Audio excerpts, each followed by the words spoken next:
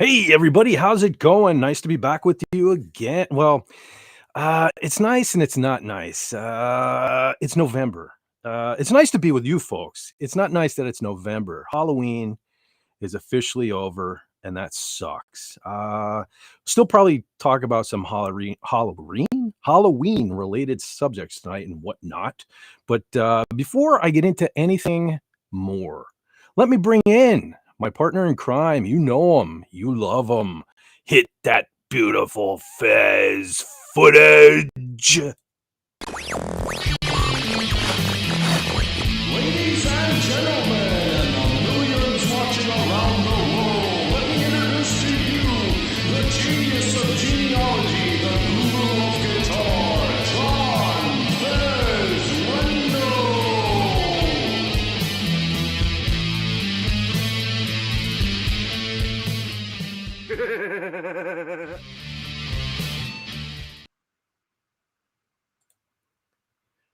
What's going on, brother John? How goes it?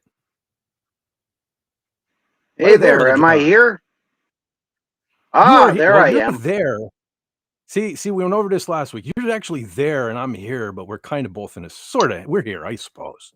How goes it, brother John? How goes it? Oh, like the hammers that held down the razor blade of life into the acid bath of eternal damnation, but at least the weather sucks. So the same as always, only with bad weather. Yeah, pretty much. Pretty much. All right, man. So technical issues again. What a surprise. And I saw some people talking in the chat about some technical issues all over some other social media platforms as well.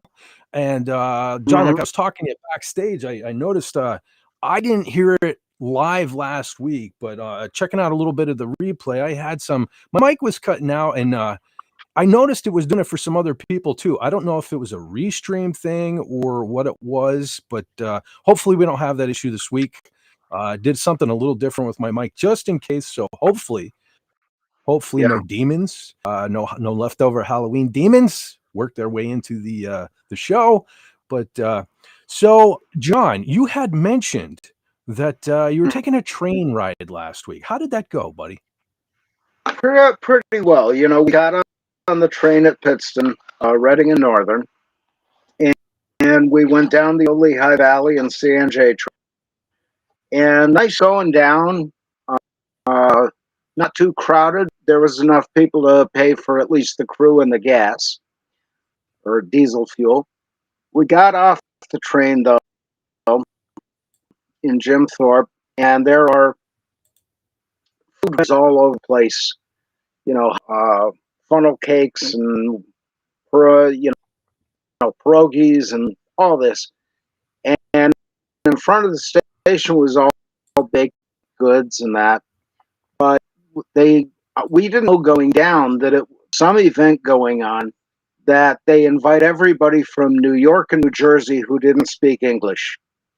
And it was like 5,000 to 8,000 people from what the vendors told me. And it was even worse the week before. But all that area around the station, there's only one set of public bathrooms in the station. And the men's room was no problem. You know, it's not crowded. But the ladies, they had them lined up around the walls, all inside the building, and out there's somebody holding up a sign that says "End of bathroom line." And it's like, holy cow, you guys couldn't have planned this worse. And then you've been to Jim Thorpe. You know how 209 kind of jig jogs at the very center of town. You know, you have the light, and then Broad Street comes down, and you jig jog around to go through town. And it was just a mess of people trying to get cars in and out and trucks in and out. Some guy come in with an 18-wheeler. Nightmare. But we tried to get to some of the shops, and we did a couple on Broad Street. But Mother's 84. She can't handle the walking, you know, as much as she thought she could. So we sat down on a bench for a while. I had a nice conversation, which was great. And, you know, we went back to the station, rested there a while, and took the train home. So it was, you know, the trip itself, Jim Thorpe was overcrowded, and they really didn't man out the traffic or the bathrooms or anything like they should have. But it's still a beautiful town. People who want to go and see an old historic town with a lot of not modern buildings. And very nice. And if you're a rail fan, of course, it's a great place to be. But all in all, not bad. Not bad. We got home around, well, we got to Pittston around 5:30, so we got home around 6:30. And, you know, went pretty much to bed. I checked up on a few messages and out for the night. So there's that. But yeah, it's a really great trip. It's just overcrowded in town. Yeah, very cool. Well, as far as my week goes, it was week. It's over, and I'm thankful for that. So let me take a run through the chat real quick and just give some shout outs here. And let's start since I have them on the screen, and let's give a good hearty 10 hut to the Sarge. The Sarge is in the barracks, folks. So please remain at attention until otherwise told otherwise. Let me introduce myself to myself. So anyway, we have the King Dolphin in the chat. Of course, where the King is, I'm sure the Queen Dolphin Sandra is here as well. Hail to Marcelo Lopez in the chat. I was already popping some of these up on the screen. That's why I'm doing it like backwards, like I always do.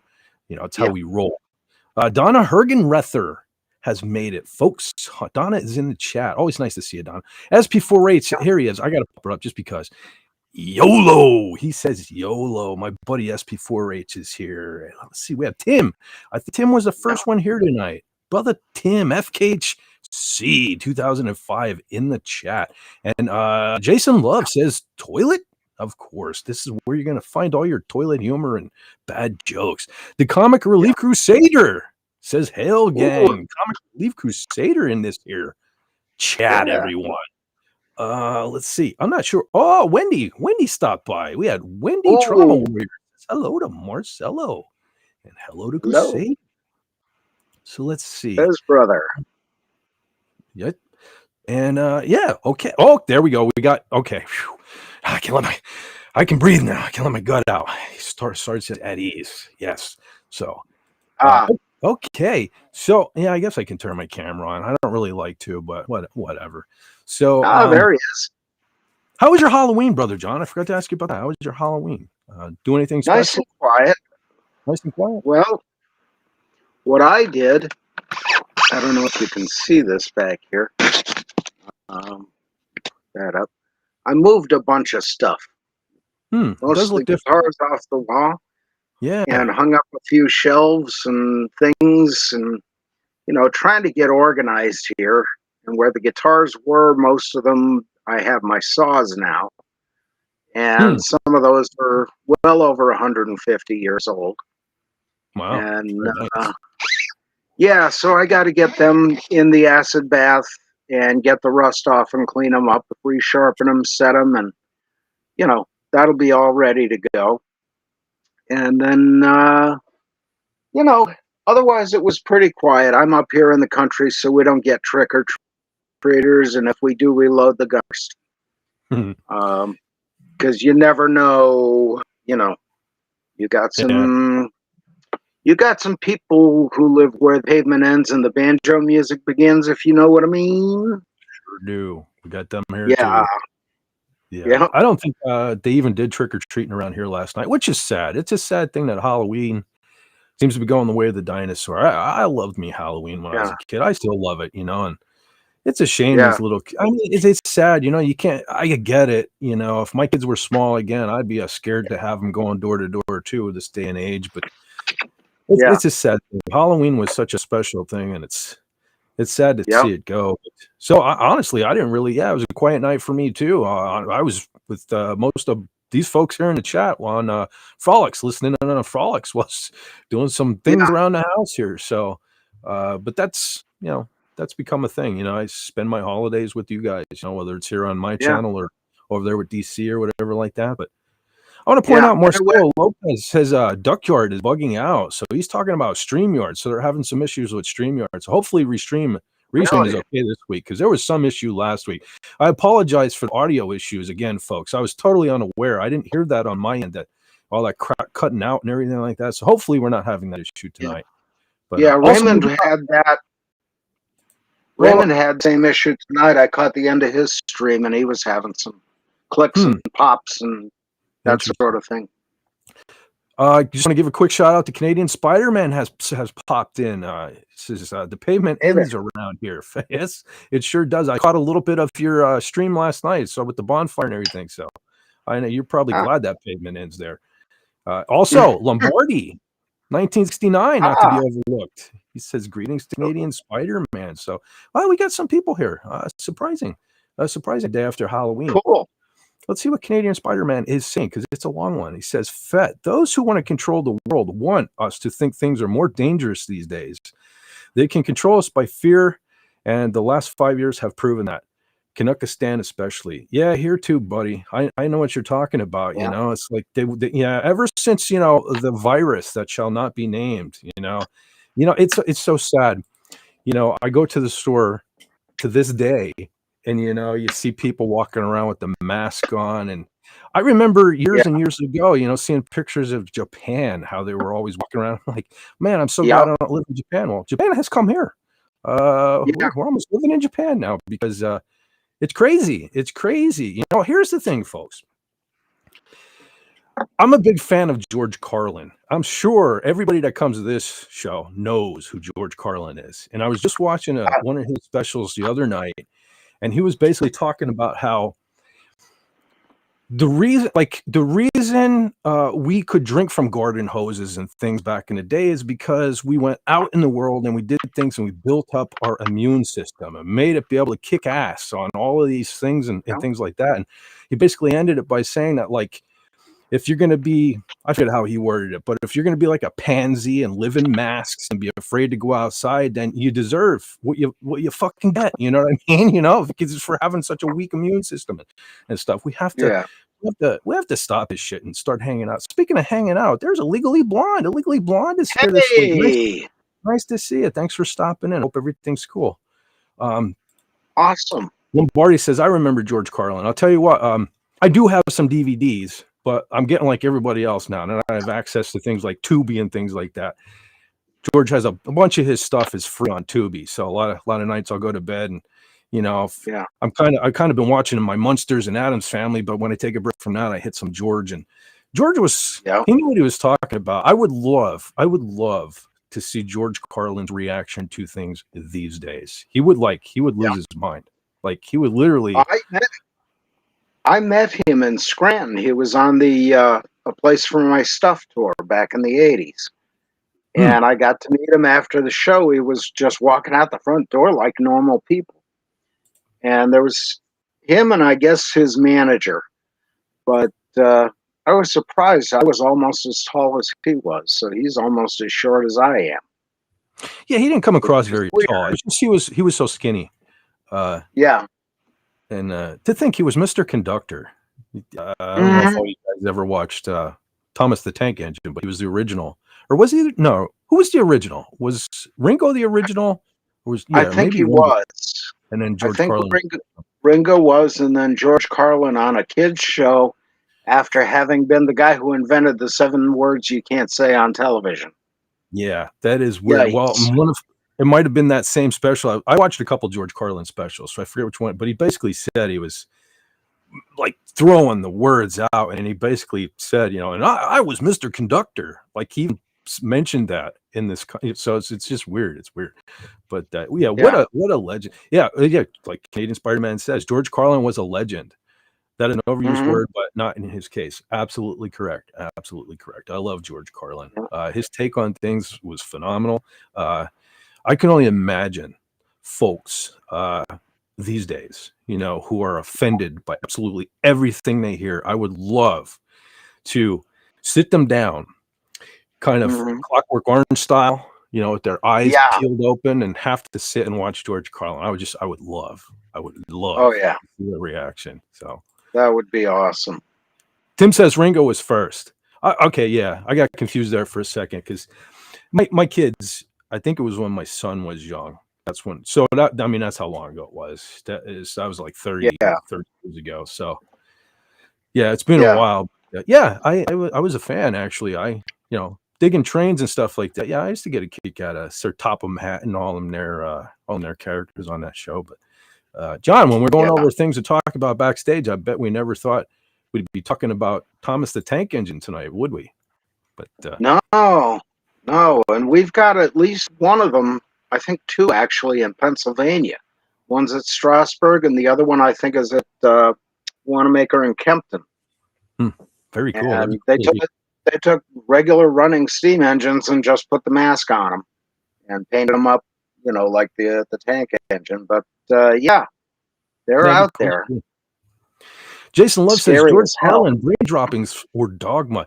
Speaking of Dogma, okay, I've recently discovered the band Dogma. Are you familiar with the band Dogma, John? Never heard of them. Never heard of them until recently. It was just suggested by YouTube.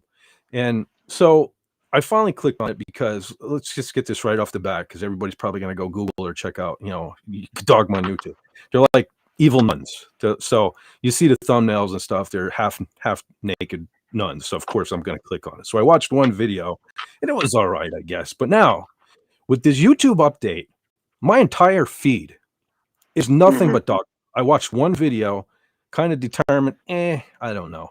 I'm not sure if it's for me. Yeah. But now my entire feed, the shorts, everything is all Dogma. So this is YouTube. So not to get back into the YouTube, standard, please make sure you're still subscribed and all. And please make sure you're still subscribed. And because I'm sitting here racking my brain all week, trying to think of there were a lot of people, of course, the ones I watch all the time, I remember. But there were also smaller channels and things that don't get pushed by YouTube that I was enjoying there. And now I can't even remember who they were. I just relied on, there's a video. I'll watch that today. And then maybe a day or two later, YouTube would pop it. Oh, yeah, I'll check them out when I'm bored with everything else. And now this is I hate the way YouTube does this. They screw these. There's just the smaller creators. It's such a frustrating place. And not to get back into this, but we're all hurting. All the YouTubers are hurting right now. And it's I literally just lost 50 subscribers. And I gained two back, and both of them are gone again. So it's I don't understand.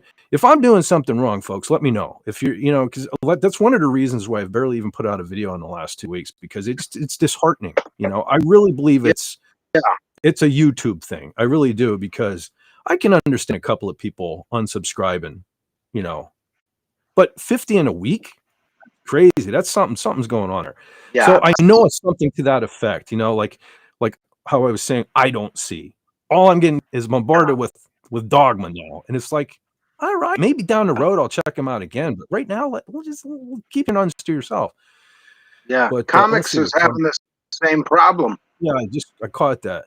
Yeah. See, it's weird. It's weird. And it doesn't and more, hey, good on you if you're continuing, to do your streams and stuff like that. But I mean, for me, it's juggling YouTube with work. It really takes a large chunk of your time to make videos and plan a live stream and stuff like that. And it's if YouTube's just going to make it so goddamn frustrating, it's I've been sitting back and relaxing. That's why I've been watching George Carlin and things like this, because I'm spending less time doing YouTube. It's frustrating to, I don't know. It felt like the ball was really rolling, like we were it was a freight train rolling forward, and then all of a sudden you're just slammed in the face with a wall. It's like, I don't know. Anyway, I don't want to get off. I don't know if it's like that one week you put out a lot of videos, and then I don't know if that gained traction or lost traction with it. But then there's the weeks you only put out that one short, and it got how many thousand views, and that was big. It's just weird the way the whole thing works. Yeah. Well, like Illegally Blonde says, 51st small channel, that is a big drop, and it's very, it's hard enough, when it's 5 people, but when it's 50, it's like, and I know it's YouTube. It's like, it's kind of like, and the thing of it is I'm not even making money off of YouTube, but it's still like, it's work. You know what I mean? I'm doing work for this channel, and I'm not getting paid for it. So imagine you have a job, right? And you work your job for a while, and all of a sudden, I don't know, you get new management or something, and they don't like you, and they're holding you back. Well, that's what I feel like's going on right now. And it's one thing to live with it and get paid for it, but it's like, I'm getting slapped around here, and I'm not even getting paid for it. So it's like, what's the point? I mean, and the only thing that's making me, like, I did put out one video earlier this week, and the only thing that made me do it was spite. It was out of spite. It was just like, I got thinking, well, maybe they want me to leave. So then I sat back and went, all right, fuck you, YouTube. I'll make a video. I won't go anywhere. But then, you know what I mean? It's like, I'm trying to rebuild my life. I'm trying to have a life outside of work and YouTube, and I don't know. Anyway. It just seems like it's such a roller coaster, and it's almost like, is it even worth it? That is a question. Hold on. Wait, I just heard a blip. Nope. Oh, disappeared. She disappeared. Hold on. All right, I will keep an eye out. We may have someone else joining the panel, but cool. So Marcelo says it's happening to everyone. Yeah, so that's why I don't mean to sit here belly aching like, oh, boo-hoo for me and stuff like that. It's just, yeah, I know Doomcock is having the same problem. I shouldn't complain because he has lost 2,000 subscribers. Yeah, but I'm kind of, it's like he has 373,000 subscribers at the moment. You know what I mean? 50 was a huge hit for me. It was a huge hit for me. Yeah. Yeah, exactly. Yep. Couldn't have worded it better myself. Oh, okay. I got another blip. But I don't see. I'm going to attempt to bring her in and see what happens. There she is. There's Carla. Hello. What's going on? Hi. What's going on? Hello there. Hi, John. Hello, everybody in the chat. I see you're Hi there. busy. How you doing? I am well, thank you. Recovering from jet lag, but had an awesome trip in the States, so can't complain. Oh yeah, how did that go, Carla? Great. It was good. Oh my gosh, it was perfect. It was so perfect. Yeah, got to meet a ton of people and got caught up with everyone I wanted to, and got to shoot. Got to use some weapons. Oh boy. Yeah, so it was fun. Oh, very cool. Tyron, Ben, And and Rennie were awesome hosts. Mama. Yeah, that's right. Oh, not so much in New Zealand, but no, I had fun. Very cool. Thank you. Great. Great. And I'm glad you had a good time. Is lovelier. Yeah. Oh, so am I. We just drove and drove and drove. We drove about almost maybe 1,500 miles, 1,600, something like that, in a week, Monday to Monday. Yeah, and I met Rob Wright, and I met Gary, and I met Tyron. Awesome. Well, it used to be Tyron Beard, and someone else, Sean Carter, who I picked up my Enterprise from. Oh no kidding. Oh, very nice. So yeah. Very Hi, nice. Mike. Great. Hi, Tim. Hi, Donna. Hi, SB4H. It is crazy, Carla. I know. I'm not driving. I've had enough of driving for a little while. Yeah. on the wrong side of the road. Yeah, it was surviving. Yeah. More or less surviving. That's good. You know, we took the. Well, better than not. If you didn't hear earlier, Mom and I took a train trip down to Jim, and the trip was great, but the town was overloaded with everybody from every country that doesn't speak English. Yeah. Was you know, a little out there, but the train trip was great. And we had a good time with that. So, yeah, Spidey says you can tell YouTube is going to all AI soon. Yeah, I'm getting bombarded with that as well. AI videos of everything. And I do have to say, though, if you guys missed it, there are Mr. Rogers shorts here on YouTube where he interacts. Yeah. Some of them he's fighting with Bob Ross. Some of them, like the one I saw, he sat down and he was talking to Jason Voorhees. They're pretty funny. They are pretty funny. YouTube can be good if used correctly, but yeah. And then Carly, what? You found out that Gary isn't as hooks on YouTube. I thought he was taller than he looks on YouTube, actually. Well, Pet and I met him down in Philadelphia. He was like a monster. Well, we were waiting for him and Andy, and I'm looking for this tall guy, you know, the Harrison Ford height, and he's almost as short as me, if not a little shorter. So that was kind of weird. My husband's 5'10", maybe a bit taller, and he seemed like almost taller than my husband. So I don't know. Maybe I was particularly short on that day. That no, I didn't think Gary was. Yeah. John always says that, but I didn't really think Gary was that short. Yeah, but he probably just wasn't as imposing as you thought he'd be. Maybe it's that. Because I know Gary was Gary was taller than me. Because I remember one of the first things I said to him. I said, "Please tell me I'm not shorter than Rancor Steve." That's the first thing I said to Gary. He said, "No, I got him." So that was all I was worried about. Yeah, that's funny. I was expecting 6 foot something, but nowhere near no. But great. He can't be far off that, both. Though. He was a he just seemed way bigger than I thought he'd be. But anyway, I suppose there's that. And and Rob Wright was lovely, and Sean was awesome. And Tiger Stripes. I mean, Tiger Stripes. That was lovely too. I know. How's she doing? I know. So spoiled. How is she doing? Yeah. She's great. Yeah, she just loved it. I don't know. We were really admiring Sean's, because I've got a dad who's always been like into electrical stuff and like model building and stuff. So like being in Sean's work what do you call those workshop? His workshop. It was just very familiar sort of thing. And Tiger Stripes was like taking photos, like she was just enjoying it just as much as I was. So that was cool. It's nice when you're nerds and you can share something. Yeah. Nice. Yeah. So I had a lovely time. We ate way too much though, but anyway, it's foreign food. What are you gonna do? Well, it's America. You have to eat too much. It's what we do. Especially in Texas, right? We're all politically frustrated, and you can't smoke anywhere anymore, so you have to eat. Yeah, true.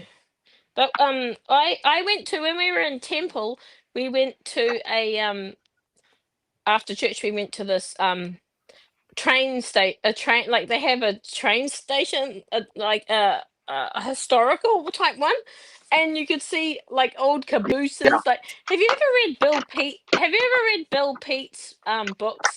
There's a kids author called Bill Pete, and when I was there, they had a caboose. You know, one of those old red cabooses that you see in books and stuff. Well, I had one of those, and I was like, oh my gosh, like, did I like Bill Pete as an author because he drew awesome trains, or did I like him because he was a good author? I don't know, but I was like, the caboose of my box. I was so excited. I took so many photos. I love trains. That's great. Yeah, we have Oh a my guy. gosh, I was so excited. Oh, cool. You Yep. would have been Two towns Oh, over. He has a like farmland. He has We a didn't barn. hear what you said. And right in I front of the didn't. barn, he I has didn't one hear of what those you big said. red Can you cabooses. start again, please? Because you were like to me. Okay, I was Sorry. just saying 2 towns over, we have a guy who has like farmland with a barn, and in front of the barn, he has one of those old red cabooses up on the tracks. And yeah, so Oh, yeah, I drive past that all the time. that's Yeah, it's kind of neat. that's glorious. Yeah, I love. I'll see if I can find the Yeah, Bill Peak that picture of the might be a caboose. friend of mine. Oh, really? Yeah, that's great. That's Yeah, awesome. the fellow down by, I think I know him, and he's a big Lehigh Valley. And the one I'm thinking of, he's also got a signal out by his house and a couple other bits and pieces around. But Yeah, that there's a sounds lot about of right. people. Yeah, I there's a see King bunch of people Dolphin having saying posts. I'm seeing King Dolphin says I'm skipping. Now, am I the one breaking up? Because I'm hearing John breaking up. But is Oh the no, we're thing hearing you break up. I'm Yeah, breaking up. Well, if This is a picture of the yeah. Bill Pete caboose. Okay. That Oh, Bill Pete very draws cool. nice. things like that. And oh, that's another Mhm. train. And this is the caboose I saw. And I'm like, that's Bill Pete's caboose. Oh, yeah. Nice. Very cool. So there, yeah. Yeah. Okay. Yeah. I will stop taking over Yeah, the where's stream that now. in there? That's in Arizona? Temple. It was in Temple, and we went to a church down there, and then we went there. The railway station was like a kilometer away from there, and it was in just a Temple train station. I don't know. I think I took a Temple, photo what of that state? too. Oh, Texas. I was What's only in Texas. I was only in Texas. Oh, So yeah. okay. Okay. Okay, I'll stop talking about. Okay, so back to ripping on YouTube. Let me know if I'm cutting out, because if I'm going to continue cutting out, there's no point in continuing on. But so Marcelo says they're making money off of you. Don't let YouTube tell you. I know they are, because they're running commercials on my stuff. So I know they're making money off of me. Donna says you should set it up so you can receive thanks at least. I think you have to be monetized to be able to set up the thanks button and stuff like that. Now, Legally Blonde brings up this question. Can we at least hype this video? I don't see the button. So I don't know anything about that hype button. Again, it seems to me like the people that are monetized have that hype button, but I already, pardon my French, but I already hate that fucking hype button. I already hate it, because I think I got into it last week. People want to come and watch a video. People don't want to come and play games. You know what I mean?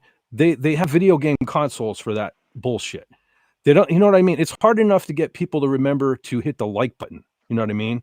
And Yeah. subscribe button. We don't need all this extra bullshit, hype buttons now and all this stuff like that. You know, like I said, I originally joined Odyssey. When I thought about leaving YouTube, and they're like, I don't know, like they let you upload so many videos, and you have to do these little quests. You know what I mean? Like find us here and like and share, and then we'll let you upload. No, that's not what this is supposed to be for. And people don't to watch. Let's be honest, a lot of times my videos are short, because that's what people want to. We live in a society now where people want to watch 20-second video, swipe, and move on to something else. So there's not enough time in everyone's day to like, share, subscribe, hype, share, do all this stuff, 50 things for one little video. They're not going to do it. They're going to do it. Maybe for, their go-to guy or whatever and stuff like that. For us little guys, they're not going to do it. So I don't like this. You know what I mean? What's next? Hype is the new thing. It's like, what does that even accomplish? Will somebody please explain to me what the hype is about? You know what I mean? Does hype get you in the algorithm? I don't know. Is it a secret code for putting you in the algorithm? If that's the case, like, hype me all you want. But I'm like, I don't know. It's frustrating me. All this stuff is fucking frustrating. I'm sick of it. Like the Sarge says, he says, I'm so tired of YouTube AI, especially the voiceovers. Terrible. Yeah, I can't. That turns me off a video. I was just watching something last night that really sounded interesting, and I'm like, I heard the guy mispronounce something. And then I heard him say it right, and I'm like, fuck this, I'm out of here. It's AI. You know what I mean? It's like, if you can't make a video, okay, sometimes I'll dabble in AI, whether it's a picture or even some AI video there for a little bit. But like, I do all my own voiceovers. That's a lot of times why I leave some of my mess ups in there, just so you know. I mean, obviously you can tell it's my voice, but there needs to be a human element. You know what I mean? These people who are just making an AI video, making some AI audio to go over it. Like, is it even their video? Like, they certainly shouldn't get paid for that. Hearing somebody mispronounce Led Zeppelin as Lead Zeppelin. Yeah, I mean, and they do it constantly throughout the video. Yeah. Yeah, and it's like, come, you're not that stupid. It's got to be the AI. You know? Well, even the last video I did, I was reading the article that actually, you know, it's from MSN, my usual source of choice. My choice, you know what I mean? Jeez, I'm so pissed off now. I'm fumbling over my words now. But I tend to go to MSN because they tend to lead the woke direction. So it's funny. I can rip apart to get me mad, and it makes my videos longer. But the last video I did, it turned out was actually even by a site called Looper that they stole it off of. And if you look at my last video, everything was so mumbled and mumbo jumbo put together and stuff. I think that was an AI generated article, to be honest with you. So it's like, I don't know. This AI stuff, I know it's going to be a problem. That's why initially I swore I was never even going to dabble in it, you know, and then as it started taking off, I was like, well, I'm going to get left behind if I don't at least try to use it and see what happens. But I don't know. I honestly think the world of creative people is over. Like, we're not needed anymore. Can I say hi, Mr. Eagle Flying? Absolutely. Thank you for pointing that out too, because I'm still so far up in the chat here. I'm not even seeing people coming in. But hello, Mr. Eagle Flying. Welcome. Matter of fact, yeah, I'm not even sure if I saw you here. I know. I'm froze. Did I freeze? Hello. You're not froze. You're not froze. You're Testing. here, John. 1, Stop 2. it. Am I frozen? We hear you. No one's frozen. What's wrong? I'm not sure what's going on right now. I think the AI is taking over. I don't know. Yeah, maybe it doesn't like you. I don't think YouTube likes me, but anyway, Mr. Eagle Flying, welcome to the channel. He says, just a quick hello to add a thumbs up and up the view count. Have a great evening. Well, thank you. See, that is so appreciated. Thank you very much for stopping in and doing that. Jason Love throws some Eagle heads out there. Very cool. Yep. Is Raymond not coming in tonight? He did a show earlier, so he probably. Oh yeah. But sometimes he comes in after his show. Yeah, nice. Dare to be stupid, Fez.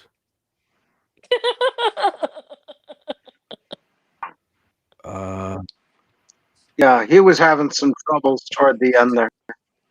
Oh yeah. Yeah, in trouble. Jason Love says AI stuff is pretty soulless. It is. That's why I'm like the Mr. Rogers stuff is funny in short version. You know what I mean? That's not like you can make an entire video out of it. That I can enjoy. But these people with the voiceovers and stuff like that, it's soulless. It's absolutely soulless. It takes me right out of video. I just wonder if some people, because it might be their second, but I just wonder, I'm not justifying it or saying it's right. I'm just saying I sometimes wonder if people who like, it could be quite autistic people who, you know, who are very knowledgeable, but they can't really express it, or people if it's a second language and you can't, I don't know. It's just a thought. It's just a thought. Don't hate me. Don't tase me, bro. Well, it's likely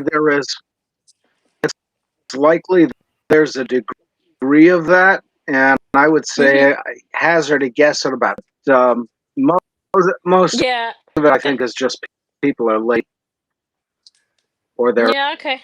Oh, geez, Carla. Now, Carla, look what you did. Look at what you did. Oh, sorry. Speak of the devil, and he's on there. We got a dolphin on the panel. A rather wobbly dolphin. Wobbly? Yeah, what happened?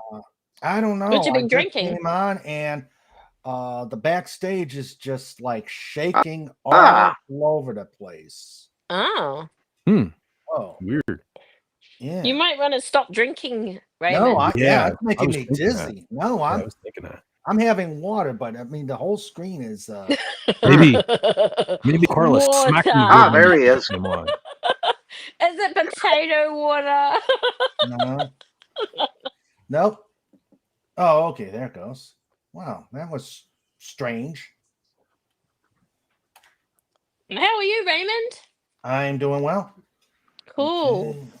Raymond has gone into his dark face. There there he he is. Yeah. Yep, Hello.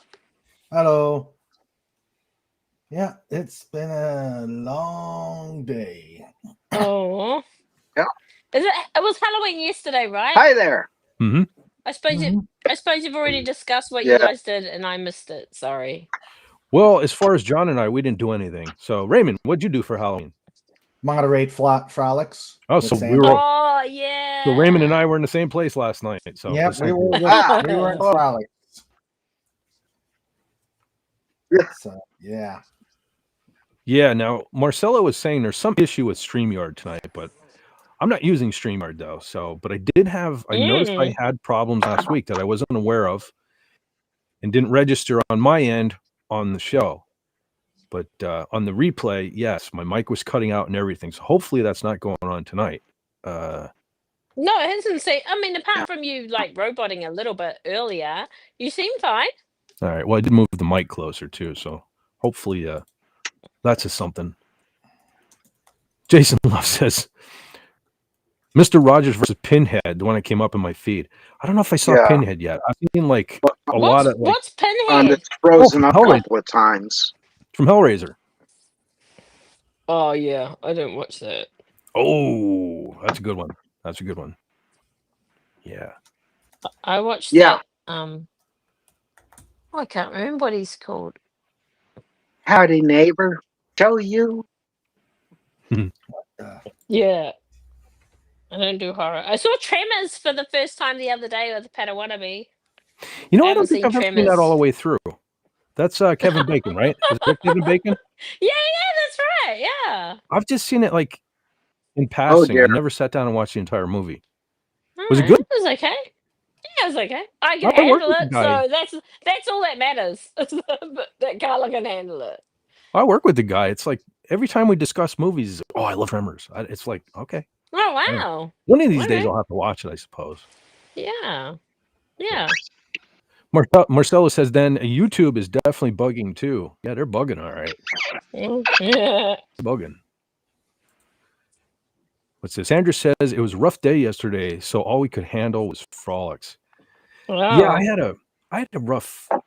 Well, Thursday was rough, and it kind of spilled into Friday. So I didn't feel like doing anything Friday. Although I did a lot. I got a lot done around the house. There's that. Donna says I was spending time with all of you on Doomcock Street. Aw, sweet. Donna was. Yeah, see? So, hi, Marcelo. I didn't say hello to you. Yeah, so I can't really say I didn't do anything. I hung out with my friends on Halloween is what I did. Yeah. Mm-hmm. Okay, Marcelo says every so often hearing some pops. Not me. Yeah. Unless it's this, but it's not. He had such sights from Mr. Rogers, but I think he went John. Yeah, and I'm lagging. I'll have to check that one out. I don't think I saw the Pinhead one. Yeah. Oh, Marcelo says sorry to hear that. Friday wasn't an easy one for me either. So apparently it's going around. At least we're all not alone in our sucky Friday. Well, I mean, look at Doomcock. I mean, he's having a sucky time in life right now too, and that's unfortunate. So it's hard when the leader's down a bit. Yeah, it's like the stars are out of alignment or something, you know. It was kind of rough. Yeah. Even for me, you know, last week, when he didn't stream at all, you know, I'm so used to, like, I miss Pop Culture Breakdown, but I'm so used to coming home Thursday morning and watching the replay. I came home and I was like, what do I do? What do I do? So, all right. So, yeah, I have actually a little good news that I wanted to share with everyone. John, you probably know where I'm going with this. So I'm going to bring something up real quick right here. We were discussing the loss of Ace Frehley. Okay, yes, of course, on my stream, we're going to talk Kiss. If there's Kiss news, yes, of course, I'm going to talk it. And Oh, that awesome meme. That awesome little meme you did. Oh, thank you. That guy shooting up. You know that. Oh, that wasn't me. I didn't Was, make that. I just shared that. I know, but you put that up. I know, but it was so that was perfect. I still haven't come to terms, man, with my spaceman being gone, man. It's like I don't know. I don't know if I ever will.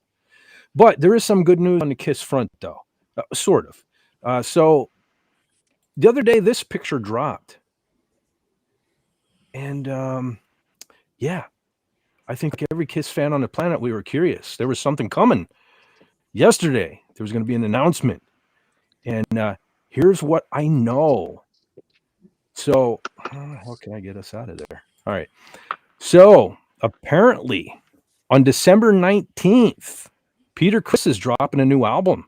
Peter Criss, the original Catman drummer from the band Kiss. Okay.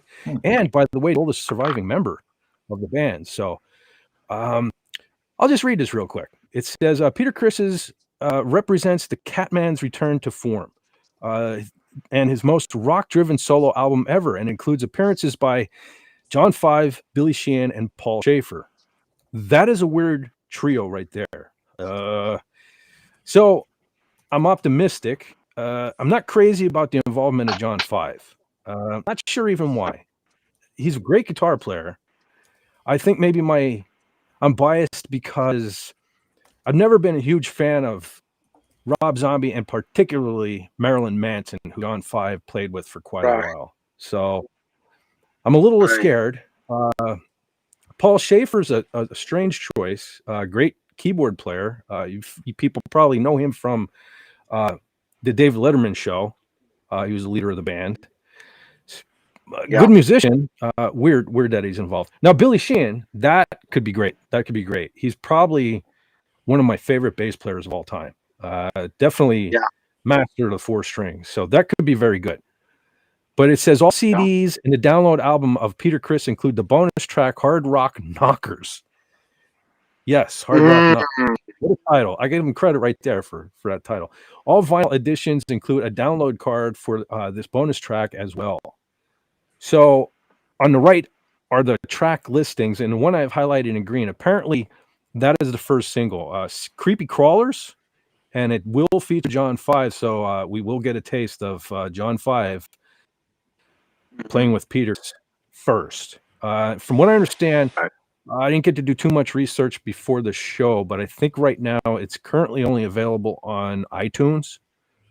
So I haven't heard it yet. I'm kind of dying to hear it because one thing I will say working in John Five's favor is if you all don't know, he's a huge Kiss fan. Huge Kiss fan.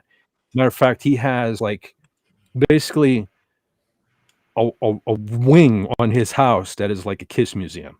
Like he has stuff that possibly even, I'm sure Gene Simmons has one of it, but maybe the only other person on the planet that has some of these things is Gene Simmons. So he loves Kiss.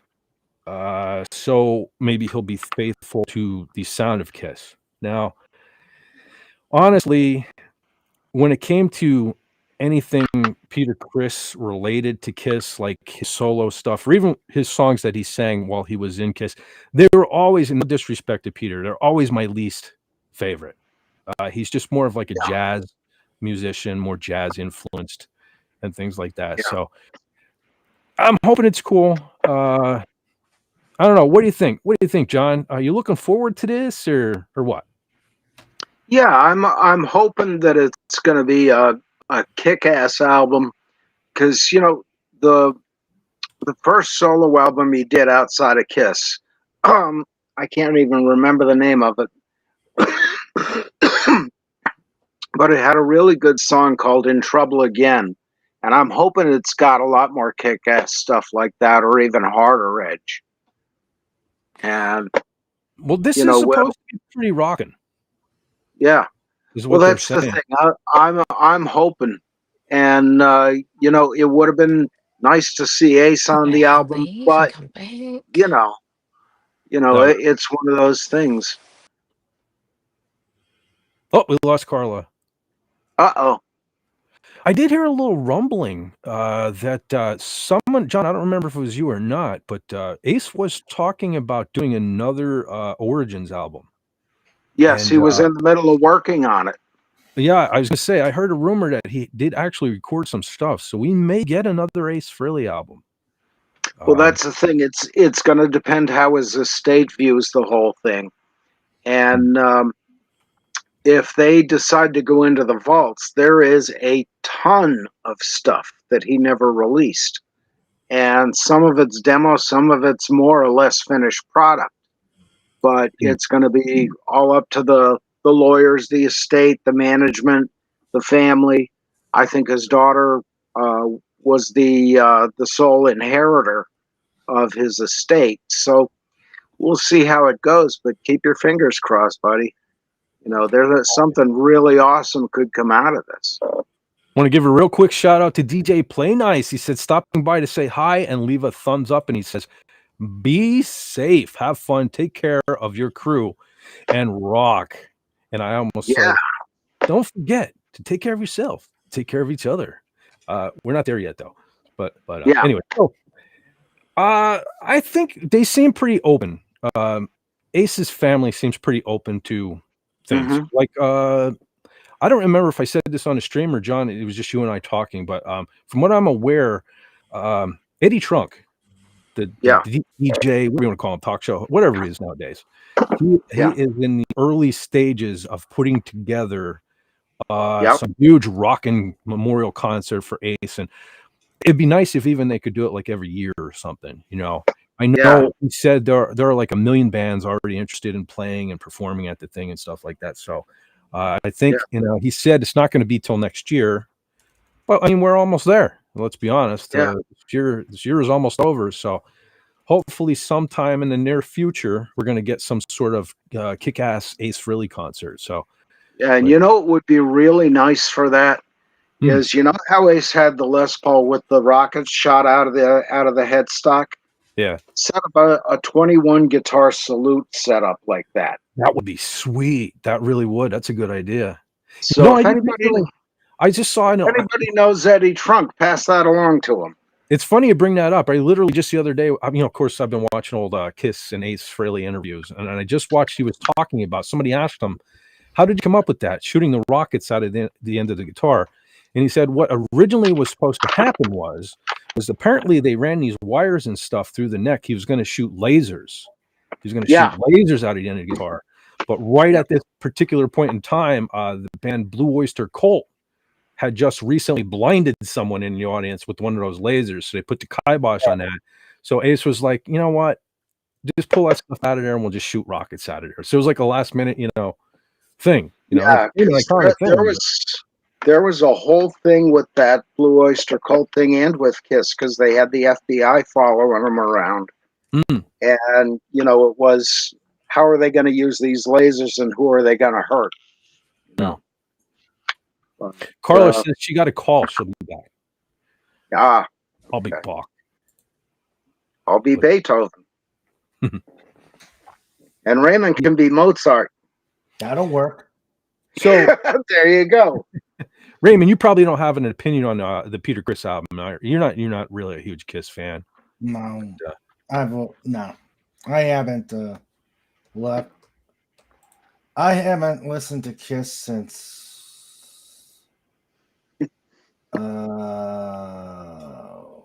late 70s. And that's when there was still tube radios. Hail to Jack Lumen, who says he wants some morphine. Hey there. That bad? Are we that bad tonight? But yeah, so John, okay, so Yes, obviously sir. you're a huge Kiss fan. Peter Criss, what was your favorite song from Peter Criss throughout the years? Kiss related. From Peter, I think my favorite song of him with Kiss was "Hard Luck Woman" because it had the 12-string guitar. It sounded really good. And let's face it, his voice is right there in the same plane as Rod Stewart, who the song was originally written for. So, he just did a bang up job with it. They all did. As far as his solo work, that song "In Trouble Again," I love that song. Especially towards the end when they bring in the pedal tone piano, just adding that 1950s vibe to it, but still kicking.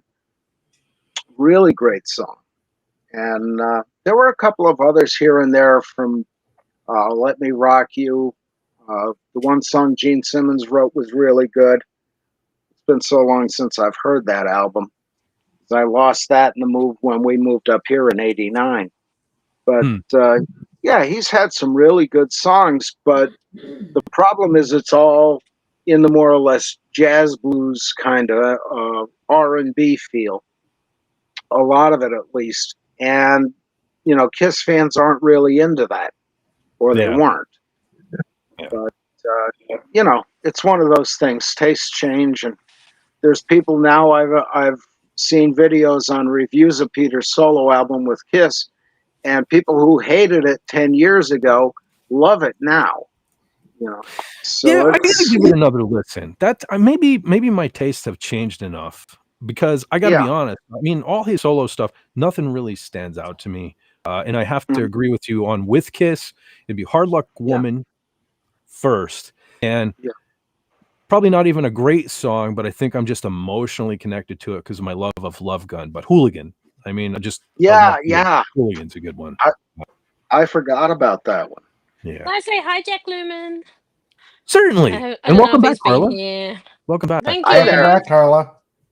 Thank you. We were just here discussing Kiss and everything like that. Carla, matter of fact, you never even really heard Kiss until recently, correct? You're not. No, but I knew that song that you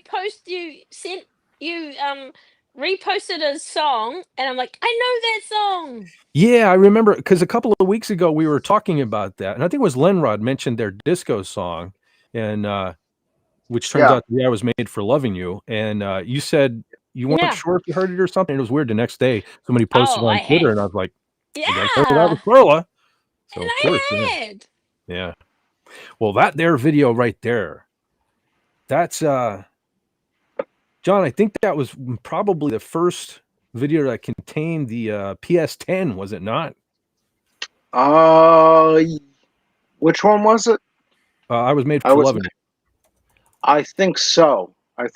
Because there was that, and I think that was the debut of the Ace Frehley guitar that had the lights in the scooped out or all around the body, not across the body like the New York Groove guitar, but it had just those little circles of light bulbs all around the outside edge.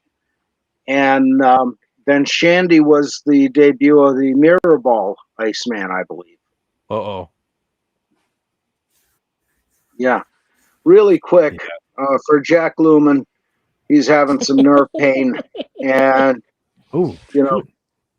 let's put a J out there for a really good guy. Yeah, absolutely. Everyone put a J in the chat for our buddy Jack Lumen. Absolutely. Cool, dude. Wish you all the best, man. Yeah, absolutely, man. He says, let's see. I need that old, tired, and true product. Dope on a rope. Okay. Never works, buddy. He also says, "I Was Made for Loving You, Mash Me Wonderland" by Bill McClintock. Yes. Mad epic. Yeah, for those folks who don't know Bill McClintock here on YouTube, you check him out. He does a lot of really great mash, like the Bee Gees and AC/DC and things like this. Things you would not believe would work together. Yeah, he definitely he makes them work, and definitely worth checking out. Cool. Yeah. Great YouTube channel. And yes, we're putting the J's out there. There you go, brother. In fact, I think it was you, Fit, that sent me the link for that Boogie Wonderland I Was Made for Loving You mashup. And yeah, I'm always sending you. Oh no. Yeah, I'm always sending you stuff. I think I sent you one with Dio and who the hell was it? Dio and somebody. Yeah, he's always doing crazy stuff. Like Dio and Michael Jackson or something. And no, it wasn't Michael Jackson. It was black guy played the bass, Super Freak. Yeah. What's his name? Rick James. Rick James. Yeah. Yeah, that was hilarious. And Carla put a link out there for the mashup. For Bill's. Was that the channels? For you to look at later. Okay. It's just his channel. Okay, cool. Yeah, definitely check that out, folks. You'll get a kick out of it. You'll get a kick out of it because he covers so much stuff. There's going to be at least one band you like, and you're going to be like, no way. You know, no way did this song work with that song, but no, he makes it work. So. Yeah, and it's just so weird. Yeah, Jack says it's an epic channel, for sure. Yeah, for sure. And he's been doing this for a long time. So this isn't AI just throwing stuff together either. He puts a lot of hard work into making this stuff work. Yeah. And let me tell you something. I know just from years ago, I did, what the hell was it? I think I took, was it Doomcock singing Super Pair? And because he does that to Underdog, right? Yeah.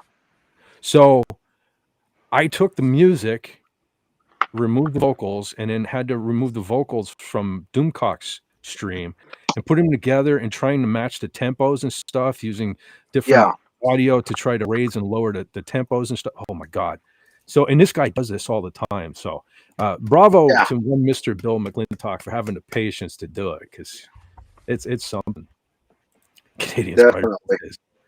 I'm Rick James, bitch. God. So, all right. I guess that's about all we have to say about the Peter Criss thing. Like I said, I'm looking forward to it. I'll check it out. Absolutely. I want to see the videos and what drum kit he's playing too. Yeah, that'll be interesting. Because my favorite drum kit of all time was the '77 Love Gun tour with those chrome drums all around him and the upside down cymbals and everything. It was just awesome. Why would you do upside down cymbals?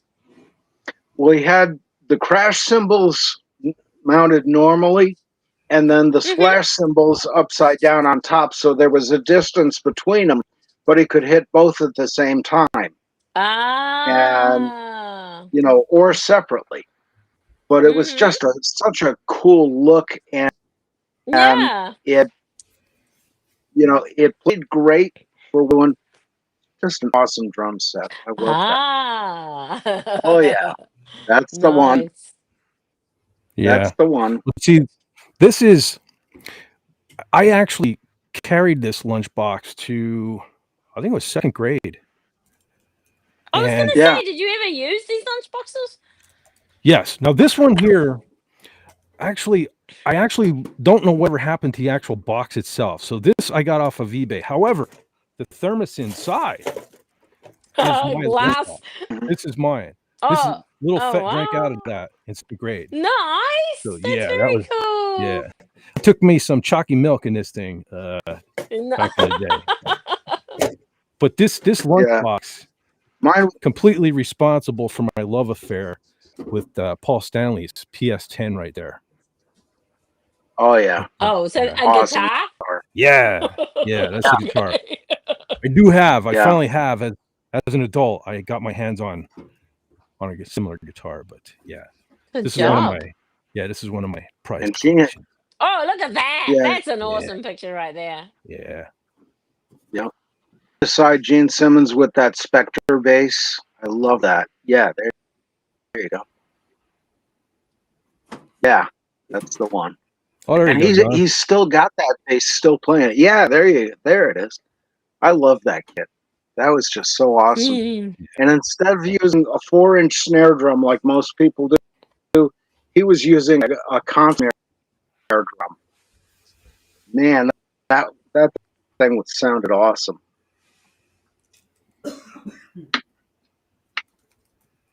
That's one thing. I guess I don't give Peter enough credit. What was that? What was his kit? What do you use, Ludwig's back then, John? Pearls. Pearls? Pearls out of Japan. And it was a custom kit that they designed for him. And he was using Zildjian cymbals, which is the brand that's out there today. You don't see much of a Vita Zildjian. But, they were the most modern and just had a really cutting sound. Somewhere I have a catalog from them out of the cymbals. And he had almost as many cymbals as he had drums. Of a cymbal? You mean like a yeah. Well, how he arranged around the kit. Yeah, where they're positioned. Oh. Yeah. Okay. Which John? Yeah, they showed you. Very personal. You're looking do you down, have left-hand drummers? And you can see where all the. Yeah. Hmm? Do you have left-hand drummers? Yes. Left-hand drummers are supposedly a nightmare. Yeah. Because when bands are playing, so I would be the same. Yeah, a lot of times, the bands will just use the same sets, things like that, but a left-handed drummer's backwards, I guess. So yeah. Okay. But, yeah, Ringo played left-handed. I was just gonna say, I noticed something recently. Ringo played left-handed. So did Phil Collins. Oh. I notice a lot of drummers nowadays. Remember back in the day, man, the cymbals were always high, watching a lot of drummers play nowadays, like on these YouTube videos and stuff. Now the trend seems to be cymbals really close to the drums and little movement, which is weird. Probably Osh makes them do that. You can't do that. Don't do that. You're gonna get RSI. Yeah, part of it is a lot of the drummers don't have the energy that they had back then, and they put more into their legs with the double bass. They keep their arms close to the body, more or less, it seems. But I remember, Queensryche. Scott Rockenfield had that set. The stay were all welded chain, and he really had to reach those. Now that was cool. I like those welded chains, but I always wondered if he stole that idea off of Wasp. Because if you remember back in the day, Wasp had the welded chain microphone stands. So I'm thinking I was inspired by. No, that was his thing. Yeah, but I think he got that idea off of Black. No, he had. No, I think before Black, actually. Really? Because I think he had that set when he opened up for Kiss, right when Wasp was coming out. But Queensryche was around before Wasp? Are you sure about that? You sure about that? I thought the first Queensryche was like 85. I'd have to check for sure. Yeah, I thought the first Queensryche was like 85. They opened up for Kiss. They opened for Kiss in '84 on the Animalize tour. Saw them up in Binghamton on that one. That's interesting. Then, the first before was 84. Accept opened up for them. I'm looking it up. That's something I want to look into because the first Wasp was 84. It was more or less parallel, I guess. Yeah. Interesting. Jack Loom says Iron Maiden's The Trooper mashed with Sembellos. She's a Maniac is another one. Slick as eel snot. I don't think I heard that one. I don't know what eel snot is. It's apparently very slick.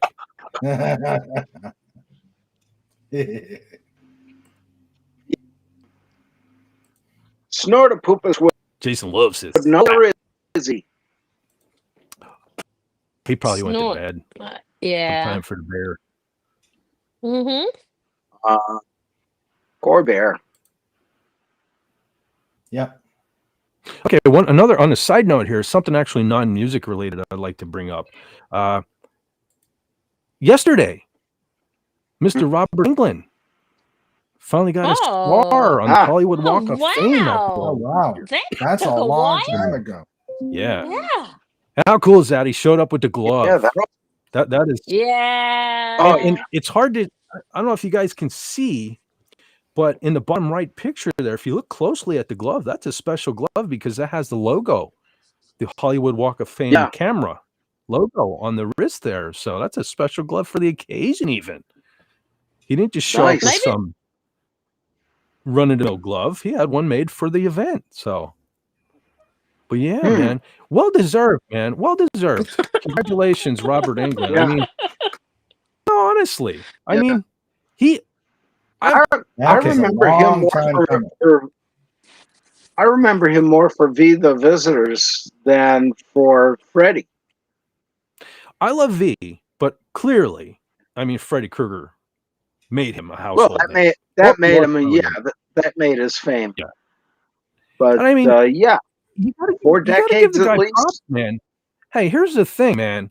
It's one thing for these actors and actresses that go and they sit for a few minutes in a chair and get some powder slapped on their face and they go do their thing. This guy had to sit in that makeup chair. If you combine all the years, because it wasn't just the movies, he's made many other appearances, just the doc and video alone. You know what I mean? He had to get all that makeup on and everything like that. If you combine all the hours he spent sitting in a makeup chair, it probably adds up to a month. You know what I mean? Yeah. And not to mention all the time sweating his ass off in that makeup and still delivering the lines and stuff like that. So what a freaking guy. Well-deserved, long overdue, and congratulations, Robert Englund. I mean, you earned it.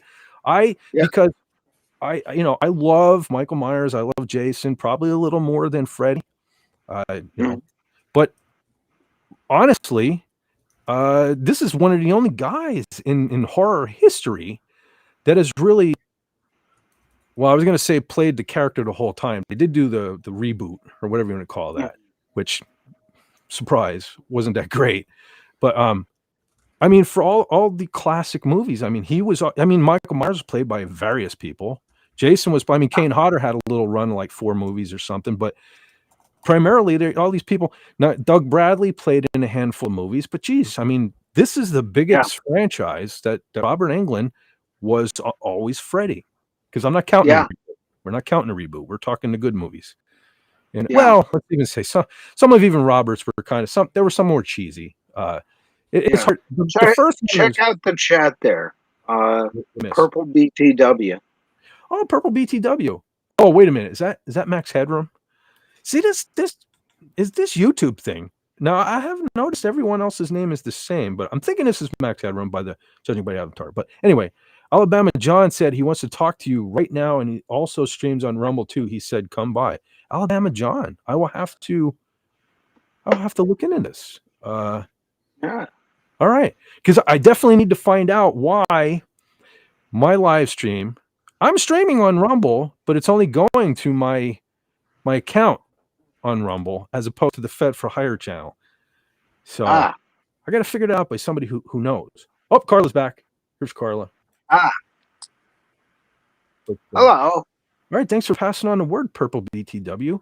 I will definitely try to check out Alabama John on Rumble. Yeah.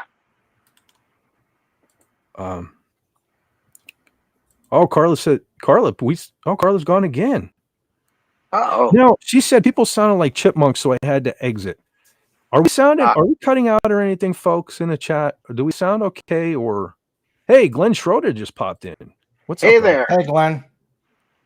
Because for once I'm not seeing things all herky-jerky and all back here. So I'm under the illusion that we're okay. But Carla's pretty much. It gets a little delayed or a short click and pop here and there, but nothing to worry about. Yeah. I think her internet connection, because she's on the other side of the world, may have something to do with it. Yeah, she says, sorry, I couldn't hear you guys. Well, see, here's the thing. I'm asking because I'm still not 100% sure I'm going to continue going forward with Restream. And if there's going to be audio issues, as before, it's just slight clipping. There is some chopping, and Carla's saying she can't hear us.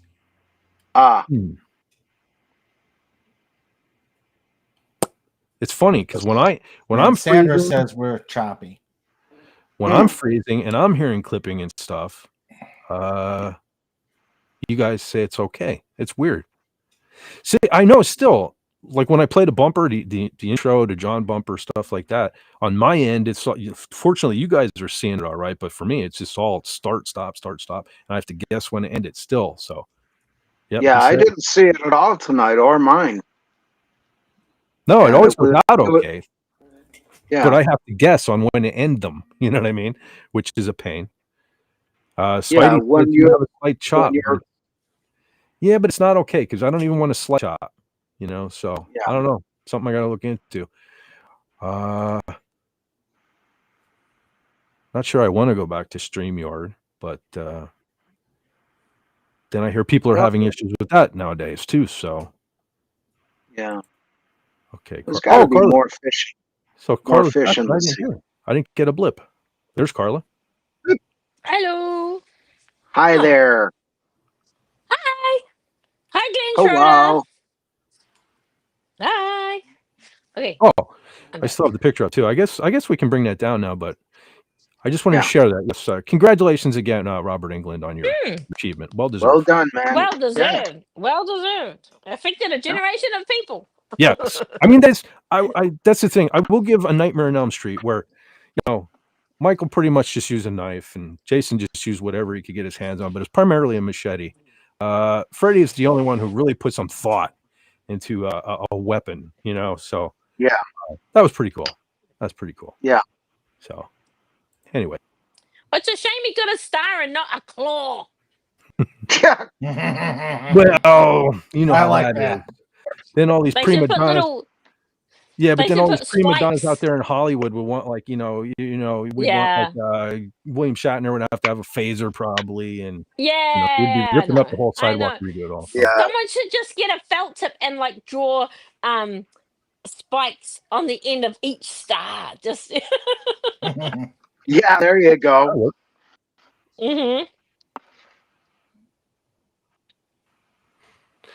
So, all right, I'm going to bring something up. I usually save like a CD recommendation or stuff like that for the end of the stream, but I'm going to bring something up now because hopefully I can bring it up and read it and not clip or pop or, hopefully I can read it without my mic failing on me. But I was feeling nostalgic the last couple. Well, I really dislike this time of the year, and knowing that Halloween is over, I know the end of the year is coming. So I was feeling nostalgic. I was thinking about things from back in my past and whatnot. And I probably talked about this before, but I used to record. We used to have a metal station in the area called WQSU, where they had a show called Metal Rendezvous. And I used to just buy the cassettes, put them in, and just hit record. Yeah. You know what I mean? Just let it record while I was doing things. Nice. And sometimes, later at night or something, I'd listen back to whatever it was. And I happened to record one song that right around the time when I first got a guitar, and I was just kind of learning to play, that sounded easy to me, and I thought maybe I could figure it out. So I never even heard the band prior to this. This was the first time I ever heard it, but it turned out to be, they had a song that was the first song I ever figured out how to play by ear. And it's a band called The Rods. Okay. Little song on this album called Violation was the first song I ever learned to play by ear. So I'm going to share my screen, tell you guys, because a lot of you guys probably don't even know about this band. And if I wouldn't have, like, by chance recorded that radio channel that day, I probably wouldn't know them right now either. But I'm gonna read a little thing. I have them up on Wikipedia. I'm gonna bring it up, and John, you're gonna like this. So the Rods are an American heavy metal band formed in. You can just get rid of us. You can get rid of us, Vic. Okay, is it blocking the screen? Okay. Just, I don't know. It might make it better. I don't know. We don't need to be seen. All right. So I know how to do that when I share a picture, but It's not giving me the option right sorry. now. Okay, sorry. That's all right. All right. Ignore me. All right, we'll just roll with it. So the Rods are an American heavy metal band formed in 1980 by David Rock Feinstein, guitar vocals. Born in 1947, Steven Starmer, bass vocals, and Carl Kennedy, drums vocals. Only three guys making a lot of racket, kind of like another band from my past, Raven. Anyway, after the first album, Starmer was replaced by Gary Bordonaro. Hope I said that right. Feinstein had first come to mainstream attention after playing in Elf. John, he was in Elf with his cousin, Ronnie James Dio. Yeah. There you go, Brother John. Cousins to Ronnie James, the great Ronnie James Dio. So the Rods sound differed considerably from Elf. It sure did, adopting a more traditional heavy metal sound compared with the boogie rock sound that Elf preferred. Their first album, what happened there? Their first album was originally released independently as Rock Hard in 1980, and the following year the band was signed to, by Arista Records, who reordered the album tracks and released it simply titled The Rods. Their second album, Wild Dogs, which that I was just showing there, followed in 1982 and was re-released in 2004. The Rods' third album, released in 1983, was entitled In the Raw. In 1984, Kennedy and Bordonaro, played on Jack Starr's album Out of the Darkness with Rhett Forrester of Riot. Man, I remember Riot. And Gary Driscoll of Rainbow as well. Then in 1984, the Rods released their fourth studio album, Let Them Eat Metal. And that's a killer title, man. Let Them Eat Metal. Yeah. And recorded the album The Rods Live. Their album Heavier Than Thou was originally released in 1986. An album was also re-released the same year entitled Hollywood under the name Kennedy, Feinstein, I had to be this one too, Bordonaro, and Caudle. All of the band members. Rick Caudle handled lead vocals on that album, with Feinstein only playing guitar, which is strange. Following poor sales of their final two albums, the group split up. Kennedy is also a producer of heavy metal bands, and his credits include Anthrax's Armed and Dangerous, Spreading the Disease, Exciters, Violence and Force, another great Canadian band right there, Exciter. Overkill's Feel the Fire, love that album. I freaking love Feel the Fire. Possessed, Beyond the Gate, another, man, all these bands I listen to. And Rock's Gangs, except for them. Love Them and Leave Them. I heard of Rock's Gang, not real familiar. I think they're more glammy. But in 2008, the Rods announced that they were reuniting with the lineup of Feinstein, Bordonaro, and Kennedy. And in August 2008, they played at the Metal Rock Fest in Lillehammer, Norway. The album Vengeance was released in 2011 to positive reviews, and the Brotherhood of Metal was released in 2019. On November 9th, 2023, the band announced a new album, Rattle the Cage, would be released on January 12th, 2024. And here's their discography, so you guys can feel free on replay or something to pause that and enlarge it or whatever. But yeah, so I thought I would just throw this out there because little piece of my past. And see, that's the thing now, I guess in a way, YouTube and these streaming services and things like that can be a good thing because the same thing can be accomplished. I work with a couple of people who occasionally will come into me and say, yeah, I was listening on this and this, and you ever hear this band? A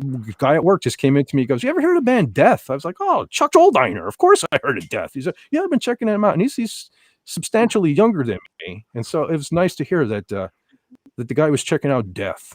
And so that's why I thought I'd recommend this album for this week, because check it out. The song in your spare time. You want to check out a cool little song, Violation. Very easy to play. Like 4 chords. But in key, and I still remember how to play it to this day. And real pissed off sounding band. Well, that's the thing with bands nowadays. They don't sound pissed off. You know what I mean? Bands don't sound pissed off anymore. You hear this metal, and they do this. I was infatuated there for a while, like maybe the mid 2000s and all this here. I don't know what you want to call it, grind, whatever you want to call it.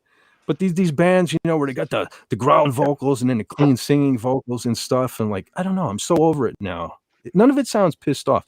I think a lot of that might have to do with the digital way they record things now. Like everything is so sterilized. You know, it sounds the same. I don't know. Yeah.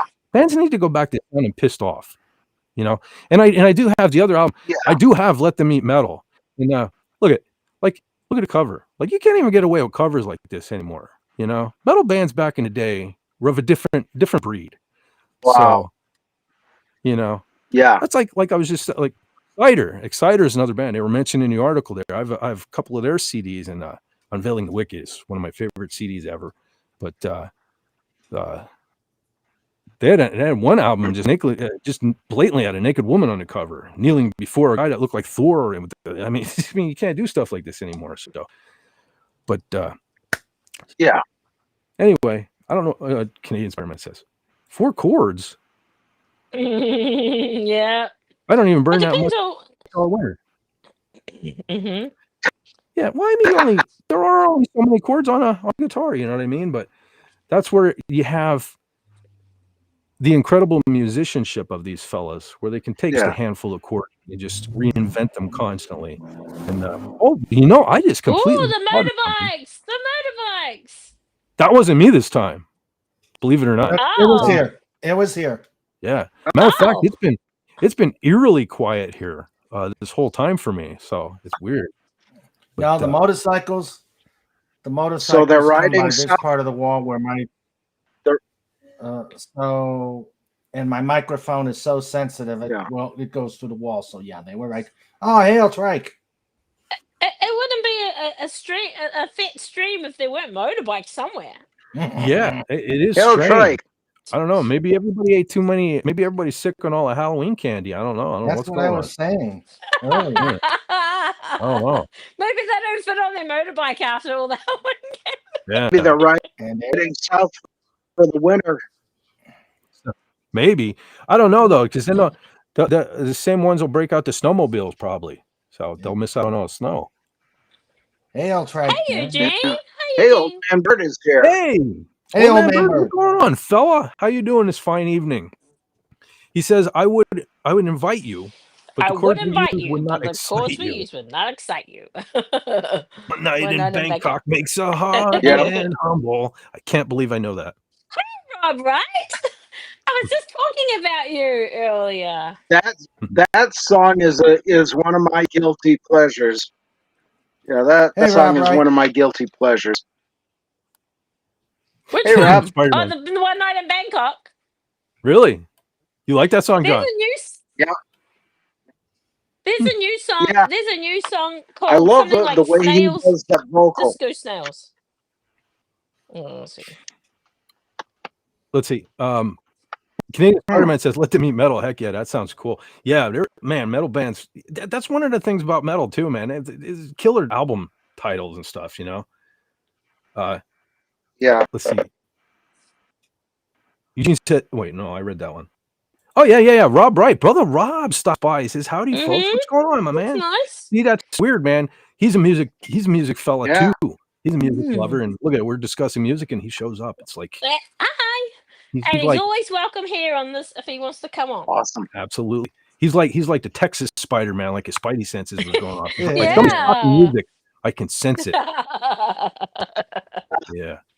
Wow. Motorbike season is over here. Frost on the roads, etc., and it's cold even during the day. Snowmobile season is coming. Yeah, that's what I mean. We'll probably soon if we get snow. But we got a lot of them guys have them side by sides and stuff now too, so they'll use those in the snow as well. Yeah.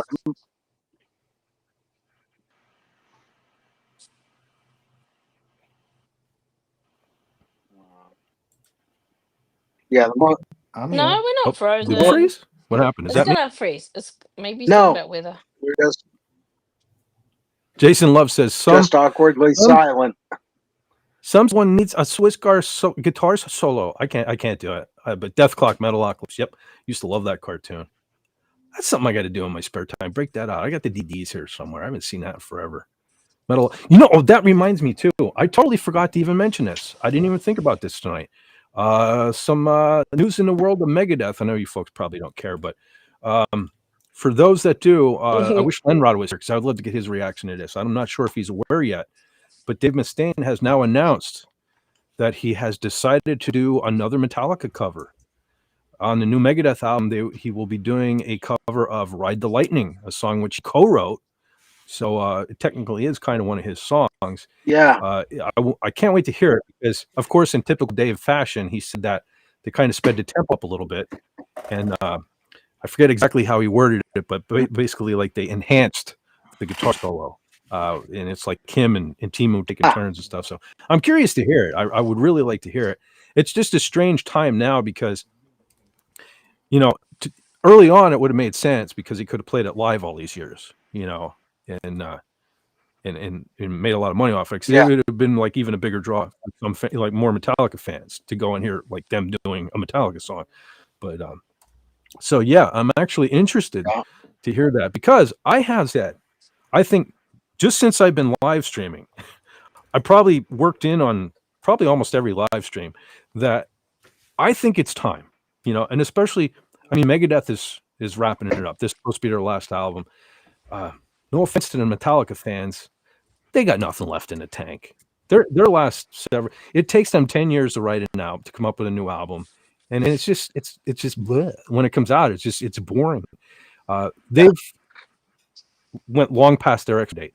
So I don't have any kind of, I know Dave Mustaine or James Hetfield will never see this, but I'm going to throw this out there one more time, just in case somebody who knows somebody who knows somebody who knows somebody might suggest it. Here's what we need to do.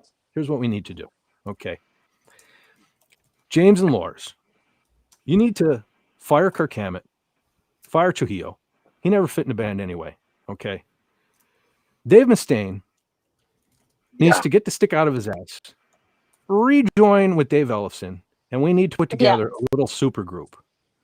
Call it Megatalica. Fritz bitches. No, I'm serious. I'm 100% serious. Call it Metallideath, whatever you want to call it.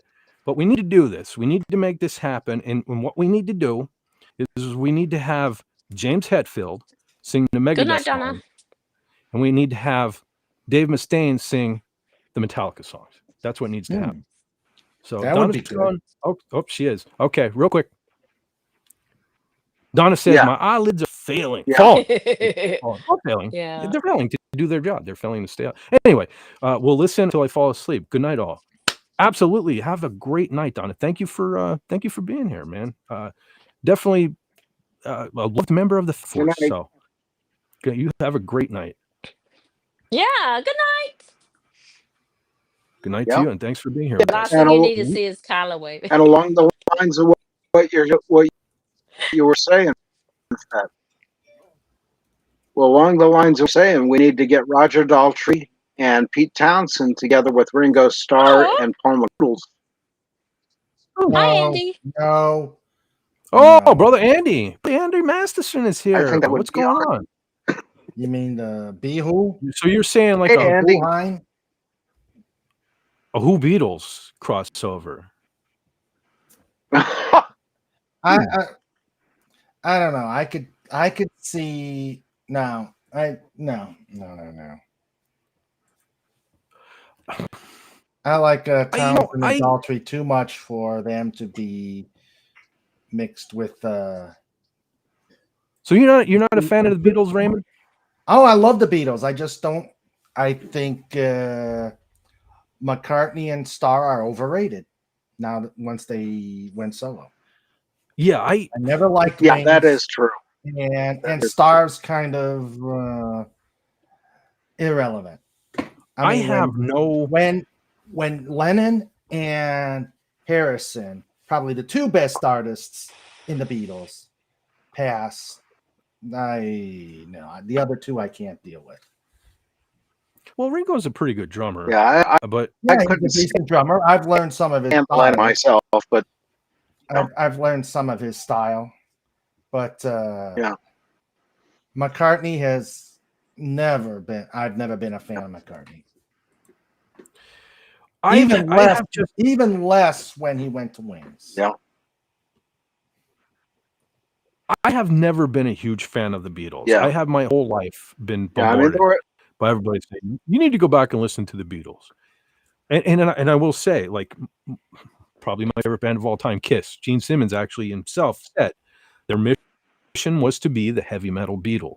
So I have tried. I've gone back. I've listened to the Beatles, and I get it. They're kind of responsible for the verse, bridge, chorus type pattern in modern day music and things like that. But I would have to say, hearing the stuff after the Beatles, it's strange because the Beatles songs, I tend to prefer the Paul McCartney songs. But after the Beatles split up, I think John Lennon's stuff was far superior. I can't even stand most of Paul McCartney stuff. Matter of fact, I used to have someone used to torture me with that.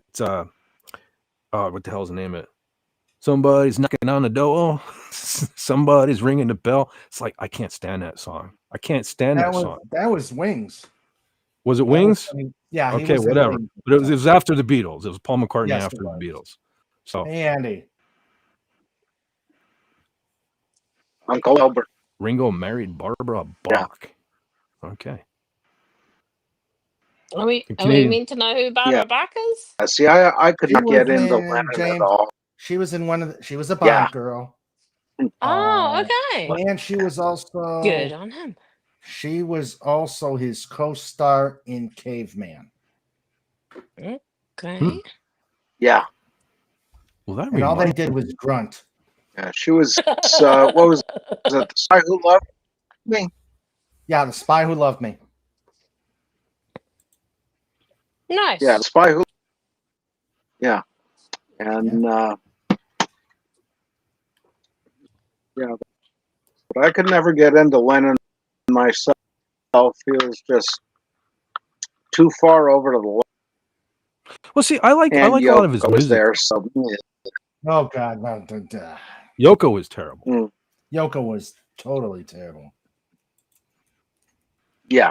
So, mentioning Bach, though, I did notice something the other day. She was the flu in the ointment, to put it mildly.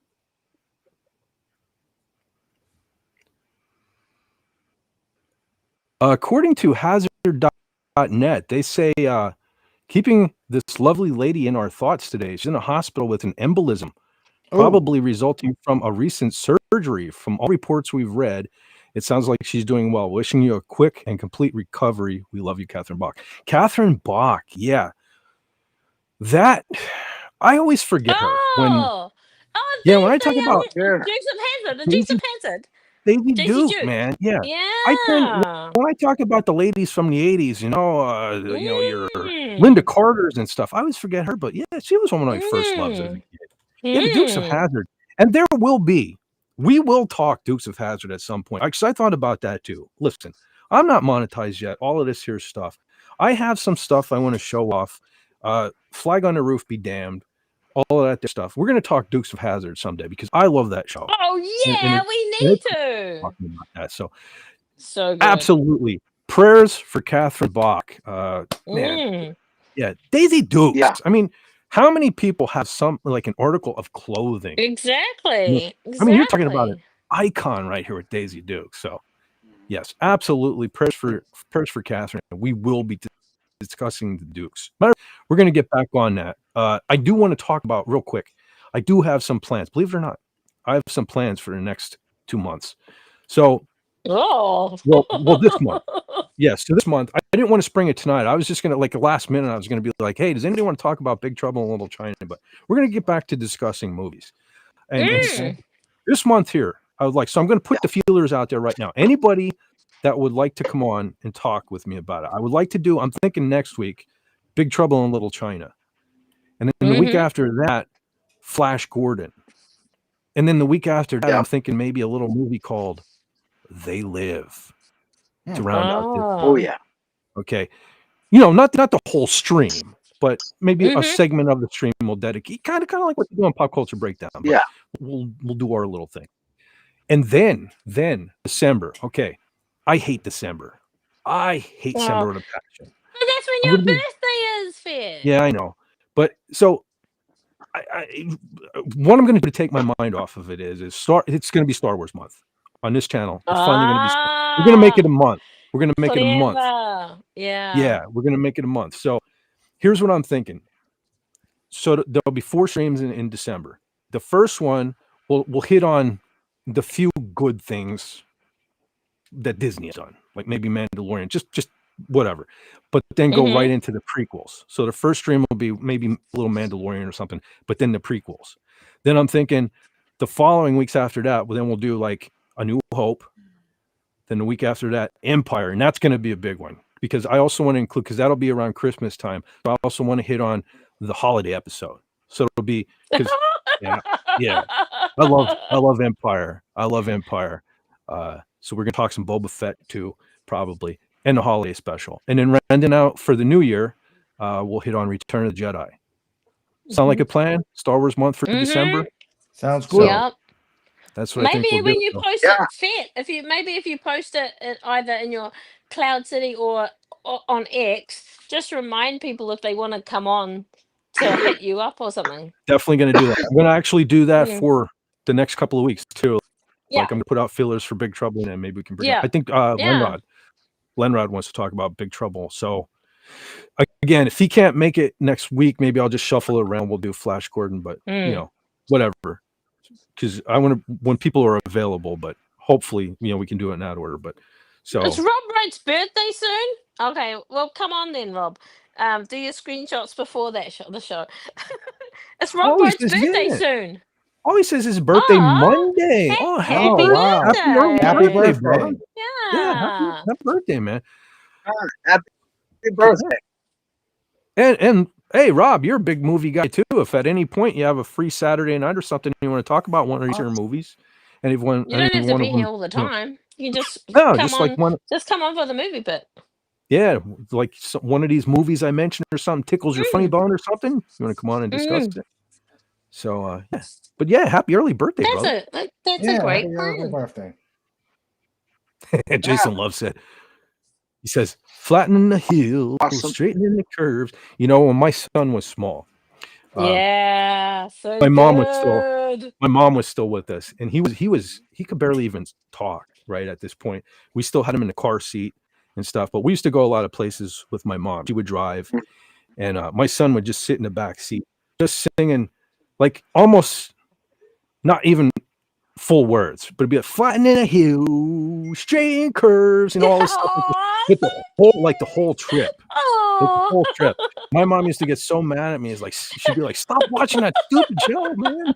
But yeah, so yeah, it was funny. That was an awesome childhood. Waiting for Dukes of Hazzard to come on and watching it and loving it. Like that was the best.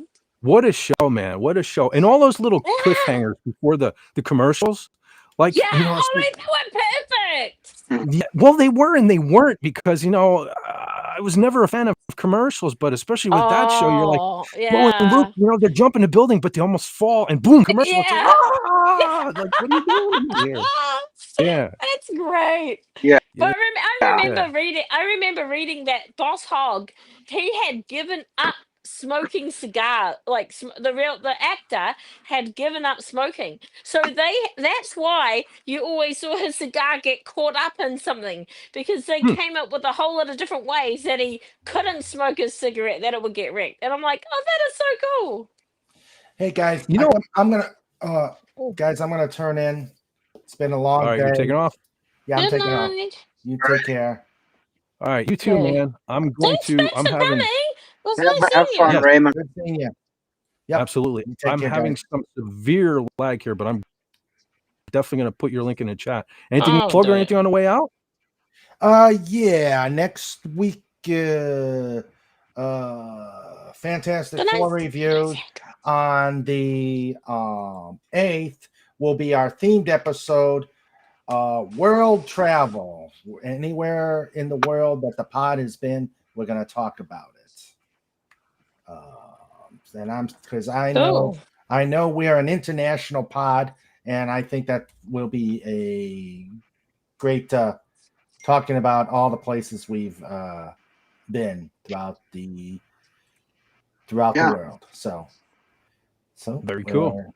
And then the 12th is the Veterans Day program. We'll be doing we'll be talking about the American Legion and what they're doing for veterans.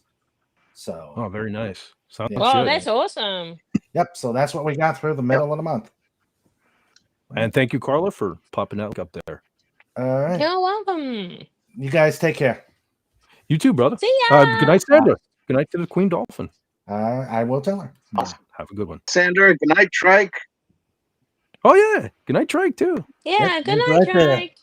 He's right there. Oh, yeah. He's already out. He's like already amateurs. Yeah. I'm going to post a whole lot of chats because I'll have to go in about 15 minutes. So. Okay. And I see you I'm going to put in spam Rob your White's channel. chat. Good night, Very all. nice. Because, no, take care. Take care. Thanks for coming, Raymond. Bye. And I want Hi, to thank Raymond. Carla, too, for putting Rob Wright's link. We got Rob Wright down there. Yeah, I'm going to spam your chat. Yeah. Awesome. That's good, because then I can put you in a timeout. No, I wouldn't do that. Spams. Yeah, you can do that. Spam. Good luck. Jason Love says, them Duke boys are going to have to come up with something or Boss Hogg will keep Uncle Jesse in jail. Yeah. I'll have to try to find two. You want to hear a weird story? So, believe it or not, I used to go to Sunday school. I had to. Rob's going to jump on in a minute. What happened? Rob might jump on in a minute. Oh, okay. I'll send him a thing. Sounds good. But I used to have to go to Sunday school every week as a kid. And my mom actually played the piano at the church, the local church. And she was also in charge of buying the prizes for whatever, perfect attendance, whatever, birthdays, things like that. She did that. Yeah. So, I could always say, hey, Mom, why don't you get this? So yeah, I used to always get her to get like Dukes of Hazzard coloring books. And I don't know what happened to them. I used to have this massive stack of them because, my mom was the person who, so when I got for perfect attendance, because she made me go, so I always got perfect attendance, and for my birthday and Christmas and all, I just say, just give me another Dukes of Hazzard coloring book. And at one point, I know I was able to swap in a bunch of them. She let me do that. I swapped them in a big, thick Dukes of Hazzard coloring book. I'm pretty sure I still have that here somewhere. I'll have to see if I can find it. But that also made me think of this time I had this picture book. I had two copies of it. And this was probably the 90s, because there's a guy who used to play drums in my band. We were just, after band practice or something, we were hanging out, and we got talking about the Dukes. He's a big Dukes of Hazzard fan too. And I was like, I just happen to find I have two copies of the same book. I'll give you one. And so I gave him one copy, and we were just sitting there talking, and we're thumbing through them. And he's like, wait, go back to that page you were just on. And he's like, my page is different. So we started comparing the books, and some things like one book had like maybe Daisy and her short shorts, and on next one, like it was like a picture of her with pants or something. And I remember one page specifically was of Boss Hogg, and then the one I handed him was like Boss Hogg with his pants fell down.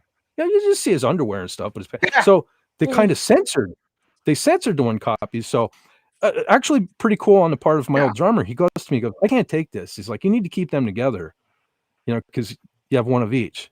So I'll look and see if I still have those too. That's a little something that I thought was neat. But maybe I can bring that on for Duke's episode. But, everybody was saying good night to the King Dolphin. Here you go. I sent an invite to Rob Wright if he can make it. His thing is TCU Frog. I'm sending on Twitter. Rob Wright. Yeah, I'm often when for the movie of the week. I tend to forget this for some reason. I start putting in Rob Wright, and I'm like, is Rob Wright gone from Twitter? Yeah. I know. Yeah. I know. But mine is really random too. Mine is random, like Feynman rules. Like, why? I don't know why. Yeah, I remember that about you too. Like, I could never find you in the beginning. Yeah. Crazy. These crazy chicks. I'll be right back. Okay. Oh, Rob Wright is here. Rob Wright is here. Oh, good what's job. going on? Hey guys, how's it going? Man? Hey, not too bad, not too bad. Thanks for stopping in, man. Yeah, just figure I'd come in and say hey. Very cool. Hey, you're always welcome here, my brother. Hey. Yeah, like Carla said, she said, happy birthday, Robin. Yeah, happy birthday on Monday. Thanks. Yeah, Monday's my birthday, so fun stuff. Nice. Yeah. Well, like Do you old give man Bird yourself said. a day? What Yeah, was I'm taking that? the day What off, was but that? I've already Oh, got all cool. this stuff lined up. I've got that Bible study that night, and then I've also got an eye doctor appointment, and I'm going to work out that morning. So Oh, I got a full oh, day. So John, what are you doing? his mic is. John, There we go. Yeah. yay! No, but So you got the whole day planned? Yeah, I got the day off, but I'm busy doing a couple things, so it'll be a full day. It'll be a good day though. So Yeah. And your Very show cool. is tomorrow. You're doing a show yeah, tomorrow. tomorrow at 5:30 Central Time, covering Blazing Saddles. And the fun thing about that is that there's actually a little bit of history that you can cover with Blazing Saddles about the railroads and how the West expanded and the different types of cities and different types of people that were out there. So wow. Because I was Cool. in Fort Worth, and that's Fort Worth. I bought a magnet, and it says Fort Worth, where the West begins. Yes, I'm like, that's awesome. And what did I tell you about downtown? What it was called back in the day? Do you remember? Oh no. Hell's Half Acre, because of all the just about all the main outlaws that you know. From, I remember that. Yeah, I've been there. So. And tell us the story about that wanted poster. Oh, okay. For Butch Cassidy and the Sundance Kid, which if you guys want to, you can go to my channel and watch. Heather and I went over the movie and we talked about the history of the movie. But so Butch Cassidy and the Hole in the Ground game came down to Fort Worth for a wedding, and they went to go get their picture taken. And so it was the five of the members of the gang, including both Butch Cassidy and the Sundance Kid, and they had their photos taken in this shop in Fort Worth. And the guy that took the photo was so pleased with it that he kept a copy for himself and framed it in the studio. And so one of the Pinkertons, which was the detective agency that was trying to hunt them down, at the time they didn't have like good photos of any of these guys. So they noticed the photo, recognized one of the guys, and got the photo. And then that's how the wanted ads went out about Butch Cassidy and the Sundance Kid. And that's part of what led them to leave for South America. I love that story. It's amazing. It's the little things that get you caught out, right? Yep, and which is why in downtown Fort Worth it's called Sundance Square, and they have a hotel down there called the Cassidy. Oh wow, that's cool. Very cool. But yeah, just all manners of people have come through Fort Worth too.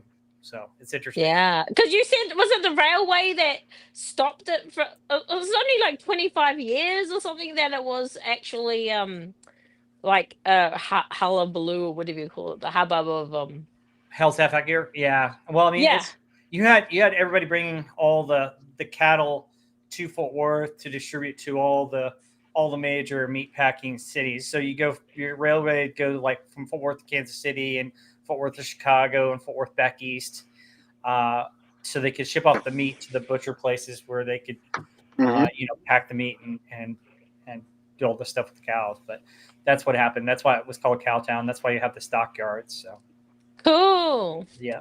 So. Yep. I watched a documentary on. This has nothing to do with it, but on Sacramento, the railroad, how the biggest thing was them building the tunnel or the navigating the Rockies, is it? Yeah, the Rocky Mountains. Yeah, dynamiting through the Rocky Mountains. Oh yeah, that was huge.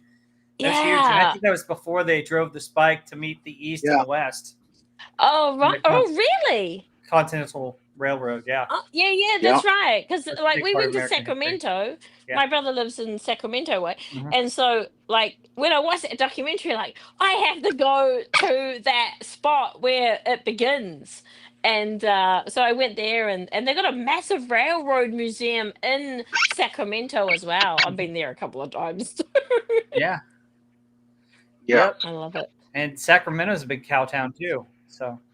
Oh right. Yeah. Hey, Jason Love mentions there's possibly going to be a Young Guns 3. Well, yeah, there's speculation that they're doing a Young Guns 3, and it's based upon the quote-unquote story of Brushy Bill Roberts, who claimed to be Billy the Kid. To be honest with you, I don't believe the claim, but it's an interesting story. So, Brushy Bill Roberts claims to have fled and then rode Pancha Villa and gotten involved in the Spanish-American War. And I think it has to do with some of those events, and that's what it's going to be about.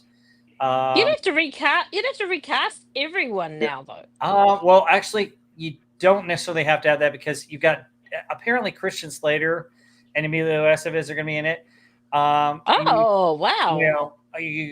To be honest, in real life, Kiefer Sutherland's character, I think, survived that, and then so did Lou Diamond Phillips' character. So, Estevez is in it. I don't know if Kiefer Sutherland's Doc character is going to be in it, but yeah, you can bring back some of the original cast. But Chavez actually lived past that and ended up doing some other things, which is an interesting thing about him. But and the Doc, I think, made it back, went back to Texas. But it's fascinating what happened with that. And honestly, I think the real Billy the Kid probably died. The thing about these long outlaws and stuff, it's the same with Butch Cassidy and the Sundance Kid. I don't think either one of them lived. I think they were really gunned down in Bolivia because my thoughts are is a lot of them, they get famous and they have these habits, and you have this habits of turning back to crime. And if you've got that habit, I don't think you can just readily walk away from it without something coming back up in the next couple of years and somebody noticing it. So I just don't. Well, I believe people can change, and in my heart, I think people will change. I just don't know if those type of people that have lived that kind of life and have done those kind of things, they eventually go back to them during their life. So why would it change drastically after they supposedly died? So they'd have no income, right? Yeah. Not to turn this into a thing on historical westerns, but Spidey wants to know if Alec Baldwin's going to be in it. Now, you said some of these characters survived. Well, he won't survive this one, will he? I don't know. Alec Baldwin. Ugh, what a character. I know. Here you go. I'm gonna put your how do I do that? Okay. I'm gonna put your Butch Cassidy and the Sundance Kid into the chat, and then later people can do it. Oh yeah. Check it out later if you get a chance. It's cool. Yeah. Heather L comes on and we do those. We do the westerns and we do. Heather's awesome. Yeah. Oh, she's great. She's fantastic. She's a classy lady, very prepared. Yeah. She does a great job. She's such a great partner to do some of these live streams with. We do westerns, and we do also the military stuff, and then she's also with music. Years of the music too. Yeah, we do music too. So. Yeah, man. I wish I didn't have to work Sundays, man. I love to hop on Texas. Tony Stark does the music stuff too on a Sunday. Oh yeah. Yeah. Oh yeah. Yeah. Now here's a piece for you, Rob. We'll do the hits of 76. So is that what? Yeah. What's up, John? Okay. The fellow Stanford, who was running the Canadian Central Pacific, I believe it was, out of California for that railroad, Brother Mason. The fellow that laid the last rail. The fellow that laid the last rail of the Transcontinental Railroad was a member of my lodge. And I don't remember his name offhand. I have to go digging through the records. Where was the last rail? Where was the last rail? It was Edward something. I don't know. I don't remember the exact history of Transcontinental. Oh wow, Utah. Okay, yeah. But that is so cool. Yeah, I mean, so fitting because honestly, Freemasons. I mean, they designed a lot. I mean, all respect to Freemasons, man. I'm so thankful for all the things that they've done and continue to do for our country. Okay, I gotta go. Well, if you ever come east, okay, take care, Carl. Bye. Sorry. Bye. Bye. Oh, yeah. Good to see you, Carla. Good to meet you this past week too. Oh, it was awesome. I I had such a great time. Okay. And he survived. Thank you. Yeah. That candy's good, by the way. Thank you. Yeah, he survived the Kiwi attack. Yeah. Oh, yeah, it's great. Right. Just try and leave. I'm trying to leave. Oh, my gosh. Such a failure. Okay.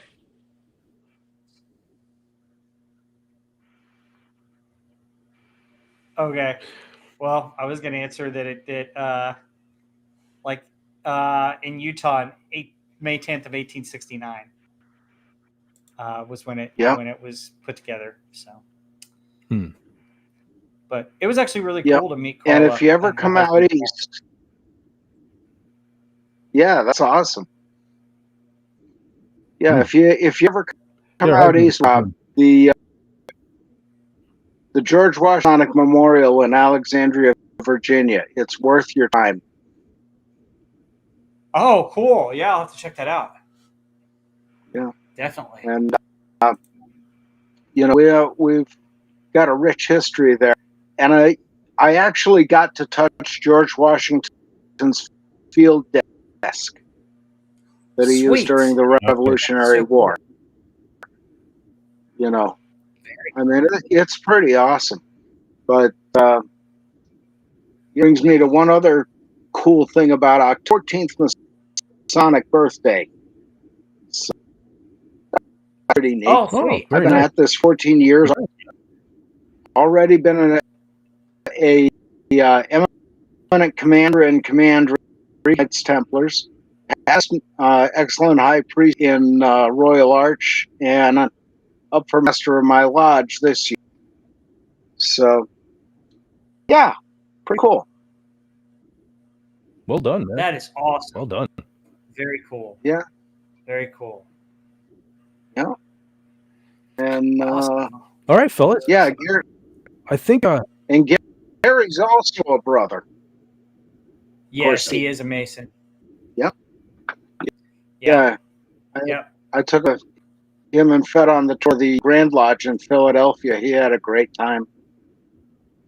Oh, that was funny, Rob. Rob, that was so funny because he was a tour guide. In every room we'd go in, John would start schooling her, right? Every room, to the point where she finally had to say to him, "Thank you, sir, but we have to move on now." It was so funny. I love that. But yeah, Fed took some awesome pictures of me and Gary there. Yep. So that was fun. That was a fun little thing too. Every room we would go in, somehow we'd end up at the front of the group of people. And I was like always the first one in the room for some weird reason.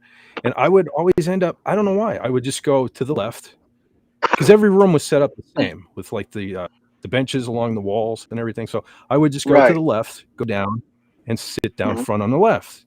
And after a couple of rooms, I heard Gary and John over there whispering amongst themselves and looking at me and chuckling. And I'm like, what's going on? I'm like, what's going on? You guys talking about me? What's going on? And so Gary looked at me and he says, we were just discussing how it's funny that, John, I don't know how the rooms are set up, but how you always end up gravitating to the, I don't know, northeast left corner of the room or something like that. And I'm just like, oh, okay, that's weird. I didn't want to ask, we're in a thing where they're doing their thing. So John and I are driving home. Oh, hold on. Yeah. John and I are driving home, and I said to John, John, just curious, why were you guys talking about the corner of the room that I gravitated to? And John says to me, well, they do call you the evil genius. And I remember looking at him and saying, what are you telling me? I'm like, I'm possessed or I'm evil or something like that? What? You creeped me out a little bit. So what was the story with that, John, again? Refresh my memory. All right. In the lodge, you'll notice the rooms we were all in. You had the Worshipful Master station in the east, the Junior Warden in the south, and the Senior Warden in the west. In the north, there were no officer chairs. And that's because in architecture, building a building, you always built it in the old days with the southern view, with the sunlight coming in. Like many people build houses today, they want a southern exposure. The building of the north wall at a place of darkness. And that's why there's no officer there. And that's kind of what we're laughing at, is there's the evil genius in the place of darkness. In the darkness. Because as the wall builds, it should, there's no light comes into it. But just one of those little bits of Masonic lore. You know? But yeah. Well, I'd like to think the story on that, because as that southern wall goes up, shields the sun.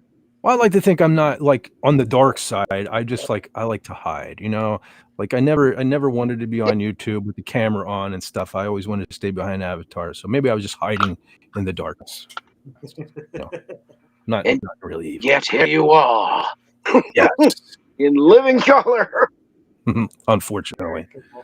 Yeah. I got to find out how Andy turned his camera to black and white the other day. So maybe I'll look better in black and white. That was pretty cool. Oh no, you look. Yeah, that was. Yo, he posted a picture. Rob, did you see that up close shot of the house? The siding, the detail. It's like they're all individual strips, and like, holy smokes, he go above and beyond. Freaking hell! And there's some superheroes that he showed us off camera afterwards. Oh, very cool, very cool, man. There might be one of our hosts. I saw some pictures in the making. I think there's a super fet coming. Yes. That's gonna be cool. Awesome. Super fet. Yep. Yeah. Super fet. He's super fatty. Yeah, that's gonna be cool. I don't know which one I am, but it's one of two characters, so we'll see. That's gonna be neat. And he's got a comic book to go with it. So Oh really? Wow. That's what an artist too he is. John, see, you're not on Twitter, but Andy actually has a Twitter called Tales of Xanadu. He's a hell of an artist as well too, like a comic book artist. Oh yeah, I should see his incredible stuff. Yes, Glenn Schroeder agreed. Awesome. Says Andy is indeed a legitimate badass, 100%. Oh yeah, yes, yeah. Plus, he's a lot of fun to hang out with. He's really cool. Oh yeah, he was great. And as I always say, Andy is the master, son. Yeah. Andy's great. Gary's great to hang out with. All the guys are great to hang out with. Yeah, I can't. Fun, you know? I definitely listen. I'm hoping to meet up with them again soon because you know the funny thing was when John when we met up with the guys, I was the one taking all the pictures. Like I don't have a single picture of me and Gary and Andy together. Nothing. So we got to fix that. I have to look through what I've got from them. I hope to be able to attend more cons this year to be able to see you guys and go out and see people because that's the fun. It was so fun to meet Carla and her husband Paul, and the last couple of years meet a couple of people that have been online like Stark of Iron and the ladies from Force of Light, and I met Valiant Renegade and a few other people, and we just had a good time. And it's just cool to meet a lot of people from our community. Yeah, there's a lot of great people. And I wish someday Doomcock would have like a weekend where he does it live at some place near him, and we all get together and get a chance to meet and hang out. So and finally get a face reveal. No, I don't think we'll ever get a face reveal. Yeah, I doubt that. I don't really want to know. Yeah.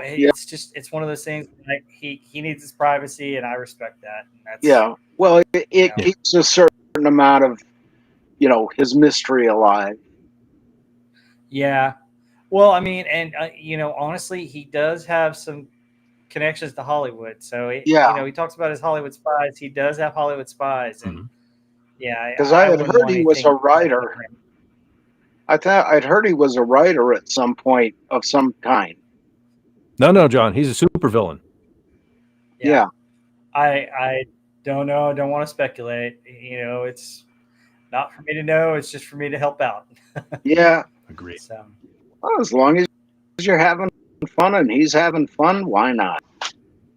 Oh wow! Glenn Schroeder says Gary saved her butt. Or Glenn Schroeder says Gary saved his butt one day. Yeah. Interesting. You'll have to tell about one of these days, Glenn. We got to get you on here, brother. One of these days. Yeah, definitely. Yeah. Absolutely. Gary saved his butt. Yeah, Gary's a great guy, man. He's awesome. Yeah, absolutely, absolutely. He is. Yeah. And all the guys on there, right? Yeah, that's because that's the thing. It's like I always say, he always puts off this hard ass image. you know, on Doomcock's channel and stuff like that. But, and I hope he doesn't get mad at me for saying it. But one of the coolest guys I've ever known, honestly. Really, yeah, he's really cool. Yeah, and he's so talented with being able to make all those molds and stuff like that. I mean, guys, his channel is just awesome. You watch how he makes all that stuff; it's just phenomenal. Yeah, and stuff like that. Shark Fin and the Batman emblems he restored, things like that. Well, very cool. That's also very important because, you know, it's sad that we lose that movie memorabilia because it's a tie-in to history and film and culture. Yeah.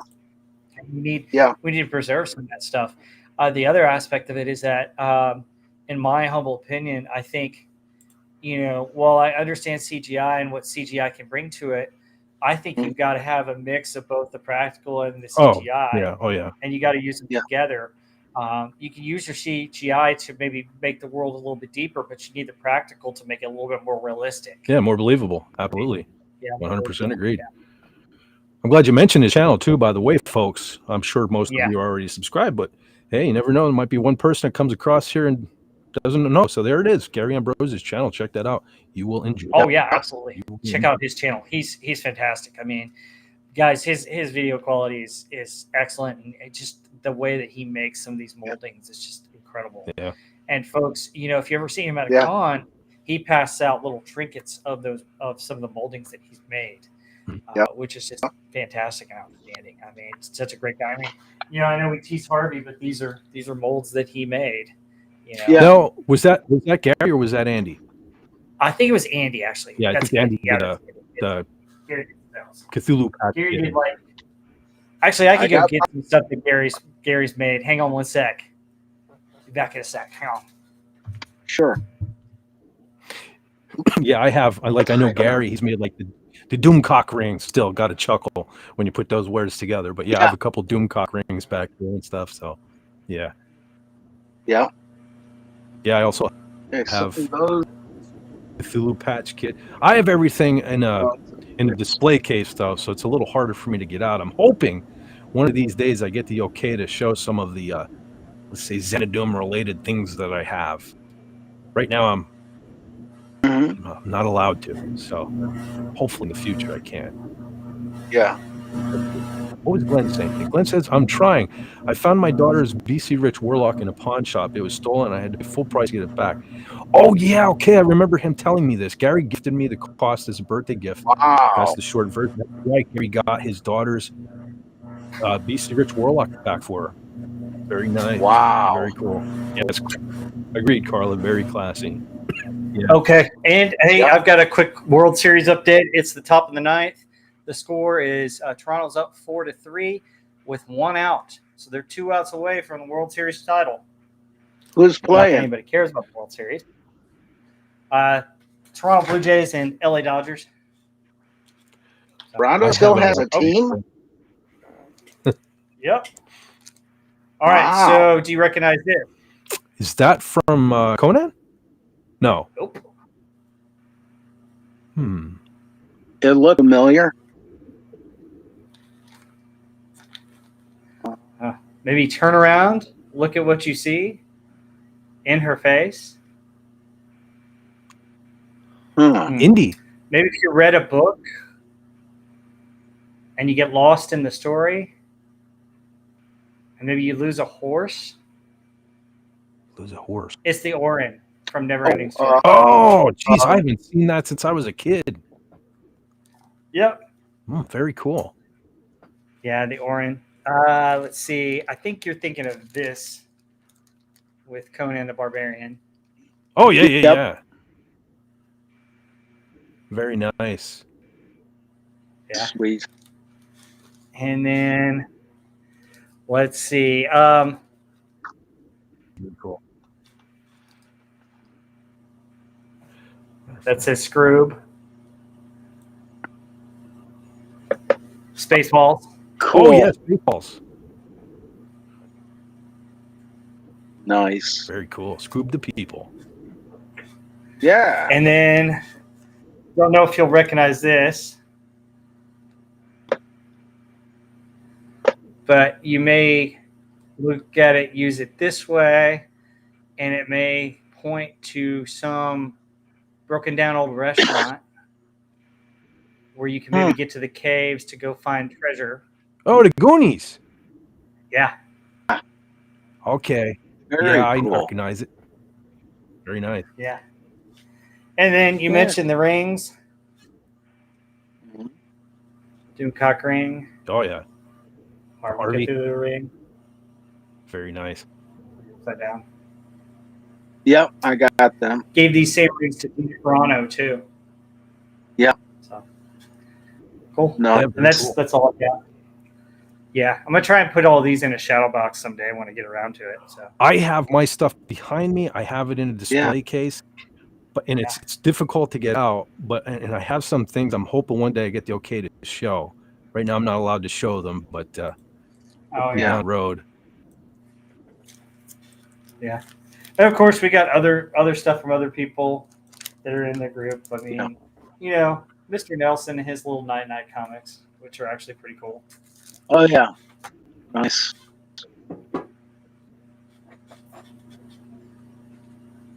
Very cool. I do have. Let's see. And there goes my dryer. Nice. Thought that's what that was. I do have this. When I first met Gary and we started talking, he had said to me, "It's like, okay, I know you like Star Wars, but what else do you like?" And so I was like, "All right, I guess I'll tell him." So I told him Big Trouble in Little China. So here, he knew the guy. There's a monster, a hairy monster in Big Trouble in Little China, and he said he knew the guy that made that costume, and it's very hard to see and stuff in pictures and all, but that monster wore a ring, and so cool. Yeah, so Gary has the original, and he said this is the only copy he's ever made right here. Sweet. Yeah, so this is from Big Trouble in Little China. Is it the monster at the end? Yeah, that monster, the big hairy monster. Yeah, that comes out from the back of the truck. Yeah. So I always hope they make a sequel with that monster still alive. I thought that was kind of cool. Yeah, that would be a cool. At this point, I'm hoping we never get a sequel now, because Kurt Russell being in age and in the age of woke and everything like that. So that's one movie I hope they'll let along. I know for many years there's been rumbling about The Rock remaking that movie and stuff, but man, I hope that never happens. Some movies do not need to be remade. Yeah, and that's one of them in my opinion.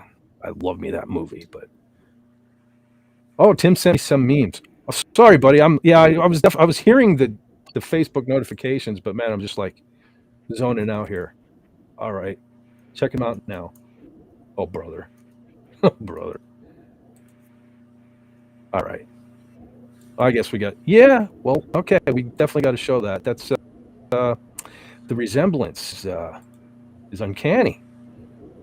So I'm going to pop this up on screen, courtesy of FKHC 2005. No, don't hate me, folks. I'm just the messenger. But yeah, definitely. She has cheekbones. I mean, yeah, she does. But now, unfortunately, we're about to get bombarded with her Christmas music, as opposed to Halloween. But so All I Want for Christmas Is You. Yeah. Oh boy, fun stuff. No, actually, the scariest photo I told you what Doomcock was asking about the scariest movie. Oh wow, Stabby Road. Wow, that's cool. Oh, that's very cool. Stabby's this one. It's coming right for us. Yeah. It's already here, and everybody underground knows it. Now, excuse me. Yep, there she is, lurking in the darkness. Yeah. I have a medical condition where every year I carve my Halloween pumpkin too soon. It's called premature jack-o'-lantern. All right. Oh God. Give that a thumbs up. Stop right there. Need a prostate exam with the finger. Sticking out. Oh wow. Oh, this one. Okay, I think this one was from last week. Yeah. Rip Ace. Yeah. That's still awesome. Never gonna get over. Rob, were you a Kiss fan? I admire Kiss, but I'm not a huge Kiss fan. But I knew them I knew them, and I knew a lot of their songs that were pop culture. So I knew very much who Ace Frehley was. I saw some of his interviews. So sad how he died. I mean, it's one thing to die of old age or die of natural causes, but a brain tumor, that's something horrible and sad. I mean, Well, my understanding was it was a fall that he took. Yeah. Downstairs. Yeah. Yeah. Yeah. Brain bleed. Yeah. Yeah. Fall. Yeah. That's just awful too. I mean, gosh. Well, yeah, we were talking last week, I think it was.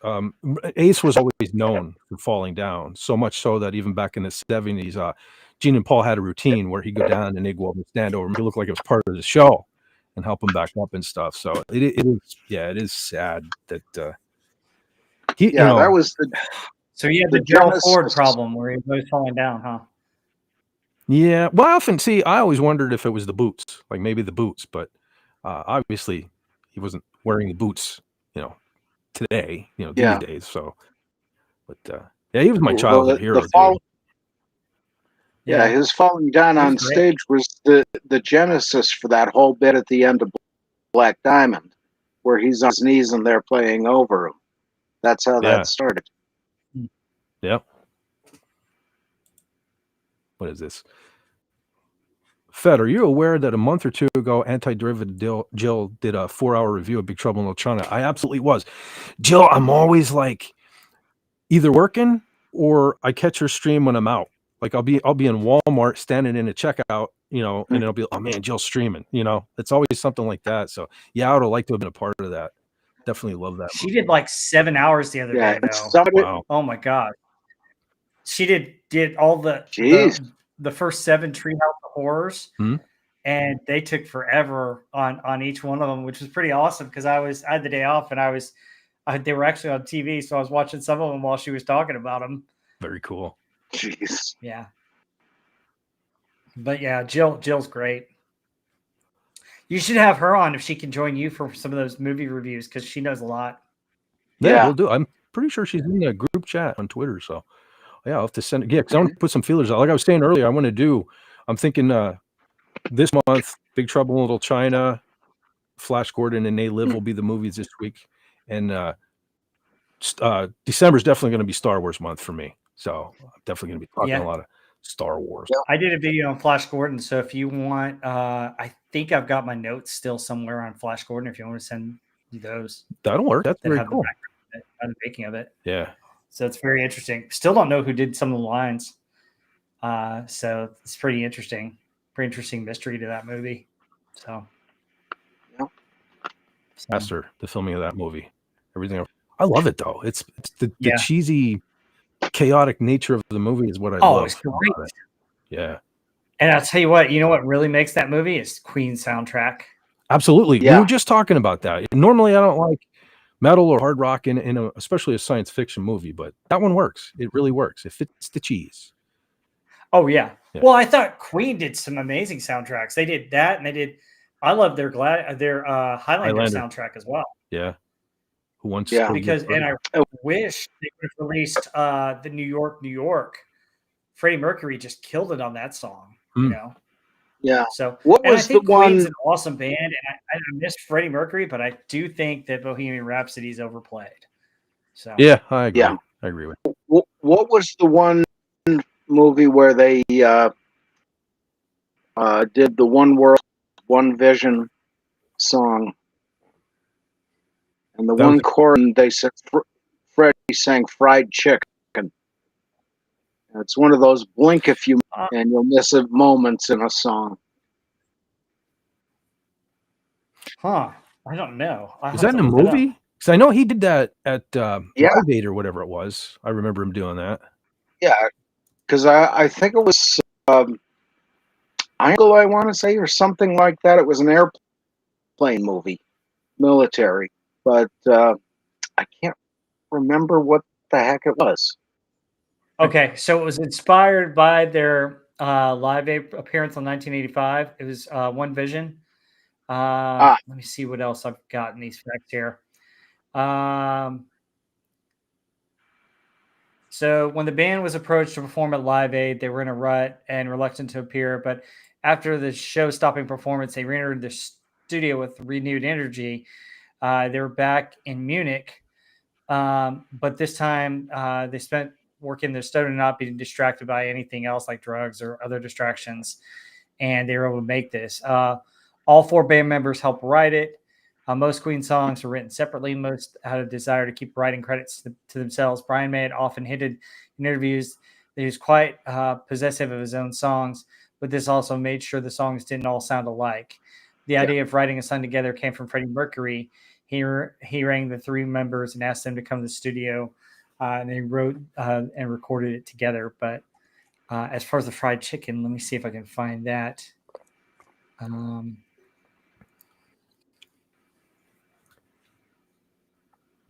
Yeah, it was used in Iron Eagle. Yep.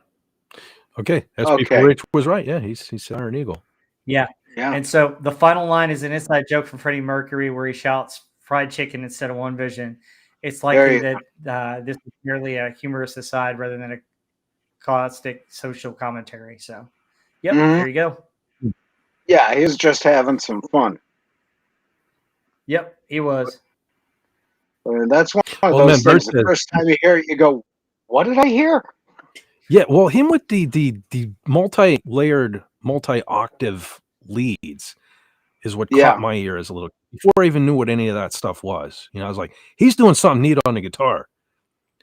Yeah, like I was just I think just last week I was saying that to this day, when Ming is preparing to marry Dale Arden, and in the background you can hear that multi-layered, multi-octave wedding march played by Brian May. It's still you know, getting me killed, man. It's like for back then, it still sounds good, you know. Yeah, Brian May, he's a genius, and he's an astrophysicist too. So yeah.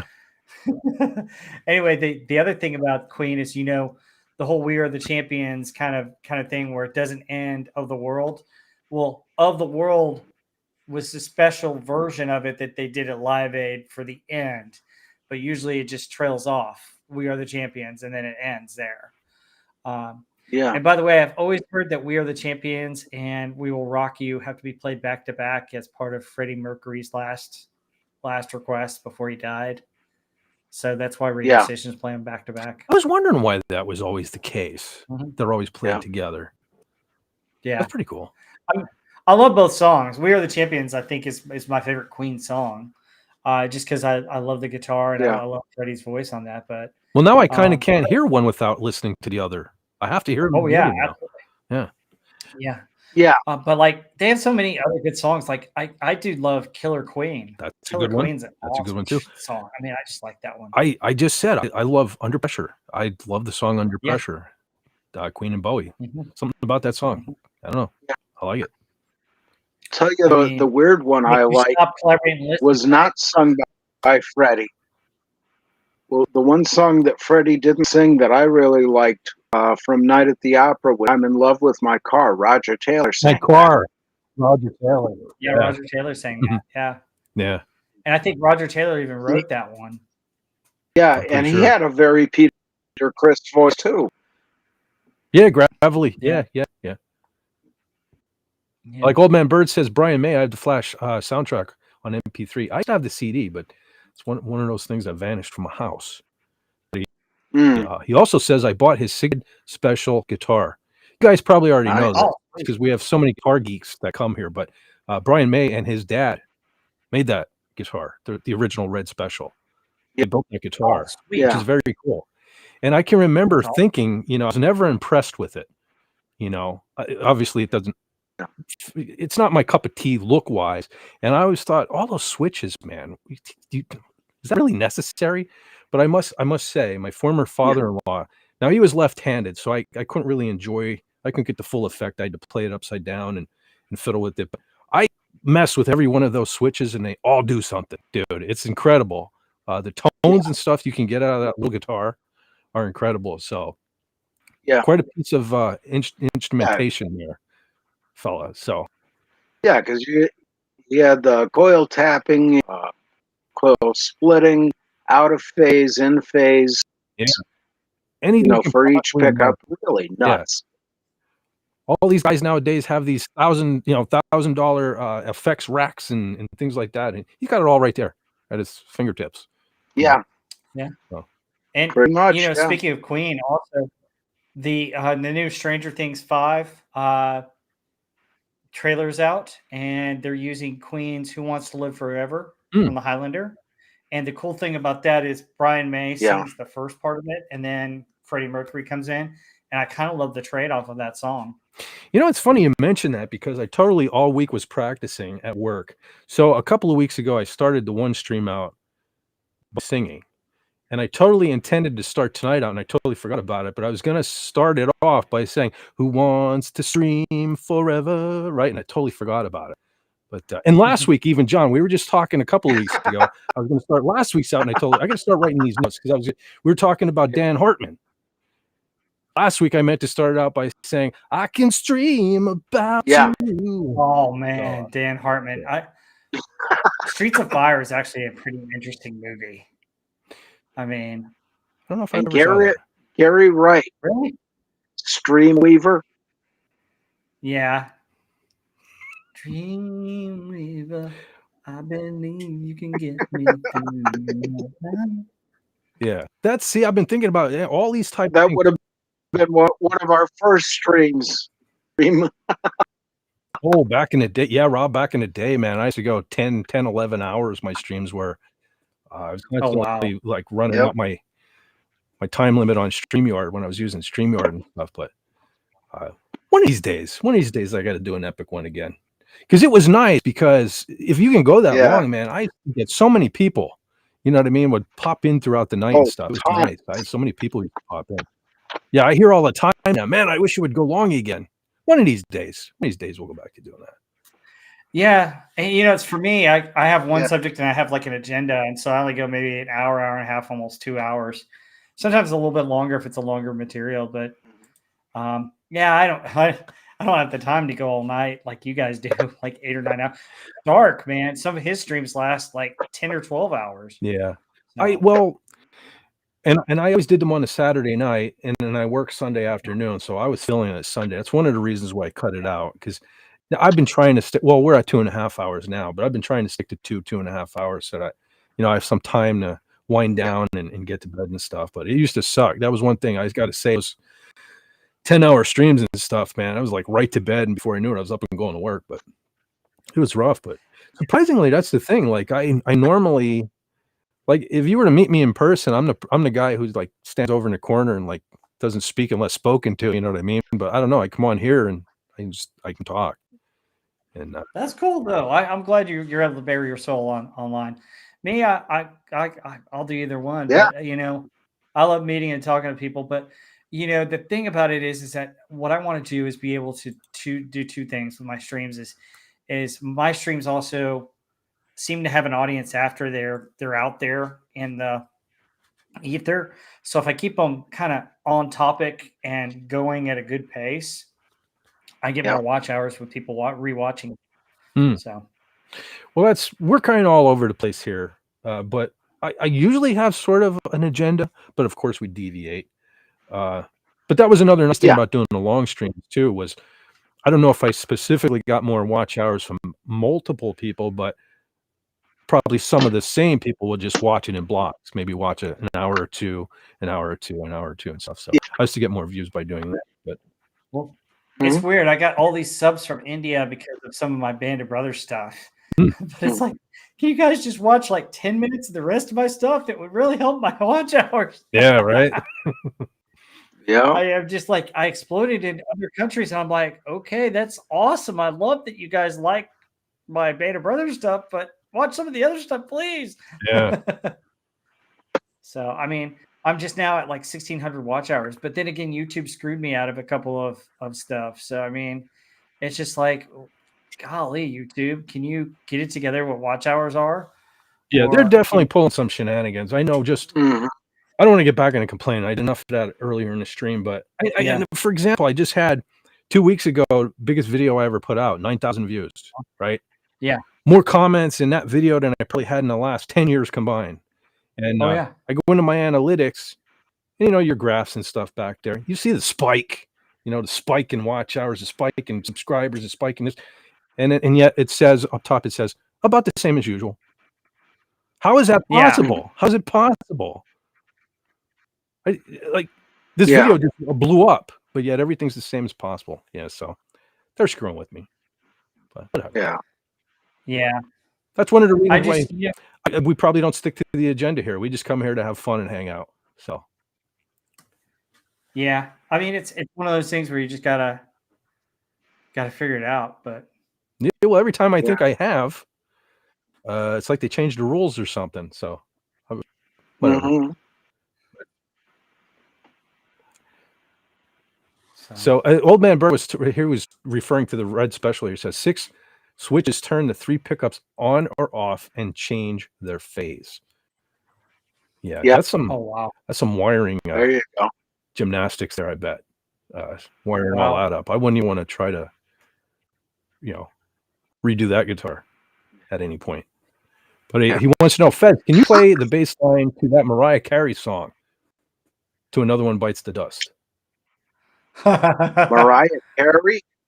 Let me see. Probably never played a note of a Mariah Carey song in your life. Let's see. I got to check my priority list on this. Running naked and blindfolded through a barbed wire factory. Oh, that's way above. Having a knife in my eye. Drinking acid and water. Play Mariah Carey song. Oh, that's kind of low on the priorities. I thought it was kind of high. You know, there should be many more things. But anyway.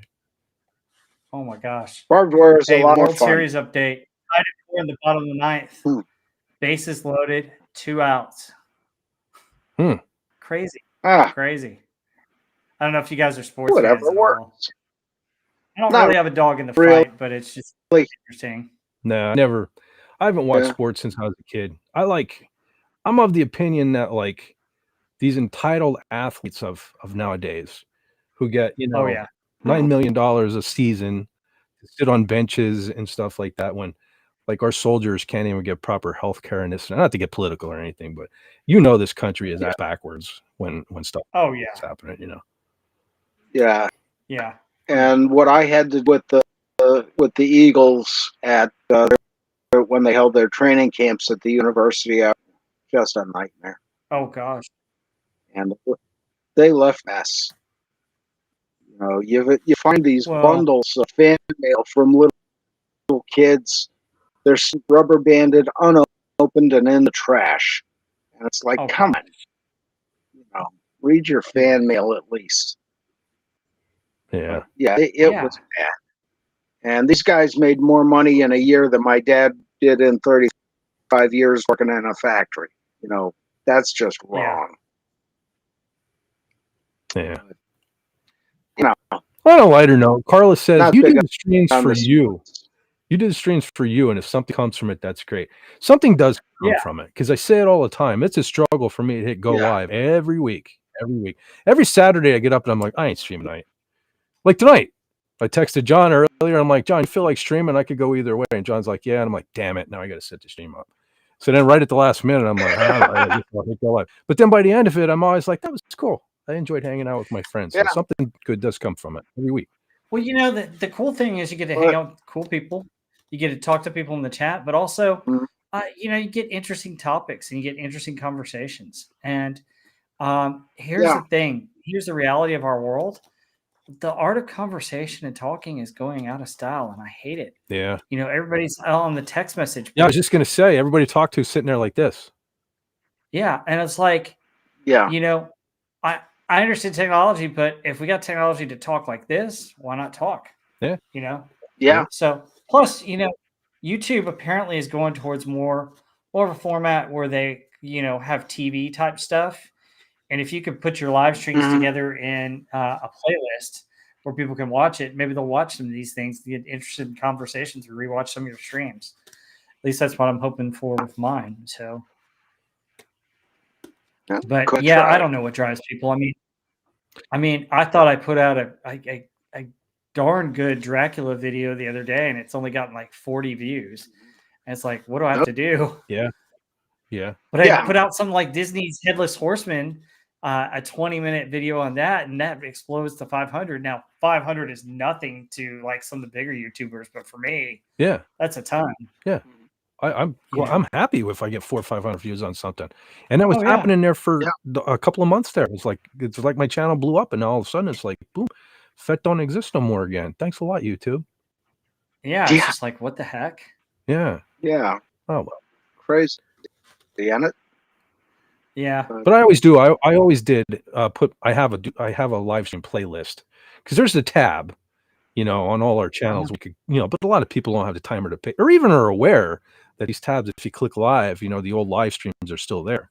So I do have a playlist. I just still add them to a playlist as well. So yeah, I add them to the playlist. I mean, it's crazy. And then what I do is I've started cutting everything up in Nexus clips and making shorts, and those blow up more than anything. I even get shorts with Heather mentioning something wild, like on one of our streams, she talked about one of the guys getting his girlfriend at the time, burning him with grits.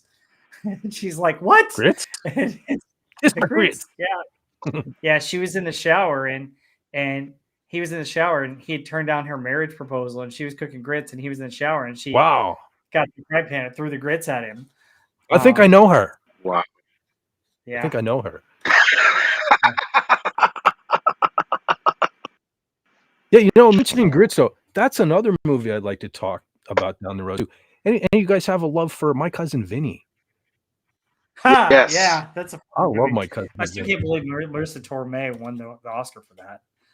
But hang on, I'm going to get refilling a bottle of water real quick. She was. Agreed. Was something else there. Even if she wasn't, though, I mean, that is a hilarious movie. That is one of those comedy. Oh, yeah. I have to be in the movie. In the movie, I have to be in the mood for a comedy, and a lot of times comedies let me down. But that one there, I can watch that. I can put that in right now, and still laugh. I could watch it again tomorrow morning and laugh just as hard. That's one of those movies. And Fred Gwynn. I mean, I can't profess my. Yeah, I mean, I can't profess my love for the Munsters any more than I already have, and just the fact that Fred Gwynn is in it is something special to me. And so yeah, definitely would like to talk about My Cousin Vinny down the road too. Yeah. So you've seen that, John? Awesome. Right? Like you've seen the movie and stuff. Oh yeah. Okay. The two Utes? The two what? The two Utes. Oh yeah, definitely. No, SB4H. It wasn't Heather. She was just telling the story. I don't think Heather would. I wore this thing. No, Heather didn't do that. She was telling the story on one of my streams because we do the stories in between the hits, and it was some singer who had grits thrown on him because he had turned down the girl he was with, her marriage proposal at the time. So imagine that, though. Yeah, if you look it up, you'll find that story. Yeah, but that kind of puts you in a special league. Not many people have probably been burned by grits in their lifetime, though. So no, I don't think so. I've been burned by grits. How about you? Yeah, especially not intentionally. Yeah. I mean, I'm always. I can't wait until the food cools down. Burning myself that way, but. Yeah, I've had an overheated corn dog now and again, but grits never. Yikes! No.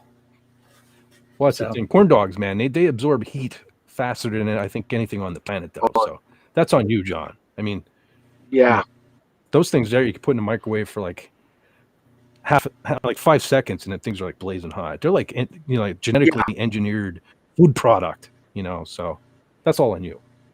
Yeah, just like Hot Pockets or those mini pizzas you get, about 6 inches in diameter, and they come out hotter than it.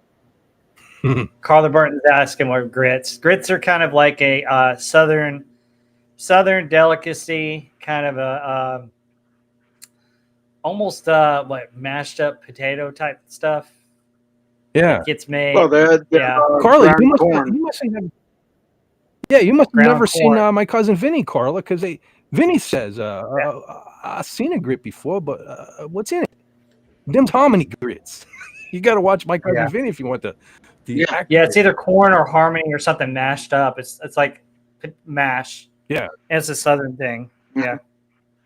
Yeah. They look like runny mashed some potatoes, YouTube videos that show how they actually grind the corn and then boil it and all that. Mm-hmm. Yeah, they tend to look like a runny mashed potato. Yeah. They look like. Yeah. But and it's mainly a breakfast type item. So yeah, Carla, if you've never seen My Cousin Vinny, you got to treat yourself. You got to treat yourself to that one, because that's actually, like, I'm always getting Carla to watch horror movies and stuff. But this one's funny. This one's actually pretty funny. Yeah. So you might actually enjoy this one. And this may be one that you won't have to say, Fett made me watch this. So, well, Fett, speaking of horror movies, Weapons was actually pretty good. One of the best movies of the year. But let me tell you, man, last week I saw Frankenstein. It's actually good. It's one of the better movies of this year, too. And it's going to be out on Netflix next week. Huh, I might have to check it out. Yeah, but if you get a chance, if it's still in the theater, go see it in the theater because it's better on the big screen. I haven't been to the theater. I can't even tell you what the last movie. Yo, I think it was so long ago. I think it was like an Avengers. I think was one of the last times I was in the movies. Oh wow, really? Yeah. I don't know. They I saw a movie last Thursday. I went and saw Back to the Future. 40th anniversary. No, I must admit the for the 50th anniversary, Star Wars going back, A New Hope, Star Wars. Yeah, going back in the theater. That's kind of appealing to me. No, wait a minute. I did go see The Phantom Menace when that was in 3D. I don't remember if that came after the Avengers, but I did see The Phantom Menace in 3D. So Star Wars might be enough to get me back to the movie theater. Yeah. Yes, SB4H. It was Al Green with the grits. Yep. Yeah. So. Yeah, and the last thing I saw in a theater was when did that Hobbit movie come out in 3D? Which one? Yeah, there were 3 of them, I think. Right? See, that had to be about 2013. So the first one was kind of The Desolation of Smaug was okay. It had something to it, but the last one, The Battle of the Five Armies, was stupid. Just want to say good night to Carla real quick. Carla's got to go. Yeah, I think it was. All right, see you, Carla. See, now she was all nice. She was nice. Got to go, guys. She was all nice there. And then she gets all threatening. She says, see you next week. Now, she's threatening us. See us next week. Anyway, we love you, Carla. You have a great night, great week, and see you next week, even though you threatened us. But, yeah, you know, Rob, I honestly, you're not going to believe this, because anyone I ever said this to, like, I just recently saw The Lord of the Rings and the Hobbit movies for the first time ever. What? Yeah. Really? Yeah. Did you see an extended version or just a regular version? They were pretty damn long, so they were probably extended. But like my whole life, well, not my whole life, but as long as the movies exist, everybody was always like, that's something you should watch. You would love. It would fit in. I don't know why. I just I don't know. I never watched it. And finally sat down. Well, it was over like a month period, I believe. But they take forever to watch. But we watched. No, I'm not sure if this is the order or whatever. But we watched The Hobbits first, and then we watched The Lord of the Rings. And that's technically the right order for the books. Yeah. Okay. But what did you think? I mean, they got better as you went on, then, right? Honestly, I liked them all. I really did. I liked them all. But officially, I did see one of the Hobbit movies just in passing one day years ago. I put it on HBO or something, and I started watching it. So I did see one of them ahead of time. But yeah, I mean, they were good. I get it. I get why everybody likes them. I don't know why it took me so long to watch them. Now, did you go up with the cartoons at all? Nope, never saw. You know what I saw before this year? Yeah, Rankin Bass. Yeah, like before this. The only thing I know of. The only thing I knew of back in the day was I had always seen Leonard Nimoy singing the Ballad of Bilbo Baggins or whatever. That was my knowledge. Bilbo. Yeah. He was a little hobbit of them all. Yeah. So, yeah, I enjoyed them. I definitely will watch them again. Now, I knew a guy I used to work with he would take his Christmas vacation every year and we'll watch. Now this was probably pre The Hobbit, but this is still a feat. Every year for Christmas, he would watch all of the Lord of the Rings and all of the Star Wars. And by Star Wars, I mean the prequels in the original trilogy, not the Disney crap. Yeah. But yeah, that was his Christmas every year, were those movies. So he would invest some time, some screen time. But yeah. Oh my gosh! Wow. Eggnog and Star Wars. Eggnog. That was something I used to drink as a kid, but I don't know. As an adult, I'll pass. Oh, I love it. No, There's eggnog the best. Yeah, I mean, I love all those movies, and it's just sad that Star Wars is such a mess now. Yeah. I had said, I think it was just last week I was talking about, I finally just got around to watching Ahsoka, the series, because I swore I was never going to watch it. But Donna Hergenrether and I have been talking about it, and she's kind of like, you got to watch it. And I'm like, yeah, I guess it's not right of me to keep complaining about it and make videos complaining about it when I've only seen clips. So I watched it. The thing of it is, like I was saying, people were giving me grief in the chat last week, but Killer Companion was right at the head of the line there. But I did enjoy the episode with Hayden Christensen. Maybe I'm a little biased because I'm a Hayden Christensen and Anakin fanboy, but I did like that episode. And that's the worst thing about Disney for me, as such a diehard Star Wars fan, because I wish I could be like Gary. Like Gary's even checked out of the original trilogy. He just doesn't even care anymore. I just can't. I can't.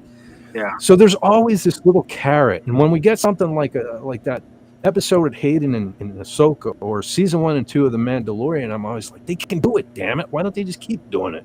You know. So I'm always holding out hope only to just get pooped on, and it's frustrating. If they would just suck all the time, fine, I'll check out too. I'll always have the original trilogy and the prequels, and I'm good with that. But it's the occasion that we get something good every now and then. Well, see, the problem that I have is like, so I dearly love the original trilogy, and I like the prequels. I mean, I don't love them. I'm not a huge fanboy of them, but I did like them. I liked all 3 of them, really. There were some aspects that I thought should have been improved by them, about them, but I did like them. I did enjoy them, all 6 of those. But the problem that I have is that when they're bringing some of the member berries in, if they don't make it make sense or drive it in the character-driven narrative with it, it just drives me nuts. And so what drove me nuts about Ahsoka is that, first of all, I really did actually like Rebels, and Rebels came out before Lucas even sold it to Disney. I like Rebels. So you had Filoni back when Filoni didn't have all this BS guiding him. He was just trying to tell a story, and he did it actually right, and he told a good story in Rebels, and it was really, really a good story. There was a side story, but he brought those characters into Ahsoka, along with Ahsoka, because Ahsoka was in part of Rebels, and they changed the characters a little bit, and it just didn't make as much sense. And then when you got to the fact that Ezra was on this other planet and there was nothing there, and now you've got, apparently Sabine is, he always had a crush on Sabine and was always crushing on her, and apparently she bats for the other team. Big spoiler for season 2, apparently. That's what I'm afraid of. It just kind of numbs it, and it numbs it. It makes it meaningless. And you sit there and you're like, okay, what are you doing, Disney? I mean, seriously, why do you keep going down this path that, I mean, they try and get this thing. I don't know if you know about all this stuff with the Adam Driver movie and this push to, we should apologize to Kay because she was trying to save it. Yeah. Nonsense. And I'm like, no, she told everybody who was over 40 to F off. And it was for girls instead of embracing the fans. Yeah. She, she didn't have a plan for the original trilogy or for the Disney trilogy like they had. She fired how many directors for Solo and lost money off of that. She promoted that woke acolyte crap. Yep. I mean, don't tell me that she's not at fault on this. And Iger's got some of the blame too. So they're both at fault. You know? Yeah. Oh, Kennedy's clearly a flaw. I mean, the Force is female. We all know that.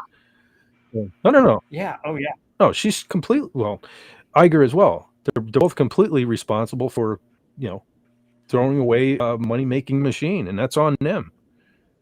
Well, and the thing about it is that Yeah. Kathleen Kennedy is not a creative. She doesn't have a creative bone in her body. She's an administrator. Okay? She is actually good at pulling funding for a movie, pulling casts together, making sure actors are comfortable, getting their contracts and all of that, all the behind the scenes stuff squared away. I mean, honestly, she did a lot for those kids on ET that in the background, like if you see the making stuff, Kathleen Kennedy was heavily involved with those kids and heavily involved with making sure that they had everything they need and help them out with getting them prepared to act in that movie. And that's great. That's her strength. She doesn't have the skills to really run a company. That's not her strength. That's not her strength to come up with the overall big picture of things. Her strength is in the promotion of the movie and promoting Star Wars. And if she would just stick to what she does best and bring in people that she's capable of bringing around her and letting them have their creative side, she would have been fine. All this would have been okay. We wouldn't be on her all this time, but she gets into things that are not her. And this is me actually being fair to her and actually going down the line, just talking about her strengths and her weaknesses, which is the same for all of us. We all have strengths and we all have weaknesses. And, to be honest, George Lucas was not wise in putting her in full charge of Lucasfilm. Even though she's administrator, it's not the right role for her. That probably wasn't even the right role for him. He needed somebody who can go out and be a big picture person and be a promoter, who can gather creatives together and say, hey, let's come up with a plan. Let's look at this. Let me give you your ideas and I'll say, how does it fit the big picture? And then let you guys get into the details and go off on your own things. Favreau's got some of that too. He's a creative. He has the ability to do that. If she should have said, hey, Favreau, wow, you got something here with Luke. Instead of getting all mad at him, she should have just said, hey, wait a minute. Maybe we could change Star Wars to go off in this direction.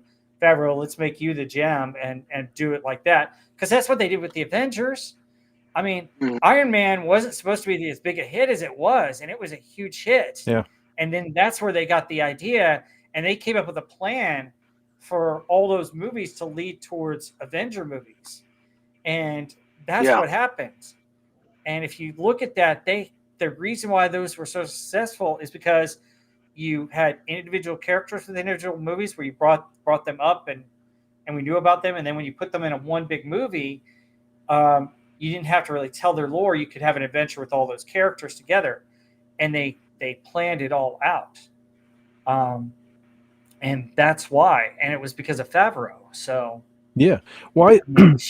I think Favreau is the key because I've never liked Dave Filoni. I've always said never trust a cowboy from Pennsylvania. He's from here, somehow he's a cowboy. And I think he's a lot like George Lucas. Like I love George Lucas, but he always needed people to tell him, no. He always needed somebody kind of like to, we would have had Luke Starkiller, rather than that sort of thing. I think Filoni's the same type of person. Like he's good, but left alone, good. So I think you need somebody like Favreau to rein him in. You know what I mean? Because also he kind of goes where the wind blows in a way too. Yeah, because he's gotten into this woke nonsense too. If he would have just stuck in his lane, now Filoni did a good job with the Clone Wars, and he did a good job with Rebels. I agree. And that cartoon series and the way that you do a cartoon is right up his alley, right in his lane. But doing cartoon to live action is two different things. Yeah. It's too hard to do. Well, that's why hang on real quick. I gotta go grab a charger real quick for my computer. It's getting low. Okay. Hang on one second. All right. SP48 says Sabine wasn't ever Force sensitive, but Luke wasn't either at one point though either. I mean, at some point, unless you're like Anakin and you're born of the Force, I mean, nobody really knows they're Force sensitive until a certain period. So I mean, there's that. Yeah. But and you know, and she was training with. Go ahead. Even Go ahead, John. the concept of force sensitivity didn't exist in prequels. You know, it was one of those things. It was an element of the plot, the force itself, that just was mysterious all the way through. And then they brought in midichlorians and, you know, the force sensitivity stuff, all this ruined it for me on that. You know, I'm good with it. It's just I liked having it. You know, the thing of it is I liked having it very, very ambiguous and mysterious. Well, I mean, the stories are always evolving, you know, it's like Yoda said, you know what I mean? Always in motion, the future is, you know what I mean? So, and you can't. You do that so well. Yeah. Oh, thank you. Yeah, let me add on to SP4H because I watched Rebels. So here's the thing: she was training with the Darksaber because it was her kind of her birthright to maybe take over the Mandalorians and Mandalore at one point because her family had the Darksaber at one point and ruled Mandalore, and she was training with them, and she never had any force powers or any force sensitivities like training with the lightsaber or anything like that, and so. The reality is that she was never meant to be a character that could use the Force. And so this whole idea from the Kennedy camp and from all of them with Ahsoka is that, oh, everybody's got a little bit of Force that they can use. They just have to draw it out of you. And I just think that's ridiculous because it dumbfounds the uniqueness of somebody that can use the Force, you know? And so that's the problem that I have with all that. I mean, it's awful. She shouldn't be force sensitive. Well, besides, she was a badass as a Mandalorian. She did all kinds of Mandalorian crap. I kind of wish they wouldn't have went the Jedi route or anything, but I mean, there is kind of an argument to be made there too, though, because again, in words of Yoda, I won't do the voice this time, but I mean, the Force does surround everything. You know what I mean? The tree, the rock, you know, all these things. So technically, the Force should be surrounding everybody, and you know, everybody probably could have the ability to use it or learn to use it. Mm-hmm. So, yeah, he says another show where lightsabers apparently don't kill you. Yep, kind of like the Fett Force that surrounds all of us. Yes, it binds us all together. Right? Binds us all together. Yeah, the thing is, what were you going to say, John? That animated movie, the something I can't remember. It's a superhero family. And the last line of the movie from the villain, where he says, "When everybody's super, nobody is," and that's kind of how that force-sensitive thing struck me. Is once everybody can use it, what's the point? You know? I suppose. Yeah, that's true. I mean, it's one of those things where you know, it is what it is. I mean, I don't know. You know, it's just like, you know, giving superpowers to every single person, you know, you're dumbing down their specificity. You know, I mean, well, it's kind of like I was just talking last week about how one day Comic Cons or Fan Expos, whatever they choose to call them next week, there are going to be more celebrities than actually fans because Disney's just letting everyone be in Star Wars anymore. So it's already not special for that reason. You know, they're just throwing all these celebrities. Yeah. Flea, for God's sake, was in Kenobi. You know what I mean? So Flea can now attend. Well, I mean, yeah, and you now you have, you know, you had people in Mandalorian season 3, but it's Kennedy trying to throw stuff at the wall and see if it sticks instead of coming up with an actual plan, and it's to keep her woke crap going as well, to please whatever person that she's trying to please with all the social political bullshit. And you know, if she would just say, you know what, if she would just call the ball and actually say, hey, this doesn't work. Hey, Favreau, we need to go in another direction. Let me give you more money for The Mandalorian other than $130 million when I gave over $200 million and $600 million for these other movies so that we can try and make this a good movie. Hey, let me think about this. Hey, wait a minute. Is Baby Yoda still popular? Let me check with people other than those on Twitter.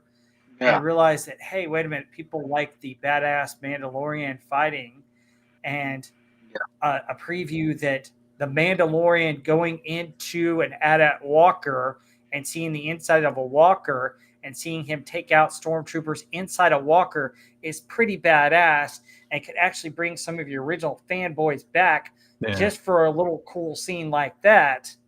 Yeah. Maybe you might have something there. Maybe try and stop copying other stories as well. I mean, you're going to get Starfighter. Yeah. And apparently the story is you have to deliver the young son of Luke to Rey, which is stupid anyway, but you're just recycling the Mandalorian, just with a different guy. It's just, do that. Give us something unique. If you're going to do Starfighter, do a completely different story that doesn't even involve the Force. Set it in whatever time frame of the galaxy you want. Give us something unique and interesting. Give us something character driven. I mean, heck, Kathy, you've killed the EU, you killed all this other stuff. You have all this lore and all this stuff, and you keep bowing to these woke jerks. No, they don't. Sorry. No, they don't. Remember, they don't have books and comic books and stuff. Oh yeah, that's right. Yeah. Oh, you forgot. They don't exist. Mm-hmm. We don't have them. Yeah. You're just like, what the? It's because you don't want to pay the rights to the writers. That's what it is, for sure. Yeah. Well, I think this Mandalorian and Grogu movie is in trouble, just judging by my little channel, because I went through that couple of months stretch there where my videos were really getting views, and I did one on the Mandalorian and Grogu specifically. The title is something like Grogu is the heir to the Force or something like that, and least amount of views of any of those batch of videos. So I think everyone's checked out. I think Grogu fatigue is something. I think it's set in. There's something to that, and here's something that these people need to do. Go to the Goodwill stores, or the thrift stores, and see how many of their toys from the movies are in those thrift stores. Because within a year of the Mandalorian coming out, my brother Jody's wife works at a thrift store. Boxes, I mean the big Gaylord type boxes full of Grogu's right there in the middle of the store, because nobody was buying them anymore. And they really need to look at that. If it's in a thrift store or in bulk, nobody cares about it anymore. Yeah, well, you missed your window on Grogu, because here's the problem. They didn't have anything for Christmas when Mandalorian first came out and was popular. If they would have done it at that time, they had their window. And you know what? Honestly, they had their window for 2 seasons of Mandalorian. And then he should have gone to Luke, and they should have left him alone and let him develop. Let him learn to freaking speak. I mean, it just... Yeah. It's getting old, and you're losing your opportunity there. I mean, folks, big time. Yeah. So, I mean, you lost it all, and it's because you neutered Favreau's story. And to be honest, giving him a smaller budget for this film is probably why it looks more like an episode or a season of Mandalorian than it would a movie, because you're giving him about the same budget. Yeah. And that's the problem. I mean, and that's what she's doing. She's still fighting a war. She's fighting a war because she's trying to fight for her woke vision with Rey and all those characters. They totally messed it up. And it's all because Kathleen Kennedy wants a Forces female version of herself, because she sees herself as just as great as George Lucas, as Steven Spielberg. Yeah. And she thinks of herself as a creator like them. She's not them. She doesn't have that creative talent. No. She has talent as a producer. Her talent is bringing the cast and bringing everything else around it together. That's her talent. That's what she does best. And I wish on her way out she could fix the damage she's done, because, Rob, just watching Pop Culture Breakdown, the replay Thursday morning, when Doomcock would zoom in on you, right on that poster behind you, I could see right by your head Kathleen Kennedy. So her name is attached to all the stuff we love. So I don't want to see her fail. Yeah. Yeah. I mean, well, she's a producer, and her husband's a producer. But I mean, if you watch some of these movies and watch the, you go watch the special features, and she's featured in a lot of them, and she can speak intelligently about them. And she talks about her role with getting the actors and getting other stuff together in the background. That's what she's good at. I mean, I if heard she she would was focus good on at what getting she's good at coffee. with this film.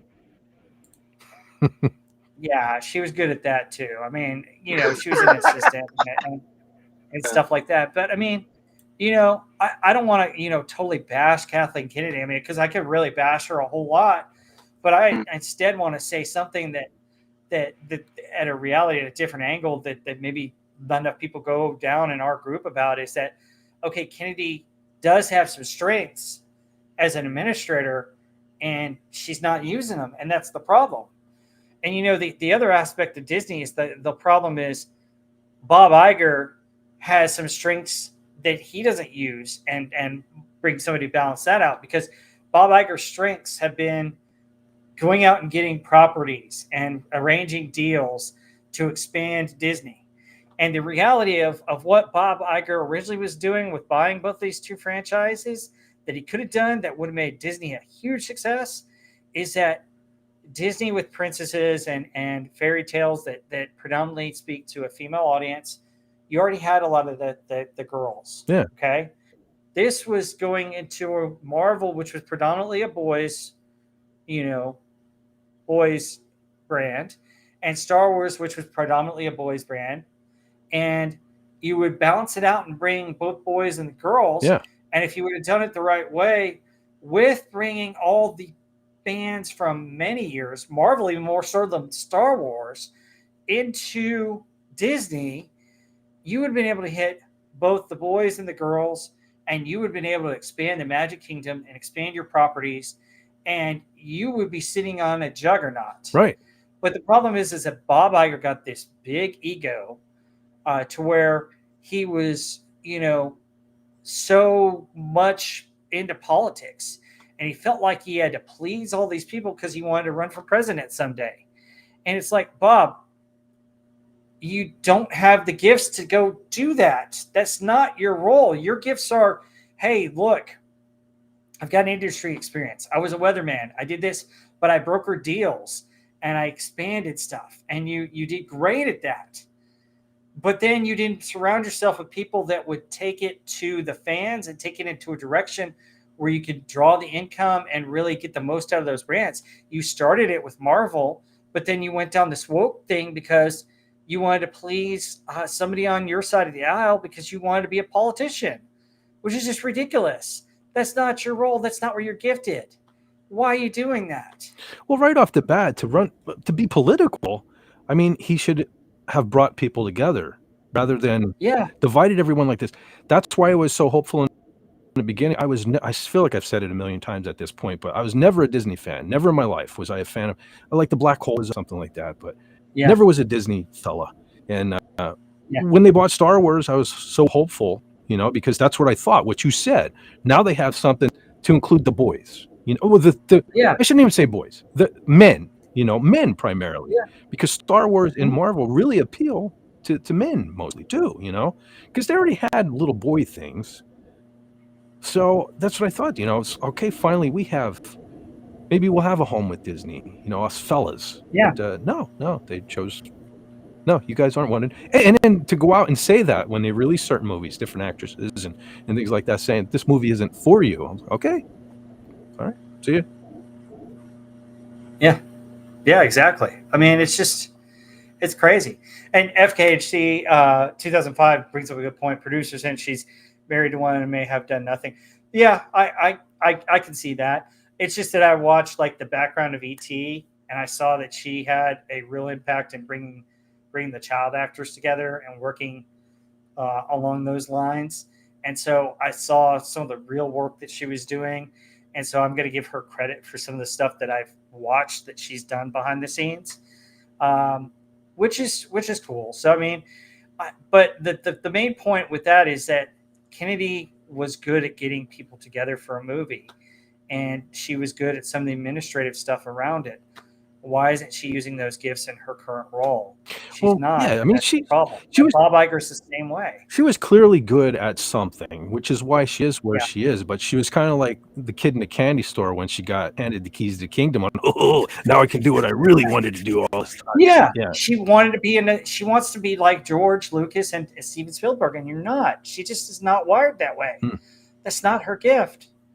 You know, I mean, it's not her lane. And if she would have stayed in her lane and brought people around her, if she would understand, you know, a lot of this is me just looking at it from like an analytical business point of view. But if she would analyze her strengths and weaknesses and bring people around her to strengthen up her weaknesses and really go that way, then maybe she could make something decent out there.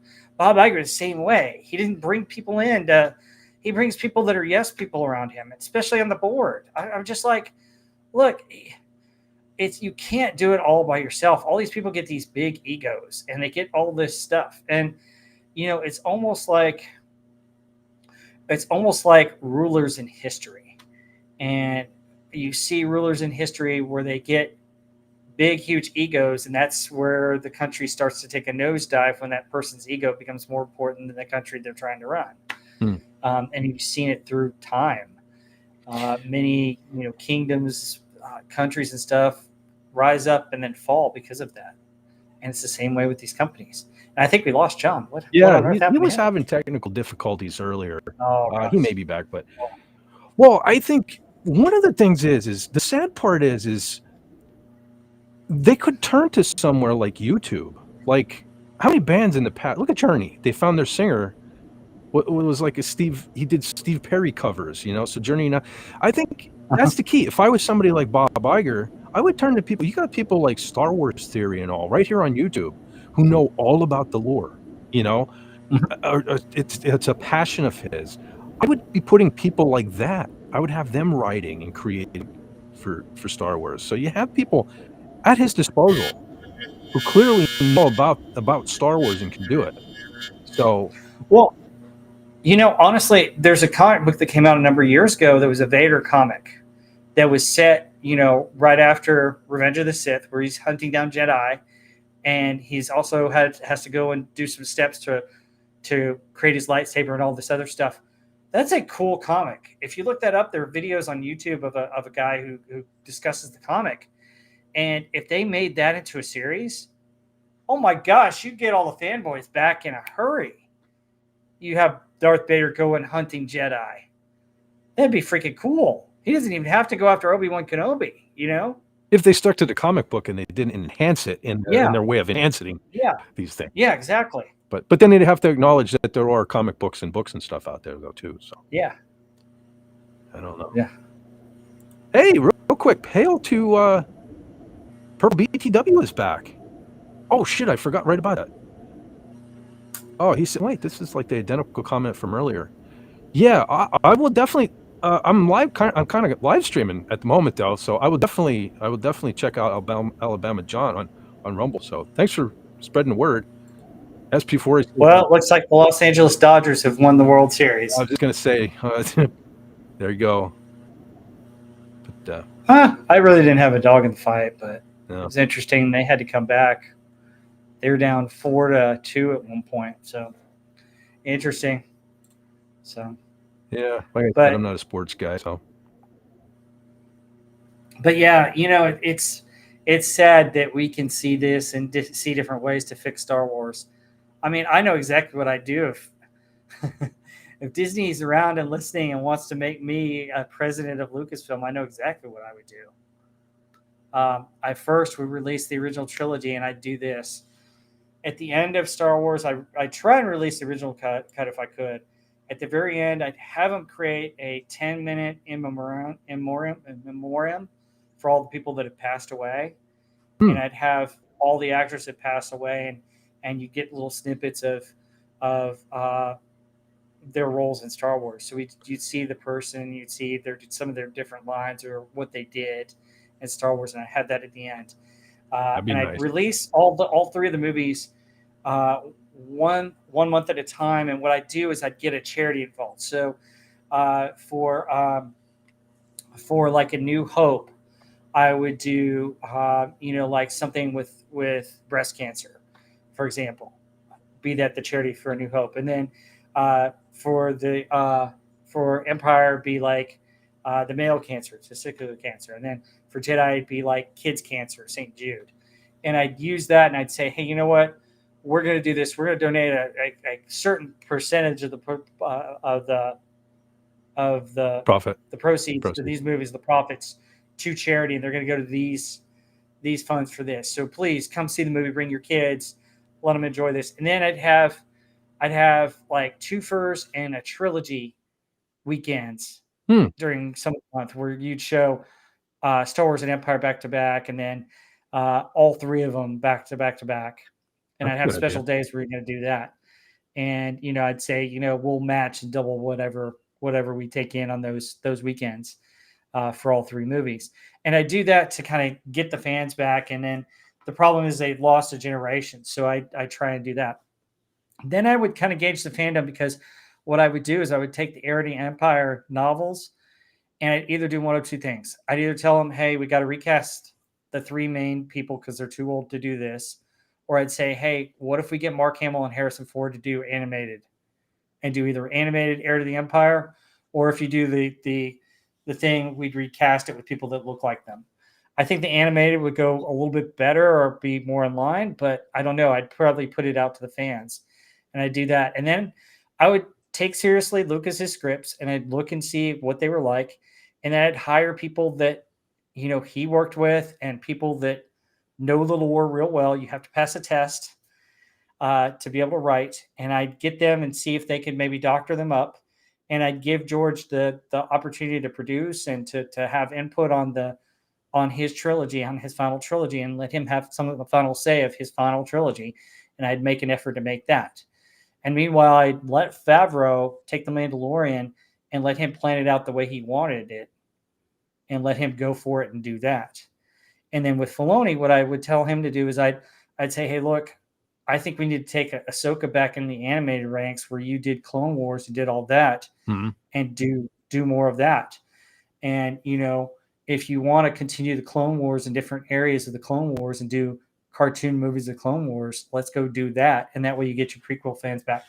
And the whole idea was to bring the fan base. And then the other thing that I would do is I would commission the park of Disney. I'd say, hey, look, we need a Star Wars world, and we need to start with the original trilogy, and then we can build on to that. And I would get rid of your stuff there, redo it, make it into, you know, Tatooine, Hoth. I'd throw Bespin in there. I'd throw the Death Star in there, and I'd get you a real Star Wars immersed world.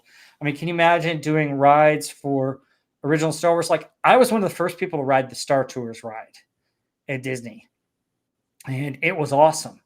Get a ride like that. How would you like a laser tag on Hoth? That would be sweet. Like, you make a snow park, yeah, where you dress up in jackets, where you put on stormtrooper armor, and you have like the laser tag laser guns, and you play like capture the flag. You give them like 10 minutes to play capture the flag. Oh, dude, I did that with a stick and a snow here as a little kid. That'd be awesome to have like legit stuff now as an adult. Yeah, absolutely. How cool would that be? Yeah. And you do stuff like that, and then you do roller coasters that do different things. You know, maybe you make a Naboo, and you make a Naboo roller coaster ride where you take sit by the water and stuff like that. You know, yeah, that would be nice. Do stuff like that. And you build hotels that are legit hotels that look like the Death Star, or look like, you know, a certain place. You know, that's what you do. That's how you create it. That's what you do. Well, when they first announced Star Wars Land, I was like, I'm going. That was back when I thought, you know, you were going to be able to go into Cantina and sit where Han Solo sat, and you know what I mean, things like that. But this Batu or whatever. I mean, I like that's not even in a movie or anything, right? This is just a thing they made up for Star Wars Land, correct? Yes. Like, who cares about that? So what you do is you build it to where you bridge the gap, and then you build onto that. Because what you want is, you got to have the original fans, and the fans will pass it down to their children. That's how these things grew. That's how Disney grew. That's how we saw all the Disney classics, because our parents took us to these movies because they went to them as kids. That's how I still love stuff from the 30s, 40s, and 50s that my parents watched when they were kids, because they showed me them. They took me to them. Disney re-released those. You don't need to remake these in live action, even though some of them have been successful. The classics are just fine. Just re-release them and come up with the new ones, because there's so many different fairy tales. So good night, brother Tony. Hey, you have a good one. See you, Tony. Hey, Tony. Yeah. Tony. Brother, you got this. Just give yourself a break. Tony. Take some time off. Relax. Re-energize. You got it, bro. Your channel's awesome. You do some great stuff. Folks, subscribe to Stark of Iron. He's an awesome guy. I've met him in person. He's fantastic. He's got a heart of gold. He's a heck of a creator, heck of an entertainer. Right now, he's just worn himself out. He just needs to rest up, relax, get back to it, because he does some great stuff. So, Tony, just give yourself a break. Take some time off, get away from it for a little bit, and let your creative juices re-energize and flow. Yeah, I was catching a little bit of what Tony was saying in the chat there. What's going on, brother Tony? Listen, if it's the YouTube thing, I've done nothing but complain the last 2 weeks. YouTube is throttling my channel too, so it's not just you. Just hang in there, you know. We've had this conversation, dude. It's like you have all the talent in the world. You just, like Rob said, you're just burning yourself out. And I was wondering, because I saw the vacation thing on Twitter yesterday.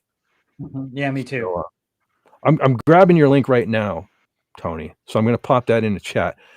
We did have, I think I have my first piece of riffraff in the chat. I think I got rid of them, but oh yeah, get rid of that, Jerry. Big. Is it gone? No, it's still there. I'm all still there. Shit. All right. See, I'm not seeing it on my YouTube, but I saw it on Restream, which is weird. Yeah, I see it on Restream, but I'm not seeing it in chat. All right, I think I got it. I think I see it on the Restream, but I don't see it in chat. All right. Okay. Good. Sorry. Oh, anyway. Yeah, hail, brother Lenrod. Yeah, I forgot to mention he was here today. Yeah. Hold on, I'm all locked up back here. I'm trying to pop you up, Tony. I swear to God, but oh yeah, my locked up. Technical difficulties to do it every time. Yeah. Hang on 1 second. I'll be back in a minute. All right. There we go. Yeah. There we go. Okay, I think SP4H eliminated it. Okay, there. I don't know. I'm guessing it's about soon time to wrap it up, because I got riffraff showing up now. I'm having technical issues here, but that's not what I clicked on. There, Tony Stark. Everyone, I'm sure everyone that comes here is most likely already subscribed to Tony, but he's a good guy. We love you, Tony. Yeah, he's a great guy. Yeah, dude, take a vacation, whatever you need to do, especially with technical difficulties. Yeah, they hack everybody off. I mean, my goodness, we have them all the time on Friday Night Frolics and sometimes on Pop Culture Breakdown. So I feel you, man. Just relax, take a break, re-energize, and get back to it, brother. You got it. And you know, the other aspect of it is, Tony, you got basketball season to look forward to. You're in Kentucky. I know you're a Wildcat fan, so gear up for that too. You gotta have something else that balances out the YouTube stuff too. Yeah, because we don't go crazy. We go crazy if you just are in this world all the time. And I know the last couple of weeks I've been super into YouTube, and you know, it's funny. You know, you want stuff to start taking off, and you want it to go, and you sit there and you get miserable every time you look at how your video performance is, and then you look at some of your videos and you're like, oh, I got a lot of views. Oh, they're all from India. Oh, they're all 1 minute long. What the heck is going on?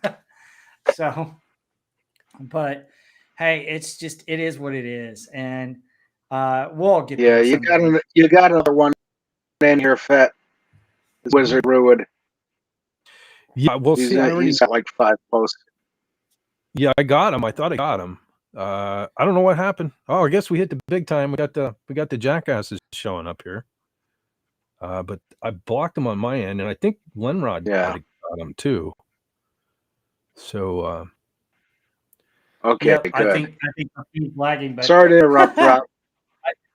No, I bet you what happened is oh gosh, they're starting to talk about Disney and Kathleen Kennedy. Yeah. And isn't that a coincidence? Yeah. We're gonna shut the stream down. Send them over there. Have them shut this. Yeah. So, sorry. I've been trying to pay attention, but I'm also trying to get these block these jerks. Yeah. Freaks in the thing here. This is a new experience for me. Yeah. For because it's funny. I was just saying. Content.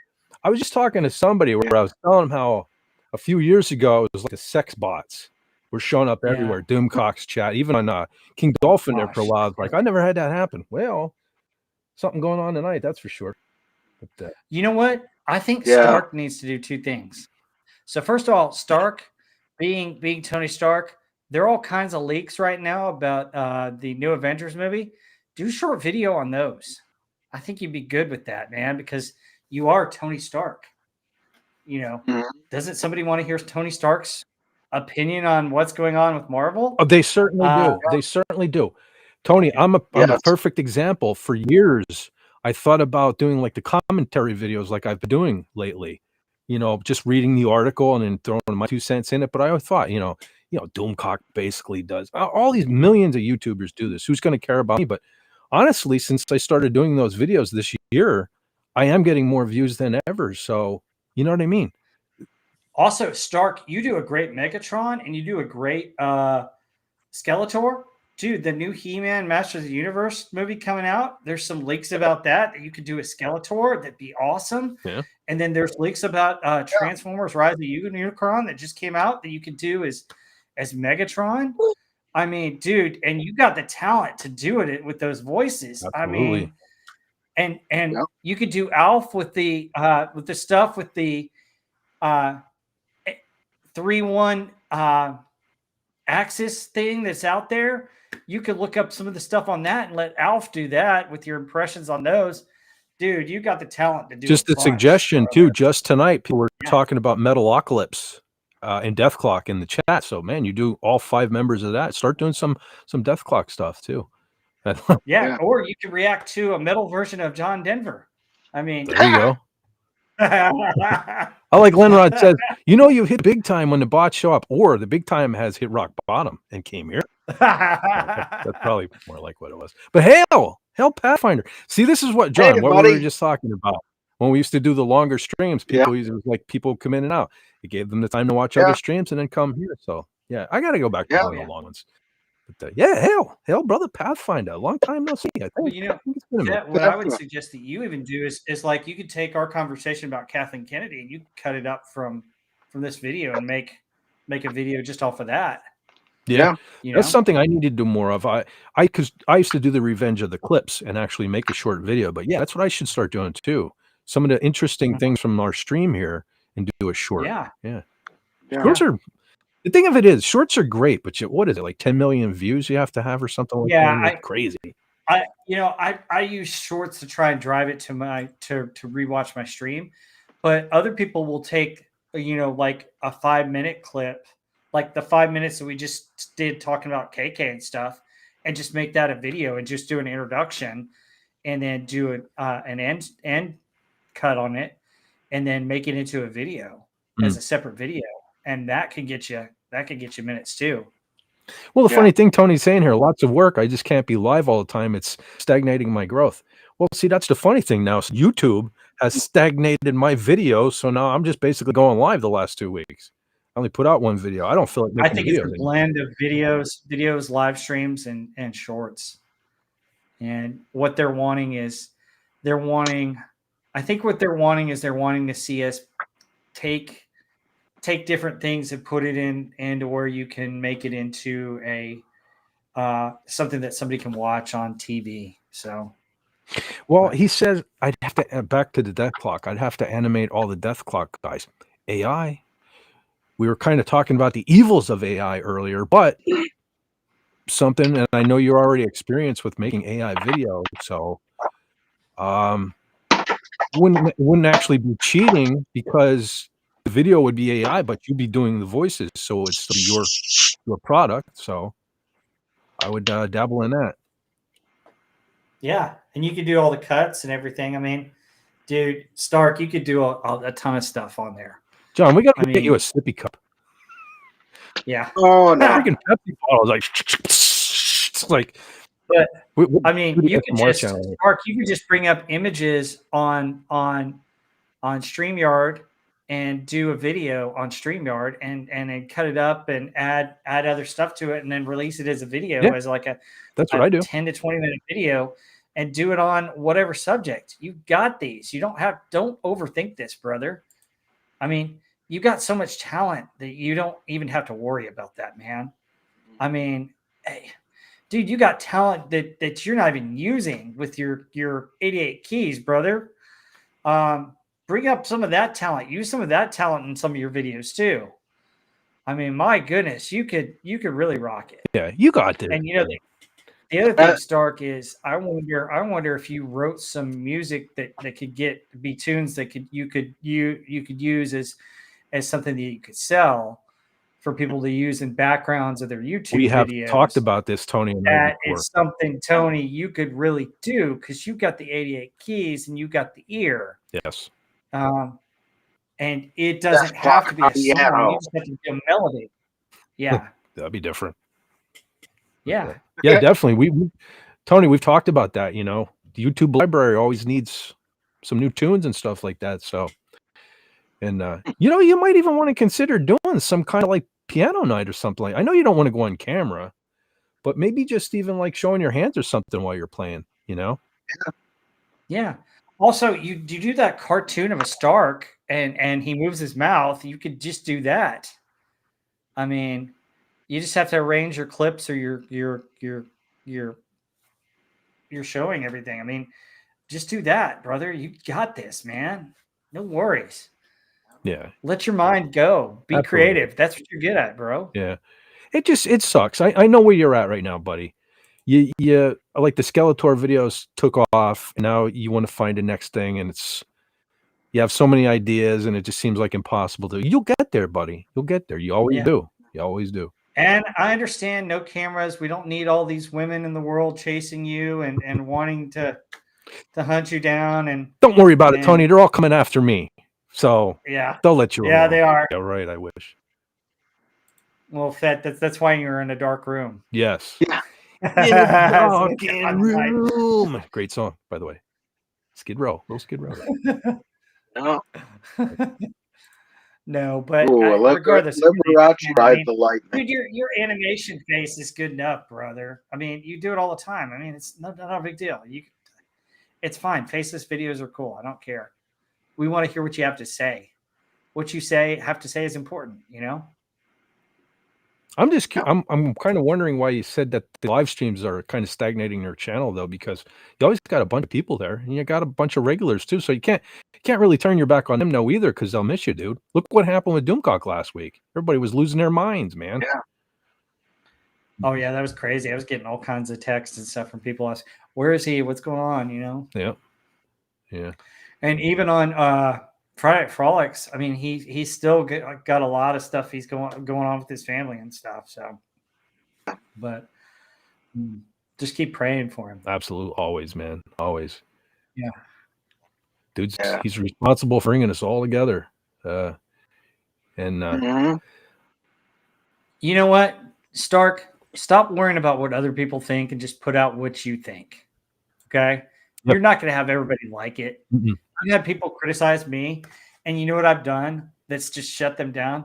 Is I said, is sometimes they made corrections on me. I said, hey, you know, you're right. Good point. Thank you. Thank you for pointing that out. I'll try and do better. And it has shut them down completely because they don't have a comeback for that. They don't have a comeback at all. Dude, when you sit there and you let them be right and you just tell them, hey, I'm human. And you know what? It makes me more genuine by saying that.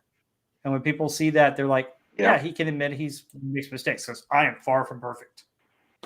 Yeah, I was literally for a few months, I think, at this point, we're probably most of us mutually attached to this person or were on Twitter. So I'm not going to mention any names, but a few weeks ago, I released a video and I shared it on Twitter. And I think I mentioned a couple of weeks ago how I was getting bashed in the comments here on YouTube and on Twitter by people who didn't like a certain video I put out.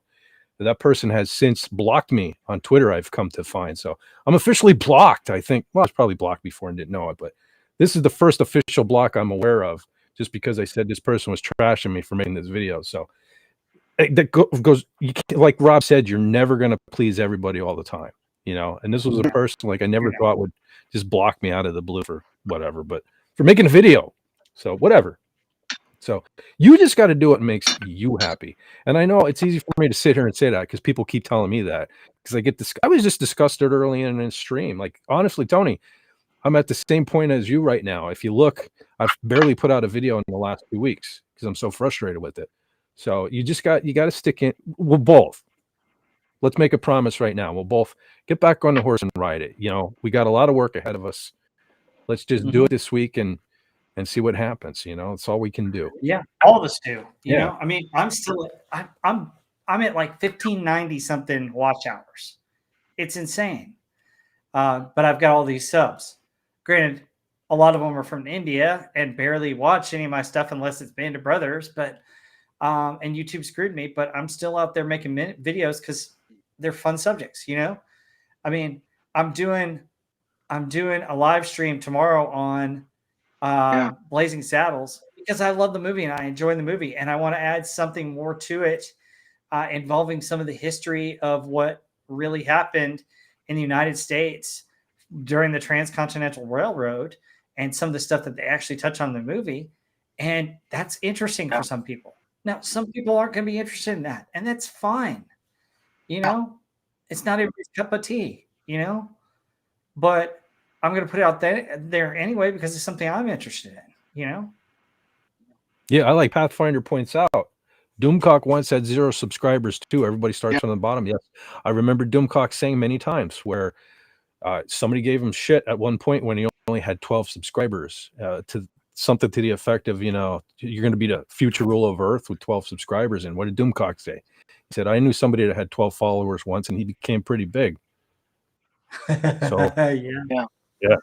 So, and you're well past 12 followers, Tony. So you are. Go ahead, John.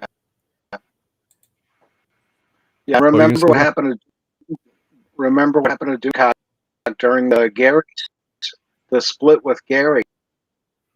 Oh, Beekler. Apparently they broke up.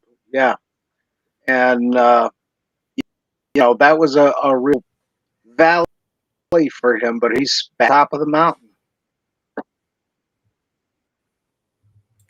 Well, that and you know the other thing about it is like he chose not to. He said his piece and then he was done with it and he moved on. Yeah, you know. Yeah. And both of them kind of moved on. You know, it's not you can't dwell on things. So yeah. Well, Tony says here, I need to be as important as our heroes. Well, we all want that though, Tony. You know, but like it's like, but Tony, you are my hero. So yeah, I mean, you have to remember that like it's not. Quantity is not quality. You know what I mean? It's better to have one person who really loves you than 1,000 who just, you know what I mean, or whatever, you know?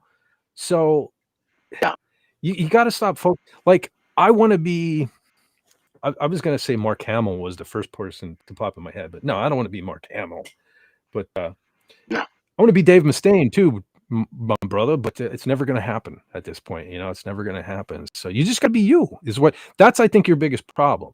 You know, don't worry about anyone else. Just be you and do what makes you happy. And then if it takes off, it takes off, you know? I mean, you're already taking off. You just got to keep flying, dude.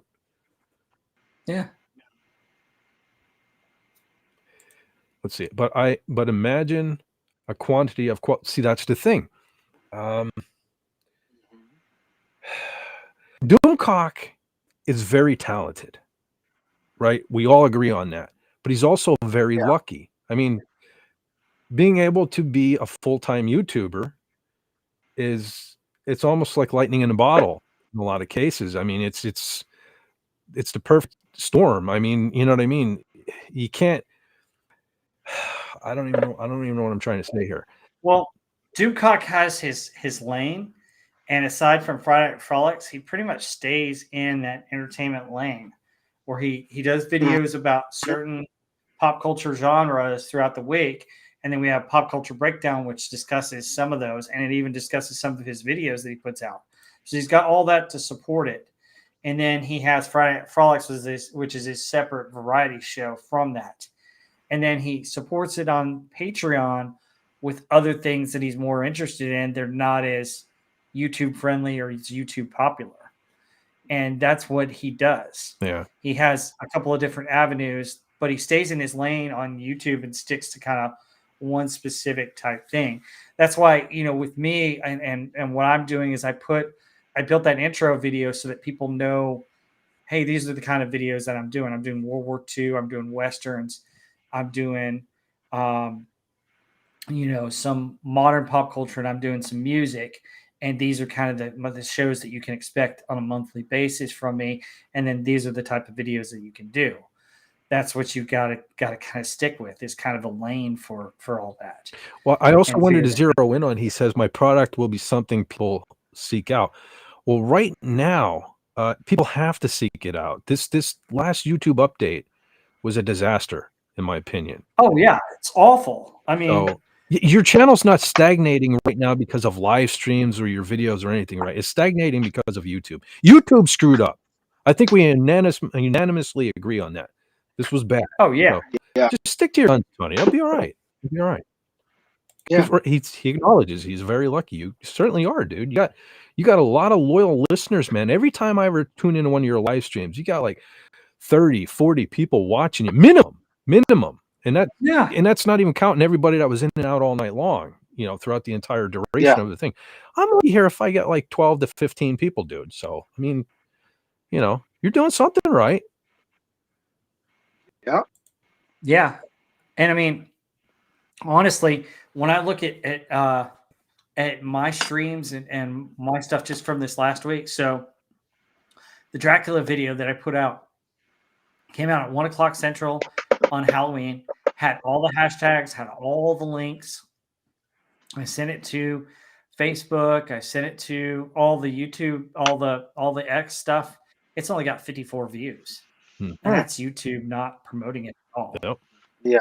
And versus like before they changed everything, my Young Frankenstein stream, which I did Tuesday night, granted it doesn't have a lot, but it has like over 200 watches, and it's got people on watch hours on that. So YouTube changed something. Absolutely. So yeah. All you got to do, Tony, all you got to do is hang in there. Yeah. So. Yep. You're going to say something, John? Mm-hmm. Persistent. Yeah. Exactly. Yeah. Yep. Well, Tony, I mean, I get it. Your own home, cats again, your own stuff. I get that, brother, and you'll get there. I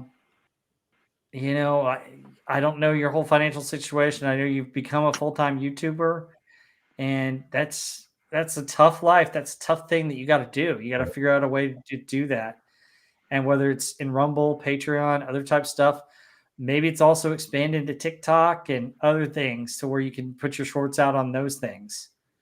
Because, it's gotten to be a fickle game here, And I think the other problem is YouTube is losing their licenses with some of these big companies, with Disney and some of these other things. And so YouTube's trying to do some other stuff. So.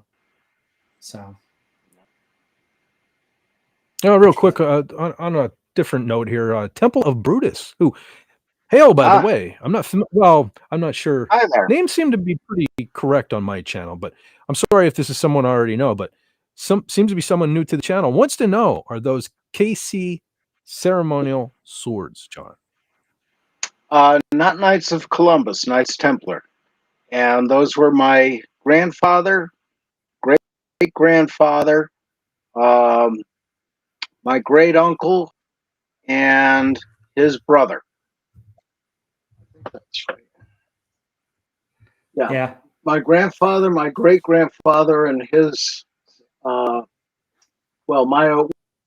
would be my great uncle. And then I have my other grandfather's sword on it, and Knights of Pythias sword that was given to me.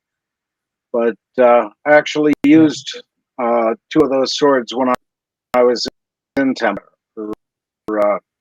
commander of my commandery of Knights Templars 10 years ago. Wow. But anyway, Fett, I got to go here. It's almost midnight here, and then I get an extra hour of sleep. So, but I still got to finish up some screenshots of for my stream tomorrow. So, okay. Well, yeah, I think we're about. It's great talking to you guys. Yeah, I think we're about to wrap it up anyway. So, with that, might as well pop the movie up, so you all know. Movie of the week this week. And yep, I got to start on that tomorrow night. So. Yep. So you folks can caught up on that if you haven't seen it in a while, so you can interact with the fellas on Wednesday if you choose, if you so desire to do so. So that will be the movie this week. So all right, Rob, thanks a lot for dropping by. Oh yeah, thanks for having me on. Yeah, good discussion. Do you have anything else you plug or anything on the way out, or? Yeah, like tomorrow at 5:30, I'm gonna be on my channel, Rob Wrights Next Pop Culture, 5:30 Central. I'm gonna be going over Blazing Saddles, and I don't know who I'm gonna have as guest, but anybody that in our community that maybe wants to be on, message me, and we'll work it out. I'll be talking about the movie, like the making of it, going through the movie and showing you shots of the movie, and then also talking about a little bit of the history that it actually touches on. So should be interesting. And then in the next week, we're doing episode 5 of the Pacific next the Sunday after this. Heather and I will be on doing that. So lots of good stuff coming up on my channel. So and also, if you get a chance, I did a review of Dracula that was out there yesterday, and I did a review of Young Frankenstein live stream this past Tuesday. So those videos are up on my channel as well. So check those out. A lot of fun. Sounds good. Everybody check out Rob. See, I should just do the whole live stream like this. I like this. I'm hiding behind I'm the guy from Home Improvement. I'm the fence guy. I look really good like this. See, I'm good. I'm a good looking guy like this. I need to just keep my face behind the links. But there it is, everyone, right there. Rob Wright's channel. Go check him out. Check out his videos and do some more of them there watch hours and all that hype bullshit and all that stupid stuff that YouTube is doing just to make everybody's life miserable. But do it. Yeah. Rob's a cool guy and he deserves it. Mm-hmm. Yeah, I hope you guys have fun with it. I mean, it's I've been steadily improving by leaps and bounds every time. So every time I get better, I hope. So all right, my brother. All right, we're gonna wrap this up anyway. So thanks for stopping by, man. It's really cool. Any Saturday night or anything you're bored, because unfortunately it's really the only night I have free. So if you ever want to pop in, man, let me just pop on in. Yeah, definitely. It just depends on what I've got going on, So all right, my man. Cool. Well, hey guys, take care. Be sure to like and subscribe to Fett streams as well, man. Yeah, that's some great stuff. And guys, he puts out all the movie of the week, so be watching for that when he puts that out. That's a really cool thing that he does those pictures, and it's amazing. Yeah, I put them too. I primarily put them on Twitter, but in my whatever they call it now, the comment, the community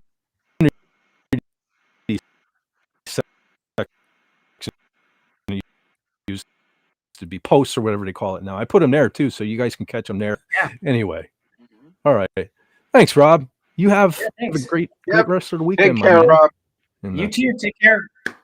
See ya. Take care, brother. All right.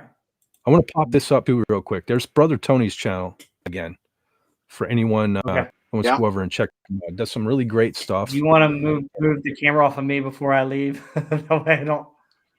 Well, I was enjoying hiding behind the banner there, but okay, there you go. Now you all get to look at my ugly mug again. Right. Yeah. Take care, brother. Later. Bye. Later. All right, let's just run through the last little bit of the chat here. Let's see. Now, that's funny. I clicked on Jason Love. You're welcome. Yes, I'm trying to find where I left off. Let's see. Temple of Brutus says, sirs, holy smokes, kind of formal. You can call me Fett. Yeah. But thanks a lot, Temple of Brutus. Thank you for stopping in. And again, I don't recognize the name, so welcome to the channel. Thanks for stopping by, Brother Lenrod. Said, "Oh, saw that in the theater ages ago." SB48 says, good one. Jason Love says, remember the 5th of November. Mm-hmm. The gunpowder plot. Lenrod says, remember the 9th of November. Oh, wait, never mind. That's Halo 2. LOL. Okay. Am I cutting out? Damn it. Am I cutting out again? God damn it. He says better now. Yeah. Son of a biatch. I don't know what's going on with this. I thought anyway, I'm not going to go out yelling and screaming like a biatch. So, all right, Brother John. Yes, sir. Brother John, what you got going on? Brother John got it going on. I don't know. There was a thought popped in my head, but it didn't come out. So, Brother John, what you got going on? What you got? What you want to plug? What you know? What you say? Again, still trying to get a new video put together. I may just do it on the gravity car door that I'm restoring. It just came back from the train show last week, and apparently it went over really well. You're still playing with the wood over there? I'm working with my wood. Working. Okay. There's a difference. And yeah, and rearranging the shop and all that, and trying to make some sense of all this jumble of purchased, inherited, and donated tools. So you still have to do some restoration videos too. I'm telling you, you're gonna get people watching that stuff. I almost cursed. Yeah, I actually did start to make one, but it turned into 20 minutes, and I don't want to go all that long because boring. But I'll probably take people through some of what I have restored, and kind of do something like that. But hey, here's what you do. When you get to the tedious portions, like the sanding and things like that, right? Yeah. Do what them their fancy highfalutin YouTubers do. Just speed that frame up, and that will put the video down. I can do that? Yeah, you can do that. Oh yeah. Oh wait, you're still having issues with Clip Champ, aren't you? Yeah, there was the what do they call it? U-Clip? U-Cut. U-Cut. I have to check out.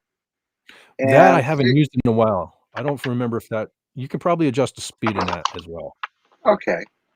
Yeah. Just like all you have to do is like say this is your talking, this is your intro about the what you're about to do.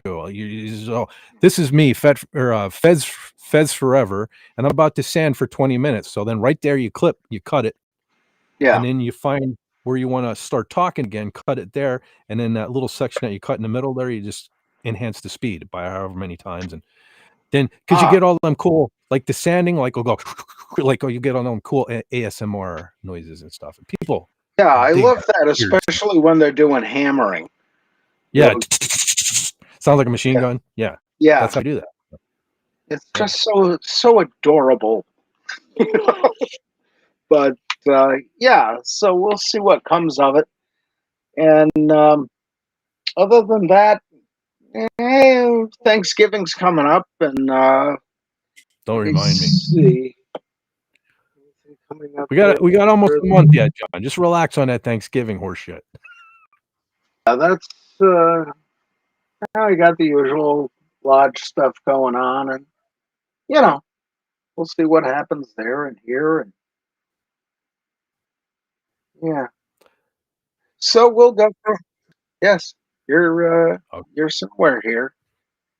I don't see you. Everything locked up on your back here. Yeah, Jason Love says screw tube. Yeah, screw that tube. Yeah, screw that tube. The boob tube. The boob tube. Brother Lenrod says make the wood work for you. Well, that's the trick, isn't it? Yes. Aiden Wheels is a master of high-speed voice editing. LOL. Yes, Brother Tony says happy belated Halloween. Yeah, I hate that it's over. Let's just let's get a petition going. Let's just make a Halloween like all year. Let's just make Halloween. Yeah. Well, then we have to listen. They're doing all this cloud seeding and all this horse shit. They need to figure out how to make it fall all year long. No snow, no blazing heat, just fall. Let's just have fall all year long. Yeah. Indian summer. We have the technology. Let's do this. Yeah. Tony also says, good night, brothers. And that daylight savings time. Yeah, that crap got to go too. But Brother Tony says, good night, brothers. Just noted I'm fine. Okay. I hope so, because, you know, you go through this a lot, and I get it. It's rough. But, you know, you've been on this horse long enough now. You know, there's ups, there's downs. Listen, my week has... I can't even begin to tell you how bad the last couple of days were. And I avoided it this whole stream, so I'm not going to do it now. But believe me, my week sucked, and there's that. But so I will try to put out some videos this week. I will try. Other than that, I don't really have anything else to say about the channel. Just other than, again, like 50 subscribers and counting, gone, vanished from the channel. So if you folks happen to catch this stream, and if you would be so kind, check and make sure you're still subscribed. I'm probably breaking up because I see now I'm all herky-jerky. Because, of course, now that I want to plug my channel and ask people to make sure you're still subscribed, I'm going to have all kind of technical issues. But please do so if you... Am I still...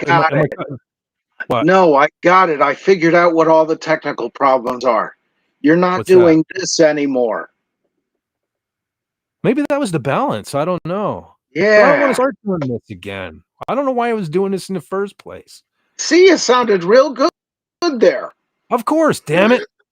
I don't want to be John Travolta. You know what I mean? I don't want to have to do this stuff while I'm doing the stream. Try doing this. No, we're not doing that. Brother Tony says, we steal the weather dominator from Cobra Commander at dawn. Sounds like a plan. A full 365 days of fall. Yep. Sounds good to me. Jason Love says, so long and thanks for all the fish. Too bad it had to come to this. You know, it's funny too. Technical issues and my cough. I went the whole darn stream and barely coughed. And now, on the way out, I'm a coughing. SP4 says, well, we can probably stare a comet into the Earth's surface. Not a huge one, but just big enough. Maybe that three-eye atlas. Maybe falls a coming. Maybe they're going to steer something into. I don't know. That's a weird thing going on there, and I don't know enough about it to talk about it, so I'm not going to make an ass out of myself. But Rob Wright says, or you could just turn my birthday into another holiday since it's a few days after Halloween. Just kidding. Yeah. Well, maybe we'll see if we make exceptions then. Everybody's going to be like, well, how come we have Halloween and Rob Wright's birthday, but not my birthday? And then these wacky people that have summer birthdays are going to want to have summer back in the equation, and I'm going to have to sweat my balls off again. I don't know. Somebody's always got to put the kibosh on my plans. Yeah. But there's that. It's funny, too, because like I'm coming alive now that we're wrapping up, too. It's like, I don't know. Lenrod says the dance is key. Well, I guess I'm locked out then because Fett don't dance. Fett don't dance. And in typical restream fashion, we can't adapt and show the green covering eyes body emoji from YouTube. Rob Wright is rolling away laughing. And Jason Love says, I'm a coughing. Yes. Like Steven Tyler is quoted as saying, it's not the cough that carries you off. It's the coffin they carry you off in. So there's that. Let's see. Jason Love. I saw another comment come in on YouTube. Says, chewing gum. I hope you brought enough for everyone. Speaking of chewing gum. I didn't know there'd be so many. Definitely make plans for They Live to be covered. You know, I was just talking to a couple of people.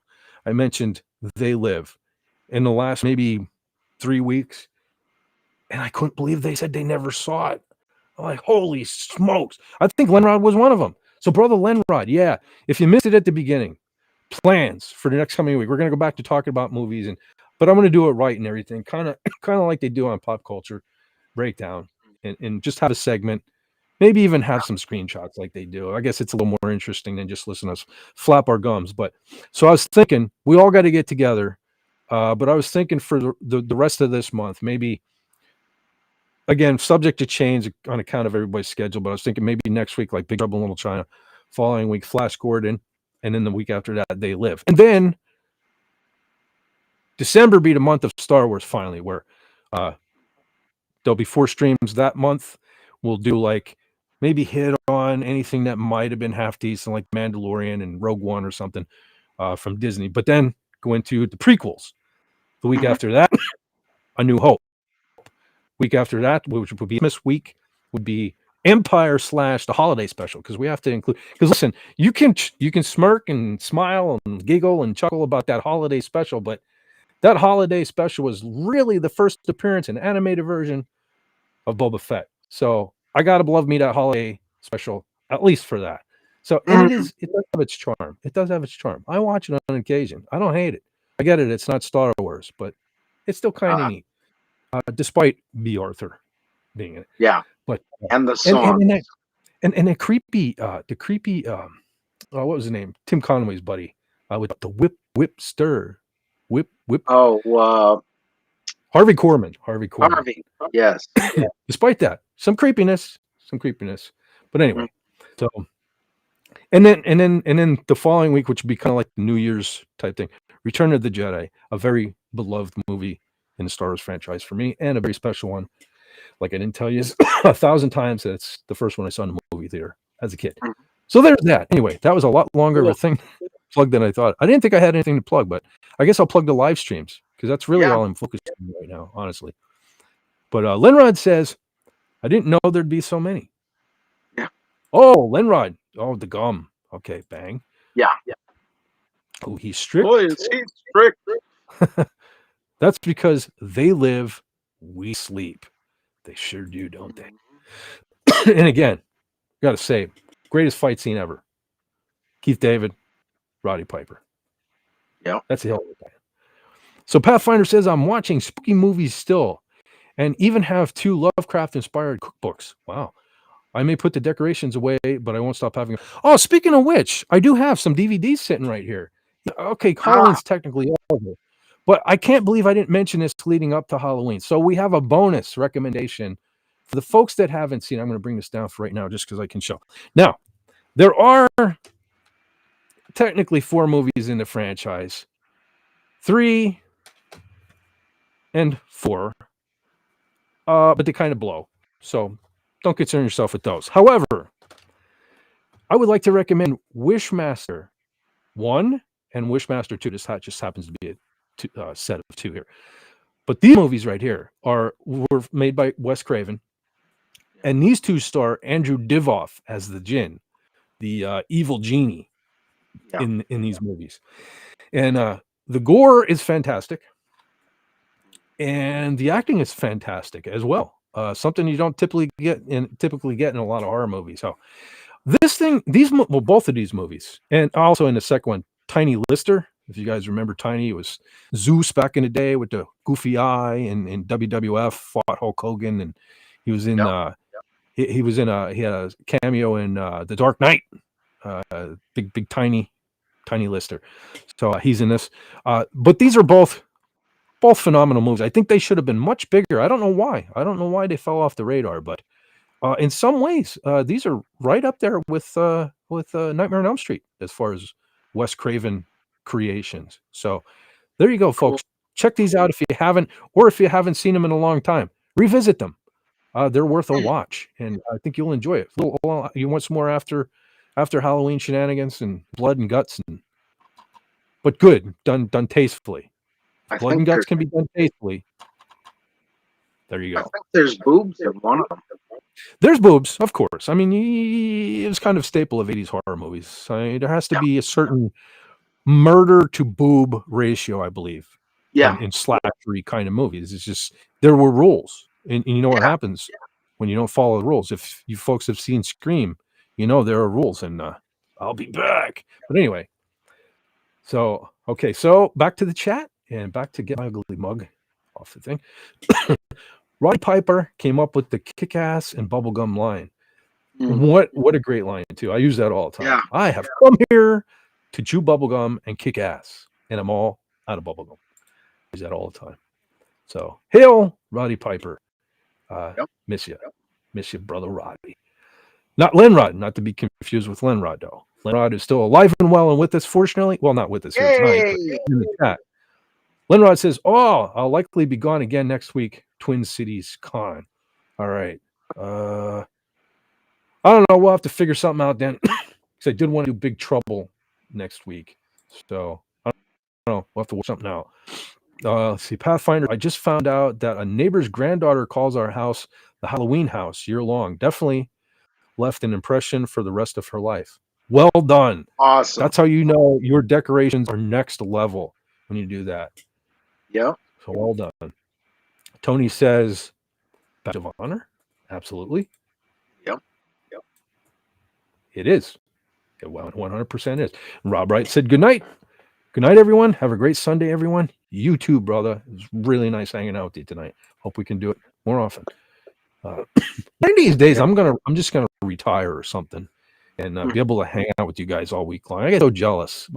I'm always like sitting here, putting my work boots on, listening to like the Comic Relief Crusader with his big, huge circles live streams and stuff, and I get so jealous because I want to hang. I want to hang too. But Pathfinder says I kind of make my own holidays for reasons to celebrate. Hey, Festivus for the rest of us. Something or just help to look forward about something. Nothing wrong with that. Look at, hey, you know what I mean? Serenity now, brother. Serenity now. Everybody needs a little Festivus on occasion. Lenrod says, I buy things online, so it's Xmas every day. Right. I can't read. All of a sudden I can't read. It's Xmas every few weeks. LOL. I miss those days, being able to get stuff all the time. Yeah. No Holds Barred. Yeah, he was in No Holds Barred too. Yeah, I forgot about the Hulk Hogan movie. Yeah, he was in that. The guy with crazy eyes doing this all the time. Yeah. Let's see. Man, a lot of comments coming in. Stark of Iron says, I'll be doing a bonus member movie night on my channel, member Discord this week, where I'm off in the air and I have time to. Fet. That's what we watch. Horror classics once a week. Oh, very nice. Very nice. Sweet. Yeah, I wish more people that come here were bigger fans of horror movies because I like them, and it doesn't seem like too many folks that come here do. It's weird. I guess I'm just twisted like that. I don't know. Make your wishes. Stark of Iron has seen Wishmaster. Yes, Andrew Divoff was great. Was creepy as hell. Great in those first two movies. Should have been bigger. I'm into the Hammer horror films. Yeah, I want to be. Honestly, to this day, I think from the day, and we're talking probably a couple decades at this point, when we created our first Amazon account, to this day, I think the very first thing, and I have hundreds of things in my cart still, and to save for later. The very first thing I think I ever saved was like a box set of all Hammer horror movies, because I always dreamed of one day sitting down and watching them all. Because to this day, my biggest experience with that sort of thing is still Abbott and Costello Meet Frankenstein, and that will probably always be my favorite, just because it's just such a part of my life now. But shit, I didn't recommend that at all for Halloween this month, did I? Yeah, you talked about it last week. Did I? Okay, cool. Because I was like, how could I skip over that, man? That's like one of my go-tos for Halloween. Yeah. On top of Halloween, John Carpenter's Halloween. Peter Cushing's Frankenstein is a big fave. Very cool. Yeah. I definitely really good. Thanks, guys. Peter Cushing is Van Helsing. Rob Wright says, that's awesome about the decorations and your granddaughter. Absolutely. Yep. Check on the matinee sometimes Fet. I will. Absolutely. John, could you do me a real big favor? I will be right back. Just discuss something really cool. All right. Well, keeping it going with all that. I don't know what Discord is. I know it's something online, but someday somebody will have to explain to me what that is. I'm 5 years old, because I'm still, I'm an old man and I don't know that much about computers, other than, I'd like to hit them all with a hammer and, bring the world back to peace. that's just me rambling on like an idiot, which, I'm good. Oh, it's a glorified message or massage board, because I could use both. And a chat room mixed with a massage board. I see.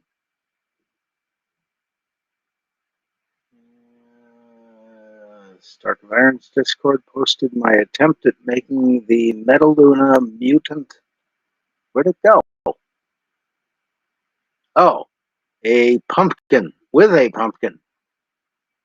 Awesome. All right, and thank you for that, my brother.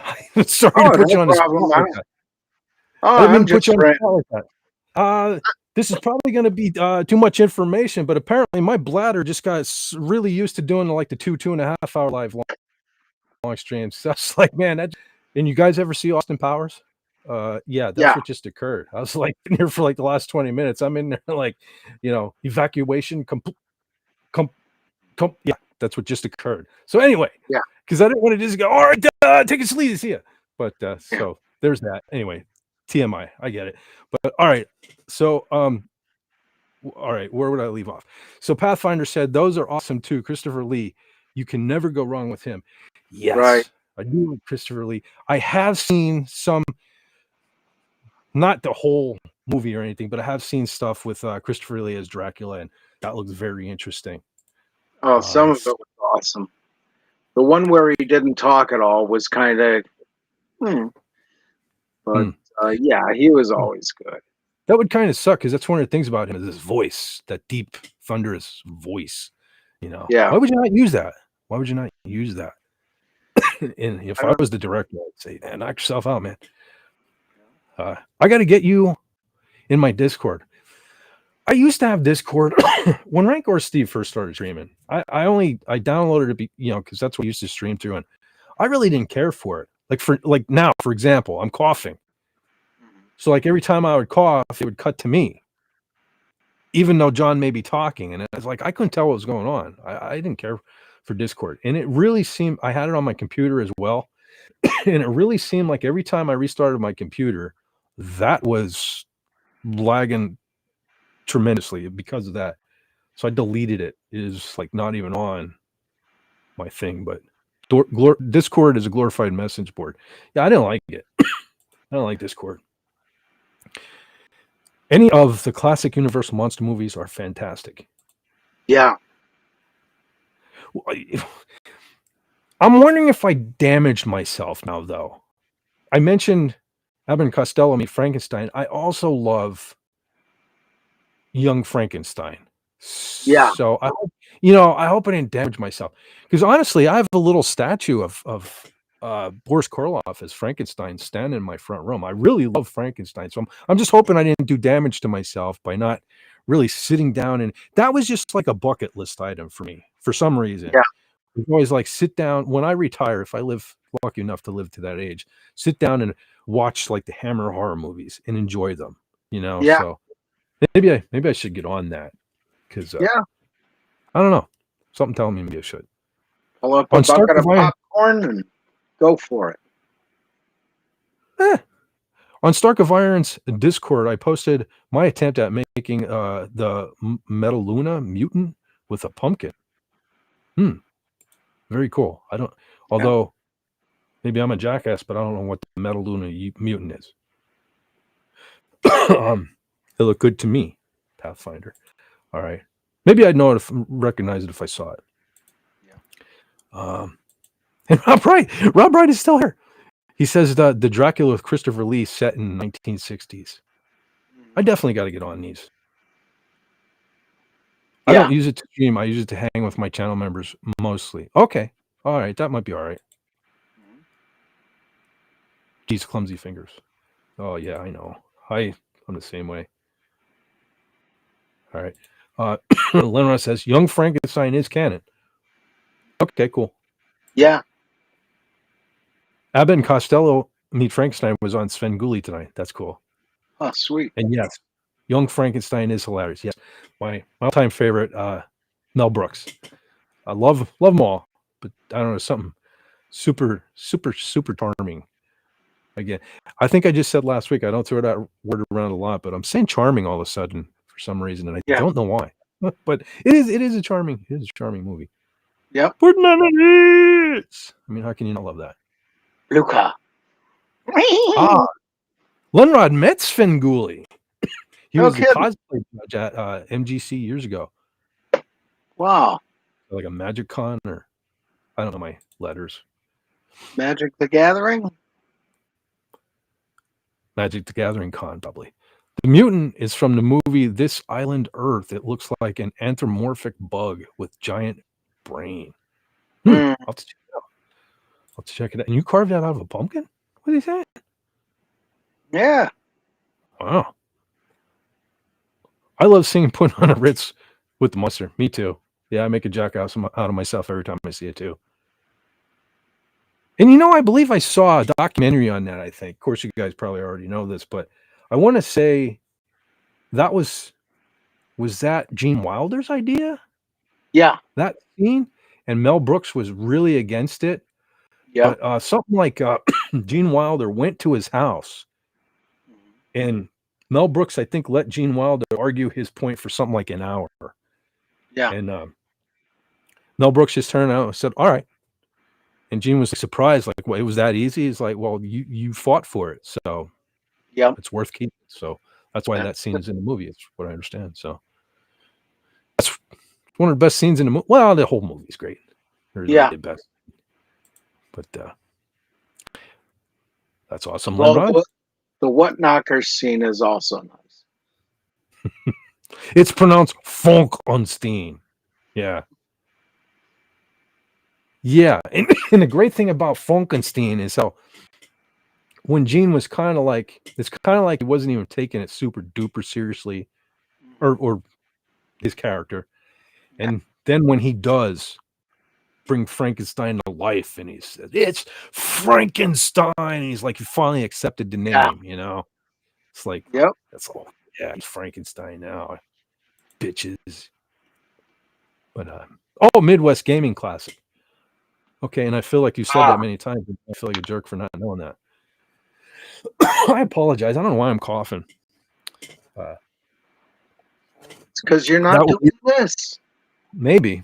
That will either help or the sugar will make me cough. Well, it shakes up your lungs a little bit if you keep your elbows tight in.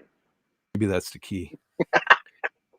Maybe this. I'm getting paid back because I remember my son when he was just a tiny little tot. We used to always put him in these onesies with the feet and stuff like that. And I don't know, some of them, the colors and all reminded me like a disc. It just seemed like he should have a chain around his neck and was like a disco dance. I should do that. I have to grab him by the cuff and go, "We were disco dancing."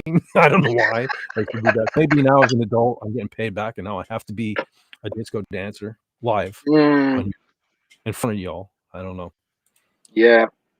But Lenrod says it's a big gaming con in Milwaukee.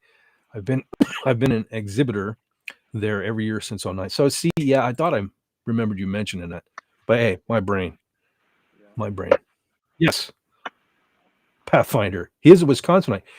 And that guy packed so much shit in a little Ford Focus and drove from Wisconsin to here last year.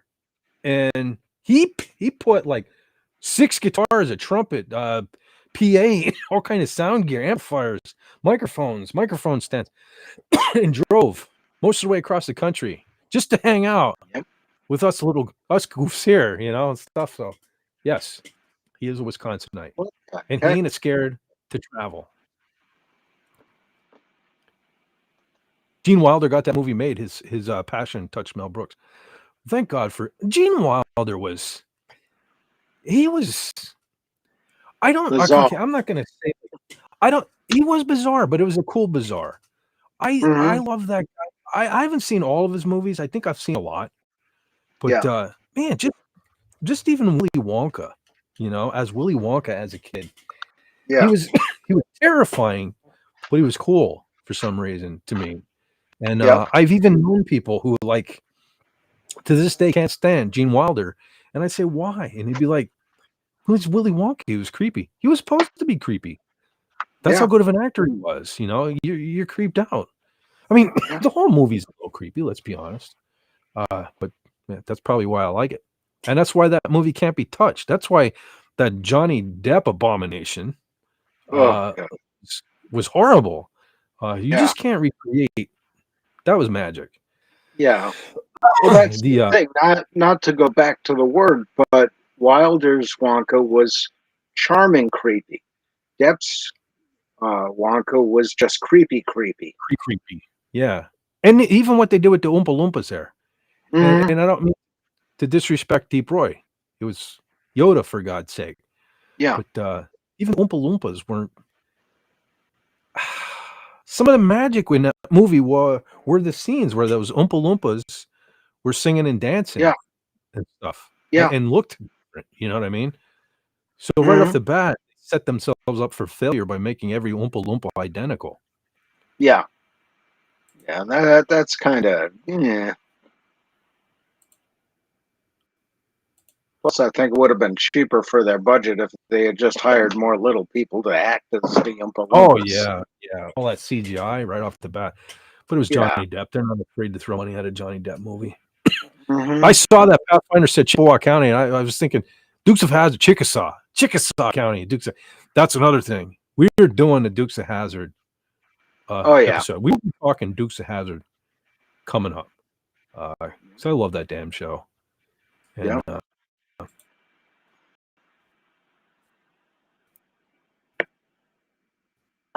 YouTube's just going to have to like it. Or not like it and throttle my channel. They're doing it anyway. So there's that. I'm clicking on my grandfather's work. What is doo-doo? Oh, yeah. Yeah. Frankenstein. Young Frankenstein. Yeah. Juno here. I know. Juno? I don't know. I'm getting tired. I'm saying stupid things. I know. Did you eat yet? Who, me? Yeah. I ate earlier in the day.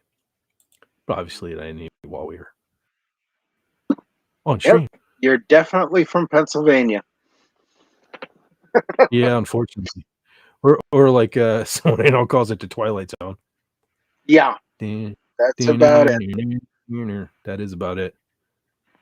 Oh, Fiesta. That's right. It was a Fiesta, even smaller. Embellished his car a little bit. Fiesta, Ford. They're all F words to me. I'm a real world Tetris master. I'm not much of a well, I guess Tetris isn't very modern in this day and age, but I'm not big on modern. I went through a Tetris phase. I was pretty good, believe it or not. I used to have I don't even remember what it's called, and I never really fell into that buy it from TV thing. But there was this little game console. It was like just a handheld thing, just a cheap thing. And I did like call the 800 number for some reason and get this. And it had like, I forget, it had a shit ton of games in it. No graphics whatsoever or anything. But all I had played on it was Tetris. I had to take it to work with me. Just give me a second here. Maybe if I get a few good coughs out, I won't be, sitting here doing a couple little ones. But I used to take it to work with me and play Tetris on my breaks. And I really enjoyed it. I'll have to look around the house. It may still be here and see what the name of that thing was. That was pretty neat. One of the few things I bought off of TV. Wilder was perfect as Wonka. I absolutely agree. Matter of fact, at some point we'll discuss Willy Wonka, the first, the only, the original. That's Willy better. Wonka will always be Wilder. Absolutely. Absolutely. There's just a few things. I mean, Christopher Reeve will always be Superman. Yeah. Willy Wonka will always be Gene Wilder. So Adam West will always be Batman. Fett, can you play the Dukes of Hazzard theme? I don't believe I ever figured that out, but that'd be cool to be able to play that. Maybe that's something I might have to figure out. Yeah. Waylon Jennings Well, Waylon Jennings. Just the good old boys, never meaning no harm. Oh, shoot. That's something too. Man, I forget the name of it now. But folks, John Schneider, the gentleman who played Bo Duke, is here on YouTube. He's a pretty cool guy too. I like a lot of the things he has to say. But he did a tribute song for Charlie Kirk. And I'll be darned if I can remember the name of it right now. But if you guys haven't heard that, a few things actually make me tear up. Yeah. It's pretty damn good. So if you guys just YouTube John Schneider and something about his words or something like that, I think is the name of the title. You'll see it. I think it might even say in the title, tribute to Charlie Kirk and stuff. But I think he's donating the proceeds and stuff. And the lyrics are so well done. I'm not sure if John wrote the words. I believe he did. But that's something right there. He did have a music career for a while. Yes. He and Tom Wopat actually. Yeah. Yes, Tom Wopat did as well. They actually did dabble in some country music. So, but yeah, you guys want to hear a really good tearjerker song, man? Check that out. It was really well done. Yeah. ShamWow. Holy crap. Yeah, you remember those commercials? ShamWow. Yep. That's how this video game was. It was one of them things where late at night it'd come on and I don't know. Yeah, and I think the ShamWow guy is in prison now. I thought he was doing, I want to say I just saw somebody shared a video. I don't know if he's in prison because I think he's going to do something. He has something coming up on YouTube. I saw somebody shared a video not too long ago. And I think we're going to hear something from the ShamWow guy. All right, got to lock in on some Megatron line reads. All right, man, you have fun doing that. Yeah, I guess, well, I probably did say we're going to wrap this up about a half hour ago now already. It's the longest wrap up in Fed history, I think. But I miss the Tiger handheld games. Yeah, I remember always people had like the football and hockey and stuff back in school. Yeah. Oof, those Tiger things were awful. I may not have scribbled on sheets for the Duke Boys theme. I think I still have them. And if we do a Dukes episode, I don't have a lot of Dukes like stuff to show, but I did have curtains when I was a kid in my bedroom, and I think they're still here, and I think I know where they are. I'll have to see if they haven't disintegrated. Maybe I can show those. I had Dukes of Hazzard curtains. I had so much stuff like I don't have anymore. My dad at one point had a second job where he was a security guard in a place that manufactured boxes for everything and anything. Yeah. And they did like licensed Dukes of Hazzard toys too. So he would bring me home like big proof sheets, uncut. Oh, nice. I would just, and they were on cardboard, so I could just stand them in my room and stuff. And a lot of those went out in poor fashion. As a little kid, I can remember trying to trace Daisy Duke. Yeah. And maybe when you're pressing on cardboard, there may have been some added nipples or something. So I had to hide the evidence. So damn it, Catherine Bach, why'd you have to be so damn sexy, man? I ruined some stuff that my dad gave me over you. But anyway, maybe I should have kept that to myself. Ruined or enhanced? In my opinion, enhanced, but it probably devalued what could have probably been. Because I mean, think about it now. How many people now out there have the toy and want to get their hands on an original old stock box, not cut, not folded, but they have impressions of nipples on them, John? Who would want that? You know what I mean? Who would want that? So I screwed myself literally. But Waylon Jennings, who lost the coin toss to Richie Valens. Yep, the airplane coin toss. Oh, Waylon was the one who went on the bus. Yeah. Gotcha. Yeah. Yeah, that was honestly, I can remember growing up as a kid loving. The first one I remember seeing was the Buddy Holly with Gary Busey played him in that, right? Yeah. So Buddy Holly had some chompers, but yeah, I used to love that. And yeah, I remember when La Bamba came out. Like I never even heard of Richie Valens until that movie, and that's weird because my mom used to listen to all that, you know, the older generation stuff. Yeah, like Buddy Holly and Elvis and all that stuff. But so, I think was that kind of what put Richie Valens on the map then with the younger generations now. I guess would be the movie. He was on the map since the before the airplane wreck, but after it really drove him up the charts. Took him up a notch. He legend. He achieved legend status. Yeah, like when a painter dies, his paintings automatically go up in value. For me, that person has been. I gotta say, I never listened to his music. Like I never sit here and go, I'm going to bring up, you know, this song. But whenever I see somebody post Stevie Ray Vaughan, whether it's here on YouTube, on Twitter, whatever, I have to watch it. I have to watch it. It's like a requirement for some reason in my brain that, man, that guy was impressive. Oh, yeah. Can't play like him at all. But what a phenomenal guitar player. Well, I remember when he was playing in Wilkes-Barre. It was at the Paramount or the Kirby Theater, and you could hear the sound check down the road. He was playing so loud. It was like, holy cow, man. Wow. That must have been cool. Oh, it was awesome. Couldn't afford a ticket, but at least I got to hear that.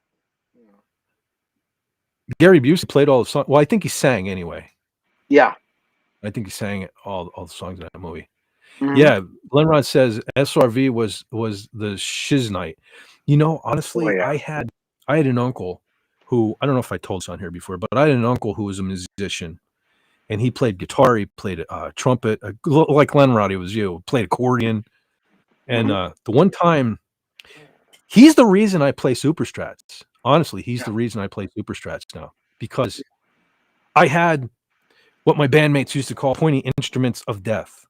Until at one point, he just, for some reason, lent me this guitar. And it was a smaller scale guitar. Yeah. And I remember it was made by Kent. It was a Kent guitar. Oh, yeah. But it looked like a little tobacco burst Stratocaster. And I, for some reason, in my little kid brain was like, he's never going to want this back. So I literally dropped it and scratched it and took a hammer to it. I was trying to recreate that look of Stevie Ray Vaughan's guitar. Oh, yeah. And I'll never forget the day my mom said to me, yo, Bugs. For some reason, all my uncles had weird nicknames. He was my Uncle Bugs. My mom says to me, hey, Uncle Bugs wants his guitar back. I was like, oh, shit. Yeah. I was like, oh, shit. I just freaking SRV'd his guitar. But I gave it back to him, and he never said a word, surprisingly. So, but to this day, I would love to have me a tobacco burst Stratocaster. But the thing of it is they're so darn expensive now. I mean, for a legitimate vendor like custom shop like I would want, I mean, you're talking a couple grand. Yeah. You know what I mean? Then I'm like, at that price point, I'm like, well, that's a good down payment on a cracked mirror, Paul Stanley. I mean, that's what always happens to me. That's why I have so many Ibanez guitars. Yeah. You know, like I said, the phase I went through, I wanted a banjo, and I'm like, shit on that. Let's buy another guitar for the price of them there banjos. But yeah, Rob says Stevie Ray Vaughan is awesome. He was from Texas and has a statue in Austin. Well deserved too, because singer too, man. His like always people comment on his guitar playing, but he sang too, man, like a mofo. Yeah. When he played too. I mean, I remember the first song that I heard him sing was Pride and Joy. And I thought it was a joke song at first, because, you know, it's a very different voice and, you know, what the hell is this? And then I heard it was something off the same album later on, and it was like, what, you're serious? Holy cow, this guy can play. You know, and then it started to come together for me. But yeah, he turned out to be something awesome. And I think his voice fits that bluesy, because a lot of times, you know, how can I say this without sounding racist or something? But like a lot of times when white guys sing the blues, it's a white guy singing the blues, and you're like, shut the hell up. You ain't been through shit, dude. But like Stevie Ray Vaughan sounds he's been through some shit with his playing and his voice. So he's very credible. Yeah, and not many people could cover Jimi Hendrix. And like I'm not the biggest Jimi Hendrix fan, but I give him credit where it's due. He was a phenomenal player and a pretty decent singer. Yeah. And what the hell was it? I can't even think of the name of the song now. What was that big song that SRV covered his? Oh, Voodoo Child. Voodoo Child. Yeah, I don't know why I had a brain fart there. But yeah, I mean, it's right up there. I mean, very few times is like a cover. Yeah. On par with the original, but that's up there. Yeah. And of course, it's my fault that Stevie Ray Vaughan is dead, because I went out and bought all his, well, his tapes at this point, but all his albums, and I got them all at once. And the month later was when the plane crash or the helicopter crash was. And it's like, damn it, I did it again.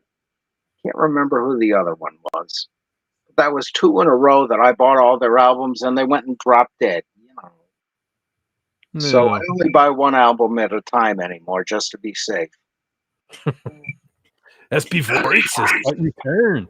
Yeah, you know, this is the longest outro in the channel's history of any live stream ever, I think. This outro is probably gonna surpass some of the live streams as of late. So yeah, there's that. But I don't know. We got to talking and got to rocking. I should have talking. Don't bother knocking. I had the guitar out before the stream. I was working on a cool little riff that was percolating in me. I should have played tonight. One of these days I got a mess. That's the bad thing, man. I was dialing it in, the mic and the amp and doing that on StreamYard. I got to get around to dialing it in so I can play again on here.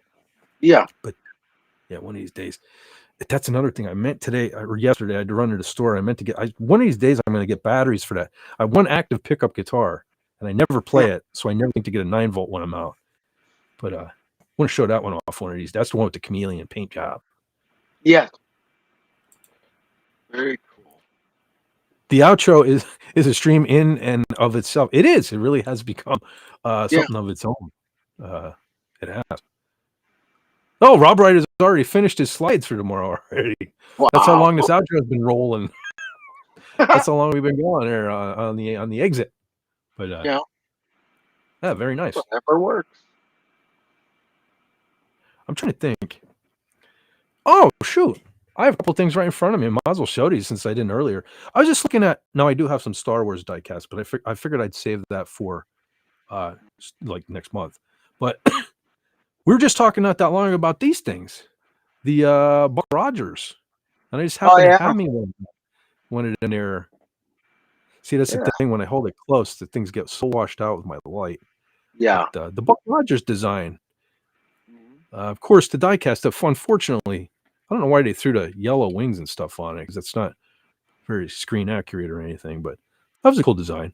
And believe it or not, now you're going to hear a collective throughout people watching this because I know we got a lot of Trek fans. But honestly, I don't really have any Enterprises except this. I have this, and it's the Next Generation. Yes. B. That's all and if I remember correctly. I don't want to break it, but I know somehow the saucer separates. But I haven't played with this thing since yesterday. No, just kidding. It's been a long time. I know the saucer comes off, but I don't want to break it. Yeah, this thing's heavy. I gotta get me an Enterprise. I gotta get like a big ass Enterprise, put it on my desk or something, so I can look at it today. But yeah, I was just looking at these things. Pretty neat. Anyhow, holy smoke, Carla's still here too. Yeah. Yeah. Let's see. I have a lot up. One thanks to Sean. Oh, does it light up? That's what I need. I need a cool Enterprise. That's what's missing from my decor. I need an enterprise. I don't know why I never got a big enterprise. Yeah, lit up. Because the funny thing is I used to love when I was young, many years ago. I kind of preferred the I guess they call it, the technical term is the refit, but I used to just think of it as the movie enterprise. It's like the square nacelles and stuff, and the light in the front. But I have really, in my old age now, really developed a love for the original enterprise. Yeah, has really. Maybe I did see it. I wish I'd have known I was going to talk about it tonight. I have a picture of my daughter standing in front of it when we did go to last time we were at the Smithsonian. With the Smithsonian, I think I cut out there. We did get to see the original, like 6 foot, whatever it is, model of the Enterprise. That was pretty cool. Yeah. Awesome. The old metal diecast. I have one buried somewhere. Yeah, that's the thing. So many toys ended up in the grounds where I used to have funny. My parents, when I lived at home as a little kid, as most people usually did, I had their whole front yard dug up because my dad, his primary job was he drove a bulldozer. Pretty much almost anything around here where I live, probably 100 square miles, there's a good chance the ground was leveled or a road was put in by my dad. People used to hire my dad outside, because he was so experienced at driving bulldozer. And so I had my parents' front yard.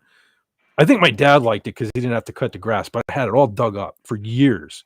It was my little hole, and I had bulldozers and Tonka trucks and everything I'd take out there. And I'm sure there's probably some buried in that yard somewhere too that fell victim to an early grave. Quickly, Robin, the bat metal detector. What happened? Oh, yeah. Detector. I was like, Robin, that's a new name. I'm looking in the chat. I'm like, who's Robin? Oh, yeah. I love the lit up one because it feels like people live in it. Fair enough.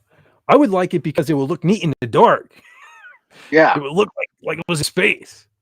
But yeah, people would live in it too. Yeah. Ask Sean Carter for an Enterprise. I know a while back, he said he was building a Slave One. I don't know if that's still on the table or not. Maybe I could ask him to switch it to yeah. Oh shit, I said Slave One on YouTube. My apologies. He's building a Boba Fett's fire spray. Maybe I could ask him to swap it out.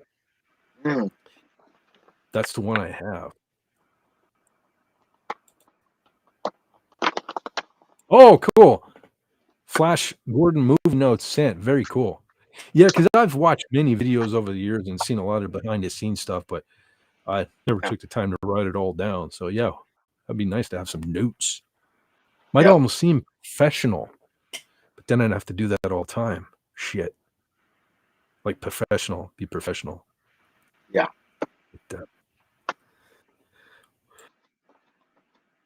Darn this cough.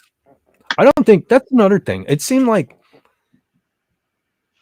this time of year, of course, it's changing weather and stuff, but I feel like I'm sick, like just never well throughout the winter. On and in and on and throughout the winter and stuff. It's like just I don't know. I often thought about being like every other old fogey and moving to Florida, but yeah, I don't know. Don't know if I could live with the bugs and alligators or things either. So I don't know. It's warm all year long. Yeah, that would be nice. I used to love being cold, and I'm in and out of cold constantly at work, and it gets old, especially in the winter time. It gets old being cold all the time. It's like I come home, go to bed, and I finally warm up, and then I got to go back out in the cold and work in the cold. I'm tired of being cold. Cold sucks. Yes, it does. But I have had pretty much as long as I've had this computer desk. This sitting here, I got to incorporate this into the show. This is one of them there bells. Yeah. I love those. Years ago, we have always had the Dollar General stores. You're probably all familiar with the Dollar General.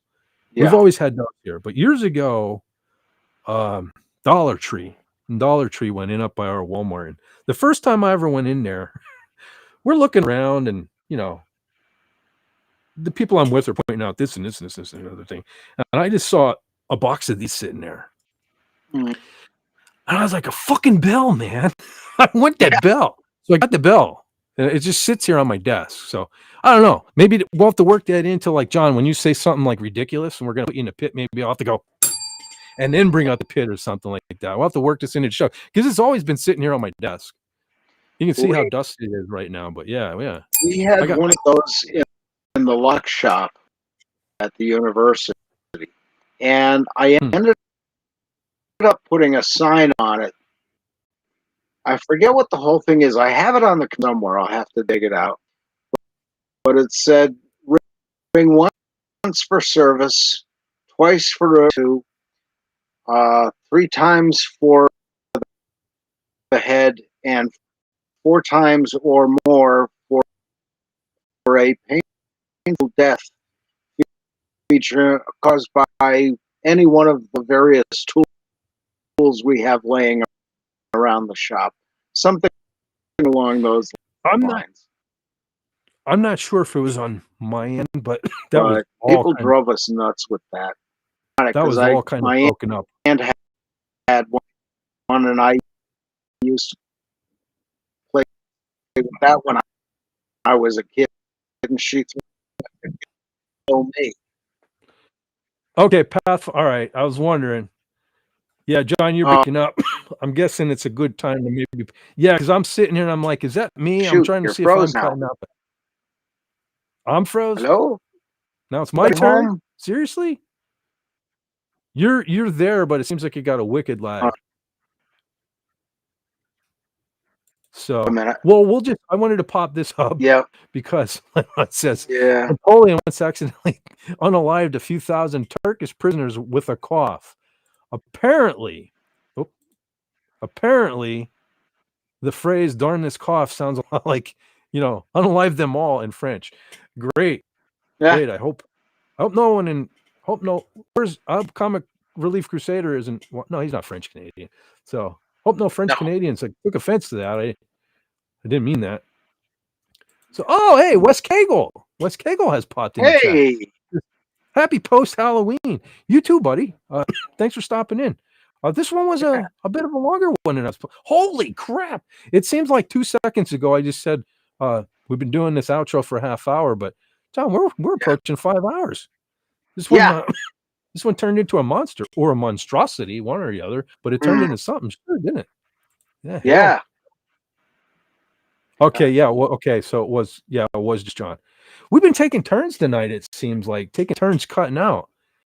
I don't know what it is. I made one adjustment that I could possibly think of doing at the beginning of the stream, and I was still cutting out on occasion.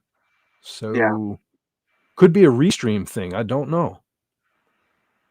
Because I checked YouTube after last week's show. It was doing it on there. I thought maybe it was a YouTube thing, and then I went over. No, it was doing it on Rumble too. So yeah.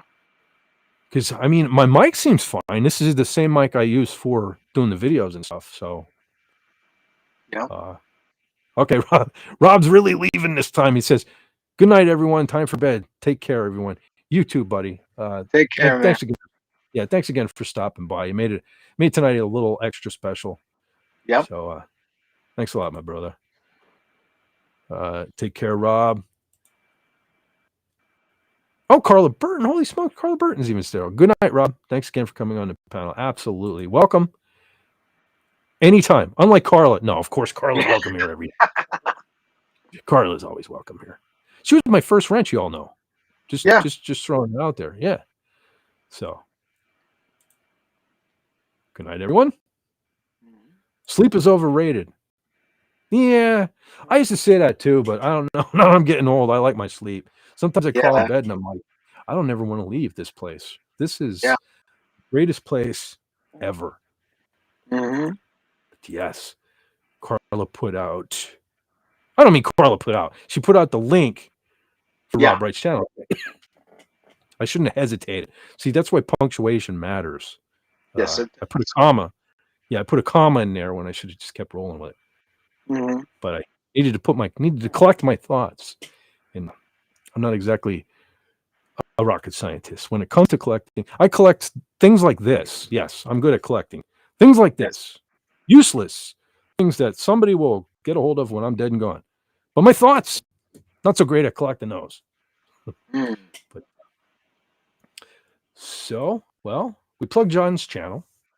I don't know. I'm kind of like now. It's like, let's just hit the 5. We got like 6 minutes here. Yeah.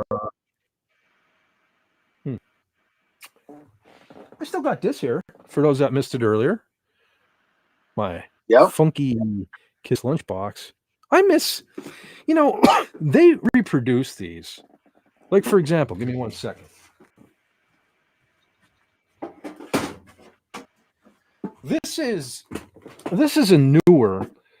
I forget when I even got this, but it was probably in the last decade. I apologize for the dust. I don't really want to pick this one up. But I mean, this is their idea of, it's cool, it's tin. Mm-hmm.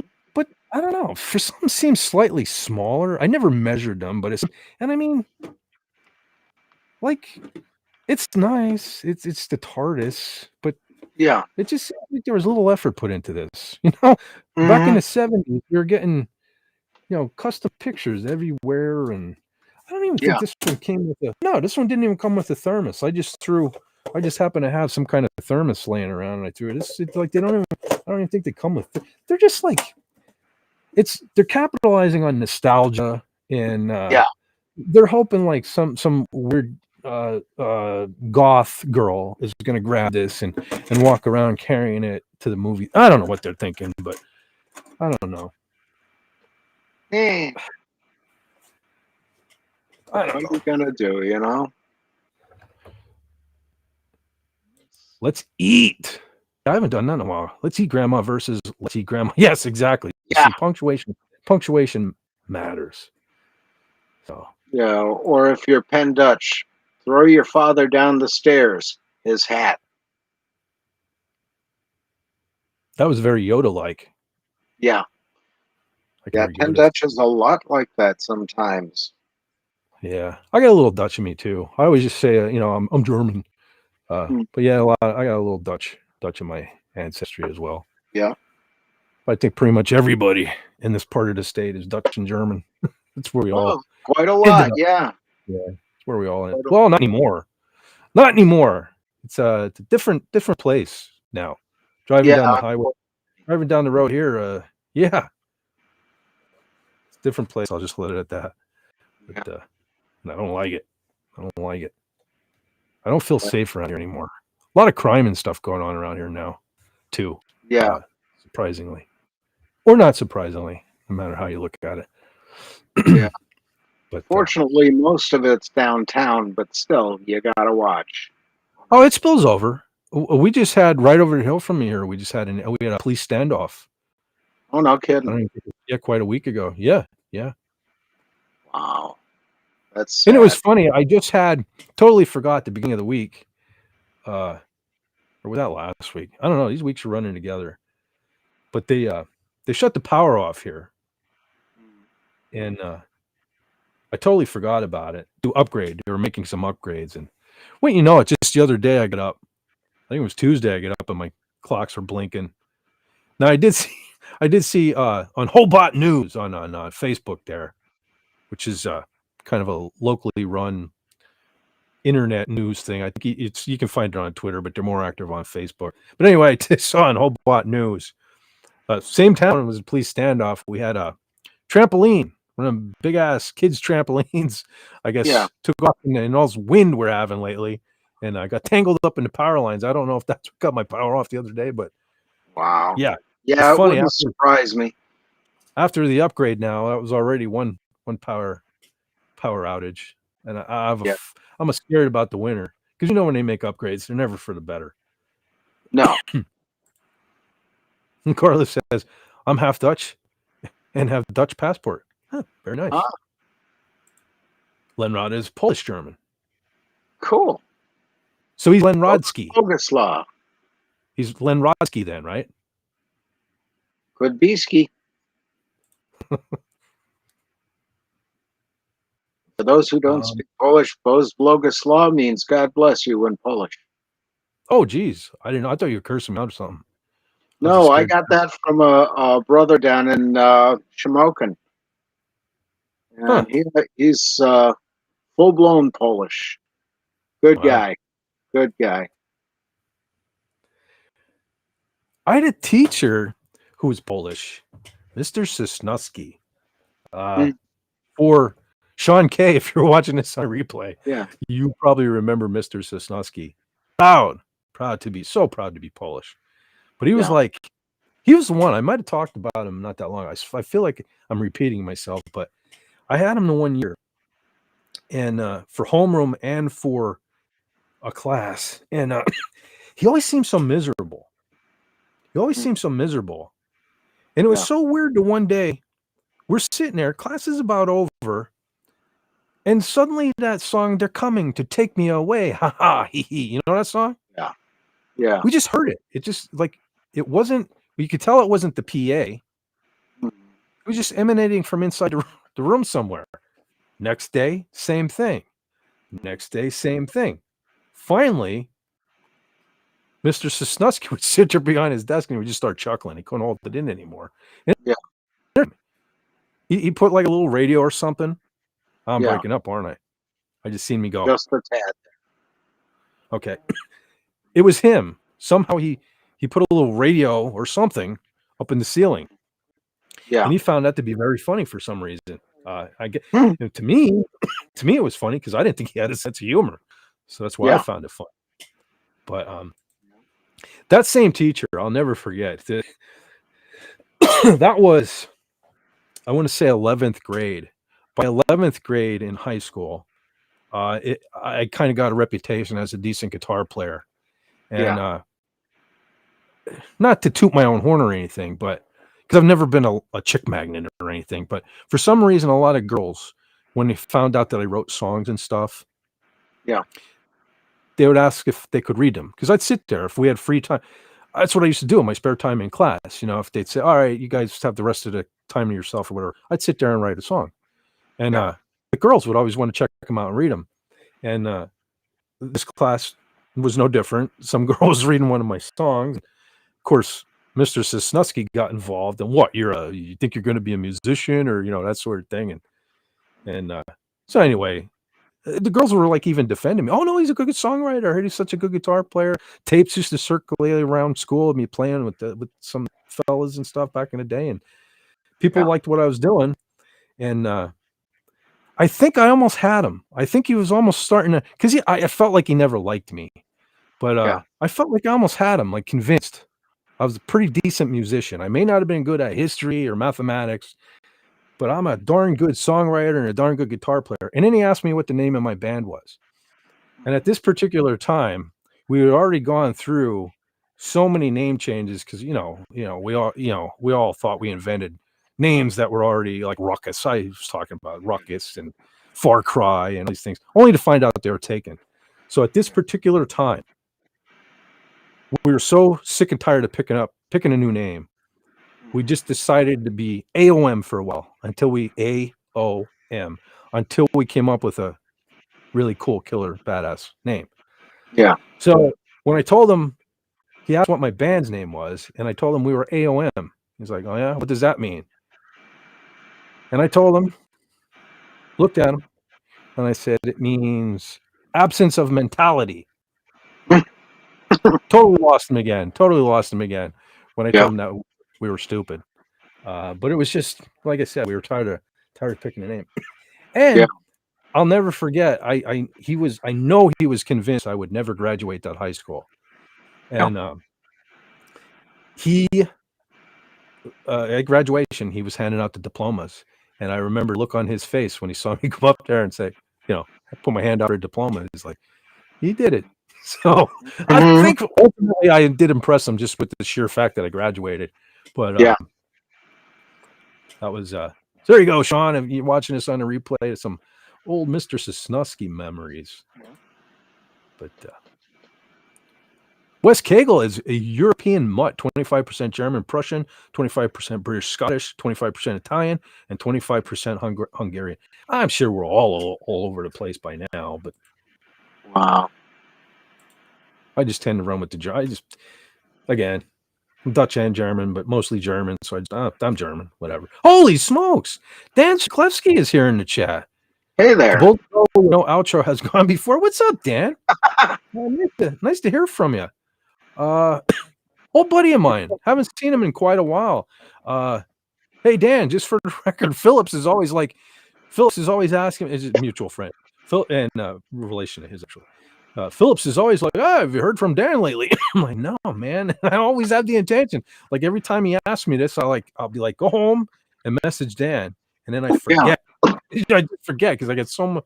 You know what I mean? I used to work with Dan, and I'm still doing the same stupid ass job, and just till I get home, I'm trying to do this YouTube thing and make videos and stuff like that, and I just, I forget. He says you gained an hour. I did. Yeah, it's probably been. Yeah, this is like I said. We're definitely going on the record here for this channel's longest coughing outro in history. Yep. Carly says, "Are you guys see? This is where the punctuate. It's good you didn't punctuate that." She says, "Are you guys getting off, or am I going on?" So I don't know. And see, I'm getting tired because that whole sentence sounded dirty to me. It's about getting off, and coming, and I don't know. Go. But yeah, we're gonna wrap it up. We got over to 5. Look, I'm even laughing at stupid shit. That's how tired. Well, the thing of it is, I'm gonna go to bed. I'm gonna be wide awake. But, yeah, Lenrod says cough trail. Yes, maybe another first. Hey, maybe another first in YouTube. A cough trail. Now there's a band name. Cough trail. I definitely dream of not coughing one day. It sure would be nice. I should get my lazy ass to the doctor. And what a racket that is. They just want to milk you out of every fucking spare dollar you have, don't they? That pisses me off. So see, that's the thing. I could have went and I could have got. Well, I'm allergic to penicillin, so I would have got my traditional amoxicillin, and I'd have got rid of this thing. But I'm spiting the doctors. Damn it. I'm like, I'll die on this, and I probably will too for not getting my ass to the doctor. But don't do that. Carlos laughing at the sentence. Yes. Are you guys getting off, or am I coming on? So, let's see. Wes Kegel says, "Yeah, we get an extra hour tonight. Yippee ki yay, mother effer." Yeah. That freaking. It's nice when you get the extra hour, but then I'm always like. I'll be like, yeah, I can sleep a little longer, but I still don't want to get out of bed. Just an hour I was like, I want to be up an hour. That's my goal now. I want to sleep 23. I want to be in bed 23 hours and be up one hour. That's when we need hashtag. Let's get this rolling. Let's get this rolling. So look at it this way. You get all this time in bed. You're so well rested, right? Mm-hmm. So you have an hour to be awake, or at least out of bed. And so you would have to, when you factor in your workday would only have to be like 20 minutes because you need time to eat breakfast and do all your, do the things. So your workday would consist of like a 20-minute workday. So you would have so much rest and be so well rested and ready to roll. Imagine how productive you would be in those 20 minutes. You could probably get done in 20 minutes what I now get done in like all week. Yeah. So this is something we need to consider. 23-hour sleep, 1 hour workday with a 1 hour day with a 20-minute workday. So I'm fumbling my words because it's so cool. It's so awesome. But this is something we need to think about. Seriously. Yeah. Then I couldn't live stream. So I'd only be able to live stream for, well, we'll make an exception for YouTube live streaming. So on your days off, we'll just reverse it because you had so much sleep throughout the week. You can have a 1 hour sleep session and a 23-hour live stream. There you go, Lenrod. We could do a super mega live stream. So there it is. During the week, it's 23 hours of sleep, 1 hour of awake, 20-minute workday. Weekend consists of 23-hour live stream, 1 hour sleep. Yep. That sounds like a plan to me. That works. Yeah. Linrod says, I avoid doctors as much as possible. You know, I didn't, till I had that health scare last December. It didn't take something like that to get me to go. I thought, you know, I knew it was a while since I was to the doctor, but man, was I surprised when they said it was 8 years. 8 years since I've been to the doctor. But, and not that this is an excuse, but back in the early Chiari stages and all, man, I was living at the hospital, the doctors, the hospital. It was like MRIs every time I turned around. So I took a little break. It turned out to be 8 years, I guess. Yeah. But the funny thing was things like I used to have to be on a thyroid medication, levothyroxine. I used to have to be on. I just quit that cold turkey. And you know, I've been to the doctor a few times since last December, and every time they said my thyroid just like, I don't know, it's good now. Cool. I don't know. So now if I'd have stayed on a medicine, I would have been on a prescription for 8 years and all that money, all that health insurance for what? It fixed itself. If I'd have stayed on it, it'd probably stayed screwed up and relied on the medication. So there, I don't know. Yeah. Some systems at my work take 20 minutes to run a single component. Pretty sure productivity would disappear with such a short shift. But here's what they do. They hire extra people. So then they have somebody to set the machine up for you or whatever you like doing. If you like setting it up, you go in, you set it up for 20 minutes and then go home. And then they have somebody else run it. Mm-hmm. I'm telling you, dude, we're on to something here. 20-minute workday, 1 hour awake, 23 hours of rest. Carla would rather it the other way around. I'd rather sleep an hour and be awake. I used to be that way. I don't know. Yeah, there was a time when I loved life. Now it's like, Well, yeah, I guess. Well, see, I've been in purgatory for 2 years, or limbo. Maybe limbo is a better term. Where 2 years ago I was in hell for a couple of decades. It was hell. Yeah. And at first, like a year ago, it was kind of an upgrade to be in purgatory or limbo. But now I'm kind of sick of being in limbo, and I just can't get financially ready or I don't even know what the word. I want to get out of limbo. I just can't seem to do it. But one of these days, maybe I'll love life again. But not today, and probably not tomorrow. So in the meantime, I'd like to push for at least me to have a 23-hour. Because when I get in bed, it's like an old friend. Yeah. It's like so comfortable, so nice, so toasty. And I don't want to leave it. Yep. As a mom and Oma, I hope I say it right. I don't have enough hours in the day. Well, that's true. So, yeah, we still need the moms out there. So, okay, maybe the moms. But then again, some of the guys are like, some of the guys are like, Mr. Mom. I don't know.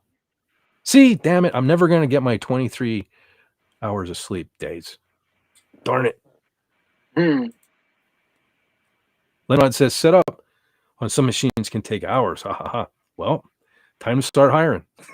Yeah. We need some more skilled labor because we're only working 20 hours a day, folks. So there you go, man. Hey, I've solved the unemployment problem in this country. There you go. Because listen, you don't even have to be super skilled, right?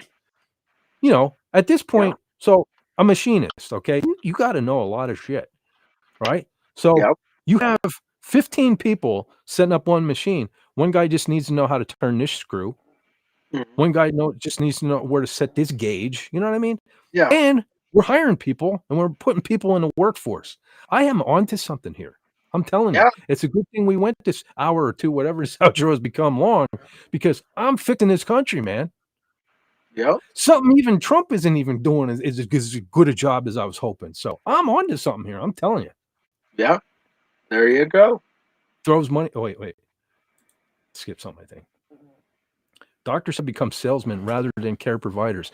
Yes, there are some good ones, but a lot want to get you on some drug or treatment in their for their bonus paycheck. Exactly. I'm so sick and tired of the payments building, the bills building up, get on these payment plans and you're paying nothing but the interest and stuff. Literally 2 years ago when I went to that emergency room, I know you guys are sick of hearing it, but it boggles my mind to this day that I sat there for 4 hours. Okay, I'm glad I didn't die. I'm not trying to say like I don't appreciate that I didn't die, but honestly, nothing came out of that. I sat there for 4 hours, almost by myself the entire time, in a room by myself. They came in, they ran like 3 tests on me over the course of that 4 hours, and they took minutes. Like, it wasn't like I was a major part of their day, and they charged me $10,000 for that. They didn't even put me on it. So they agreed that I had high blood pressure and that I needed to be put on medication.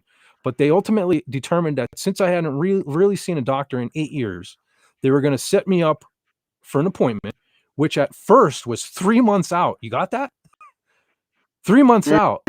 And they still weren't able to set me up till like a month after the thing. So if I was going to die that night, I would have died because they didn't give me a prescription, because they said, well, we don't want to put you on a prescription because you're going to go see a doctor and they'll determine what's best for you. So really, I sat in that emergency room for 4 hours, racked up a $10,000 bill for them to say, yeah, you have high blood pressure, which is why you came in, which is why I went there, only for them not to do anything until I saw a doctor a month later. So I'm still paying on that $10,000 fucking bill, right? Jeez. For them to have not done anything but run tests on me, for me to ultimately have to go to another doctor. I mean, the only benefit was I guess I didn't have to get those tests in. He had a file now that he could look and see what happened back in December, way back in December, a month ago, that thank God I didn't pass away that night. But honestly, they did nothing except make it more convenient for a month later when I went to the doctor and not have to do those tests then. So that's a racket, 4 hours, minutes out of their day, and they charge me 10 grand. Yeah. 10 grand. It's a racket. Again, there are some nice people. We have people in our community. I'm not knocking nurses or anything like that, but I mean, holy hell.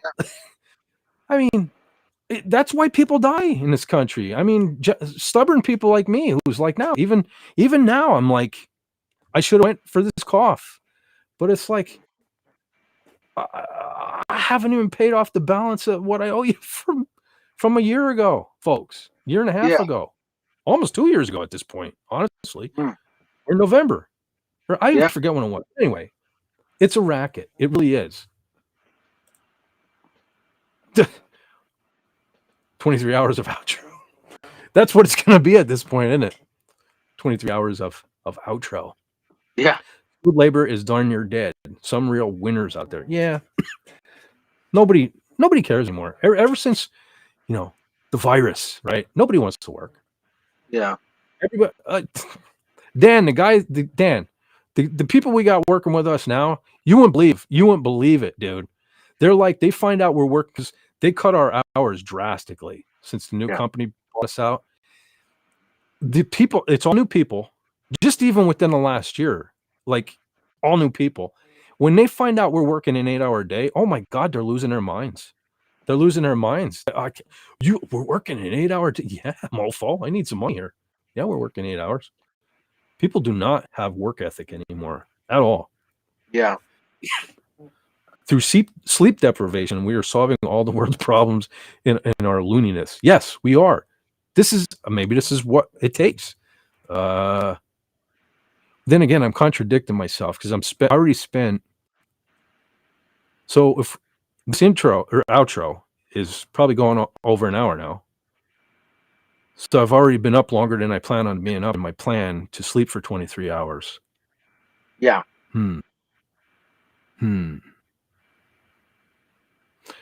But so I've tackled, but here's the thing. In this hour and a half, whatever it is, I've tackled unemployment. I've tackled the health crisis in the country. But imagine if I would have kept it down to an hour and I slept for 23 hours, maybe we could have tackled homelessness. Who knows? So many more things. If I'd have just nipped it in the bud and slept for 23 hours and came back at this.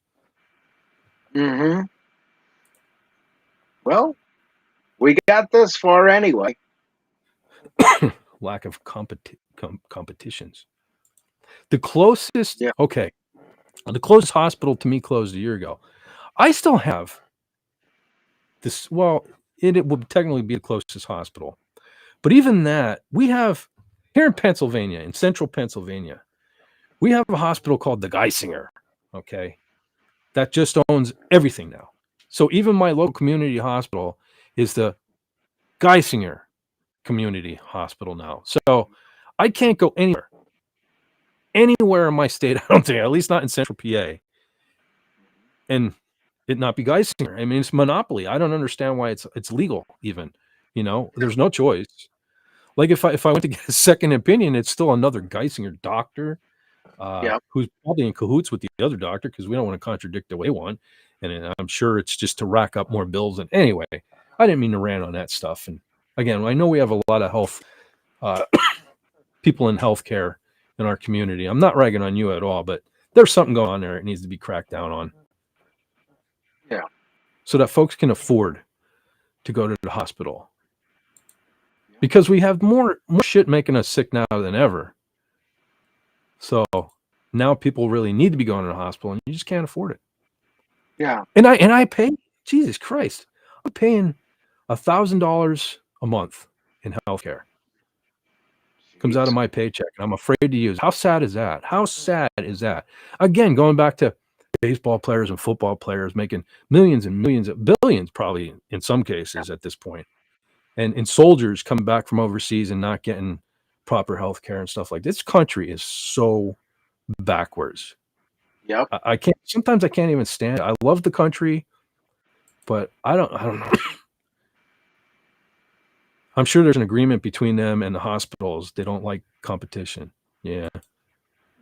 Glenn Schroeder's back. He says sleep's overrated. Len Rod just said that very thing.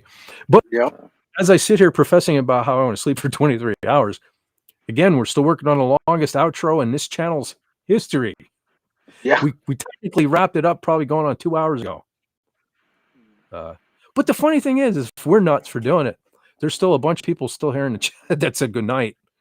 Yeah. And they were going to, at the back then too. So yeah, see, that's Linrod's line, TM. Yep. And that goes way back to the early King Dolphin days too. Yeah, he has always said that. So sleep is a crutch. Yeah. And Glenrod's been like wanting me to do a real long live stream for the longest time now, and it's a shame he couldn't make it tonight because this was a pretty darn long one, longest one of mine in a long time. But I don't know. I'm honestly running out of things to talk about, and it's because I'm just getting Looney Tunes here with the tiredness and lack of food. It's making me kind of go on and on and on and on and on. Yeah. But he said, "Bro, I went and shot pool and came back." See, that's what I was just talking about that earlier. That's the bad thing about not doing the long streams anymore, because people do their thing. They can still have a life, and then they come back to the channel. They're like, "Holy shit, he's still going. Well, we'll check in on him." And it gets views and all of that happy horse shit with YouTube. Yeah. Stuff like that. And people leave happy. Why would you shoot a pool? What did it do to you? Ha ha ha. Lenrod's as tired as us. It tried to drown my fish. Those pesky pools. I don't know. Yeah, you fellas. Yeah, it's sad or whatever. It's unfortunate now that some of the musicians are popping in now. We were talking about if you guys go back and watch the replay or something tomorrow, we were talking about the new Peter Criss. Peter Criss is coming, dropping a new album next month. Lenrod too, man. I was hoping you'd have been here. I don't know if you saw, but Dave is covering Ride the Lightning on the song on the new Megadeth. So I'm curious to get your thoughts on that eventually. Well, maybe it'd be better to wait until we actually hear the thing anyway, but yeah. I can't wait to hear it, especially the fact that he said they sped the tempo up a little bit, like Dave tends to do, and they embellished the solos a little bit. So I'm interested to hear it. 24/7 Fett channel. One of these days. I mean, if YouTube had ever stopped jerking me around and I could actually legitimately get paid for this, I would live on here. I really would. Yeah. You know, if I make it worth my while, I will make videos and and no heavy lifting. Yeah, he's fixing some things and all, but I'm losing faith in him in a lot of other things too. I'm getting back to the point where I'm like, I'm not watching politics. I'm not paying attention to it. I'm not, like I said, I've been avoiding social media, and that's unlike me. The last, it's 2 weeks now. I've been on very little. So I don't know. I'm kind of sick of everything. Yeah. Well, it's early days yet. And of course, he's got everybody, you know, these activist judges and what have you going against him and all this. So. Yeah, but I mean, he had all that stuff on the first term too, and it just seemed like he kicked ass the first term. Like, I don't know. It was actually a lot worse the first term. The people attacking him and stuff, yeah. Going after him. That's my point. I don't know. I guess I expected a little too much right now. I don't know. I'm just feeling like it's probably the last term, and whatever, it is what it is. Yeah. But things are coming down. I don't mean to gripe, you know, totally or anything, but I don't know. No, he can't fix everything. As I say, one disaster at a time. You know. Yeah, Lenrod says he can't fix everything. The president doesn't actually have that authority. That's all down in Congress. There's a lot of whiny babies in there too. Yeah, but I mean, we have control. We have control of the Congress, you know? I mean, I don't know. Yeah, unfortunately, there's a lot of the rhinos in there. I just want to go back to not caring about politics. I got way too invested in it the last several years, and I'm kind of over it. That good old-fashioned gridlock. No matter what, when he's gone, when he's out of office, we're screwed again anyway. It doesn't matter, Republican, Democrat, who gets in there, we're screwed. So, well, as long as I'm dead before then, I'll be happy. Otherwise, I'll be as miserable as everybody else.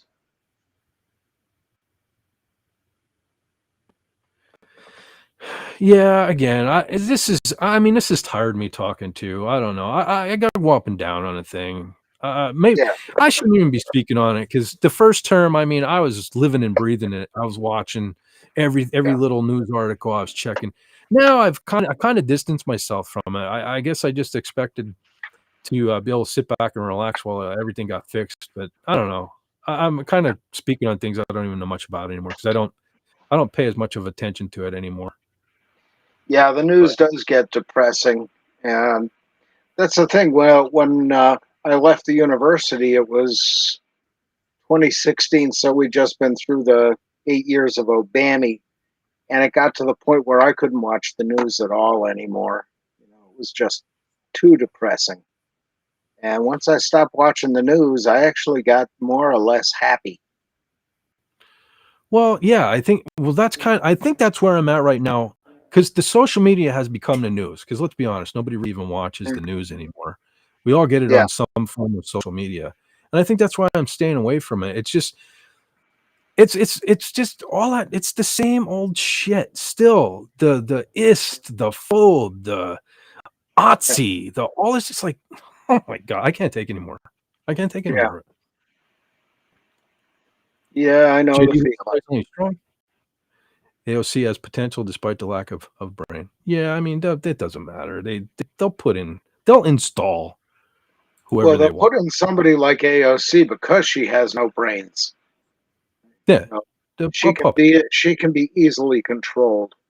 Like the last one. Exactly. Yeah. But she needs to go back and play with her My Little Pony. You know, and leave the politics to people who can think. Their politics killed my childhood. F them. Yeah, I guess that's where I'm at right now. I'm like, they're killing. I want this to be my second childhood. You know. Yeah. We fought for the last, what is it now? 8-9 years to try to make things great again, and I just want to live my second childhood now. I want to have my 23 hours of sleep, my 1 hour day.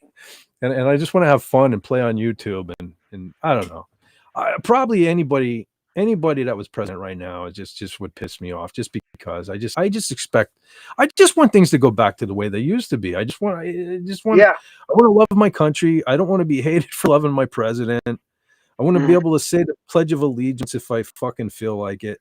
I don't want to get spit on for wearing a certain hat or having a flag hanging on my house, or like, how did that come to be? You put a flag on your house and all of a sudden you're an ist. Yeah. It started with Obama. And actually it goes farther back than that, because I remember in the 80s when a Japanese company took over the battery plant where my father worked. They made him take the American flag that was hanging up on the wall down when the Japanese owners were visiting. It's like, that ain't right. Dad was livid. He didn't go into work that day when they were there, so, you know. But yeah. Well, you mentioned flags. I'm so sick of all of it. What the hell was that? Did you hear that? We have some kind of transmission? I don't know. I thought I heard like somebody talking. But I'm tired of all of it. You know, I don't know. It's so old, you know? Yeah. All this crap shoved down still, you know, with these rainbow flags, and you know, there've always been gay people. There's nothing wrong with gay people. Like love who you want to love, all that stuff right there. But like, don't tell me like I can't have an American flag up, but you can have a rainbow flag. Well, so I don't know. It's frustrating. The whole thing is frustrating. Yeah. Well, that's it. Or let's say you should keep warm air around you. Probably stop the cough. Well, actually, now the furnace is running. I got dry heat going on around me here. That's probably not helping with the cough. So probably, I know people keep yelling at me too. I should probably get a humidifier. Is probably what I need. Yeah, it couldn't hurt.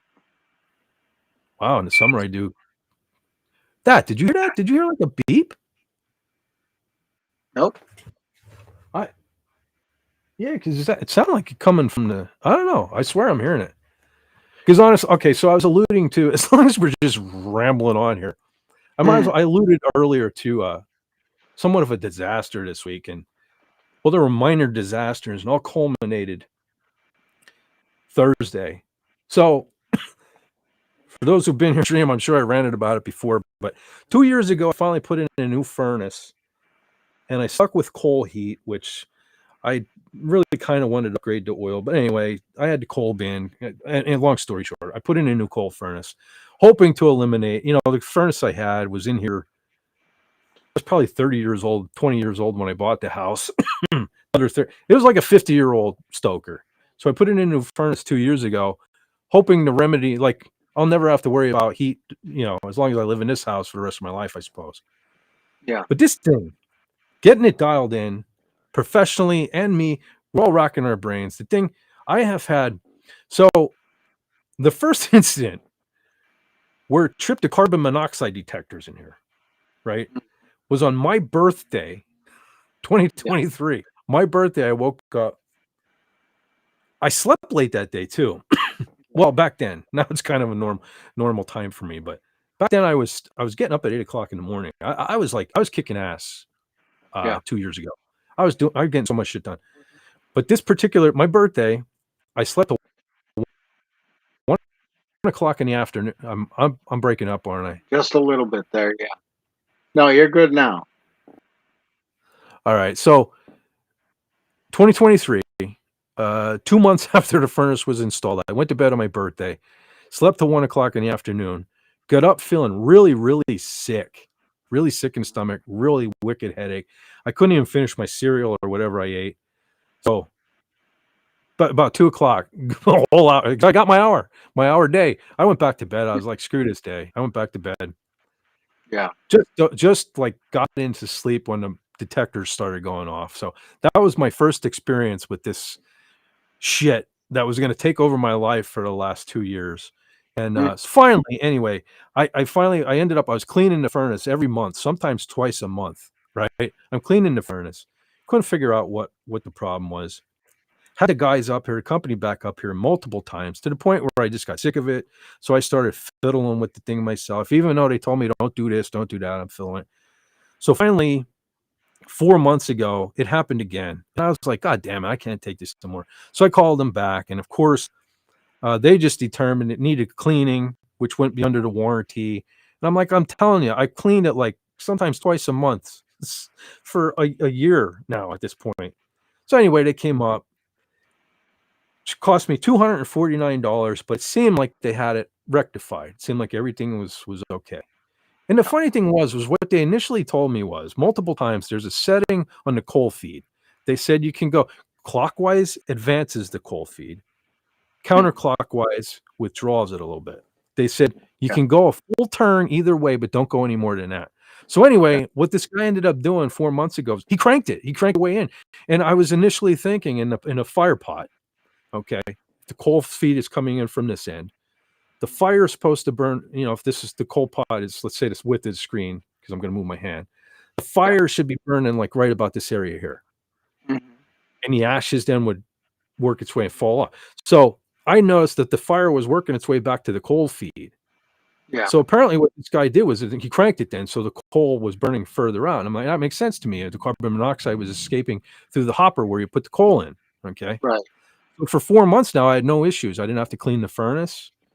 It seemed all right until Thursday, my last day of work this week. I'm here. I'm chipper. I'm in a good mood. I'm cleaning up, doing stuff here around the house. And 2 hours before I have my shift starts, I happen to look up.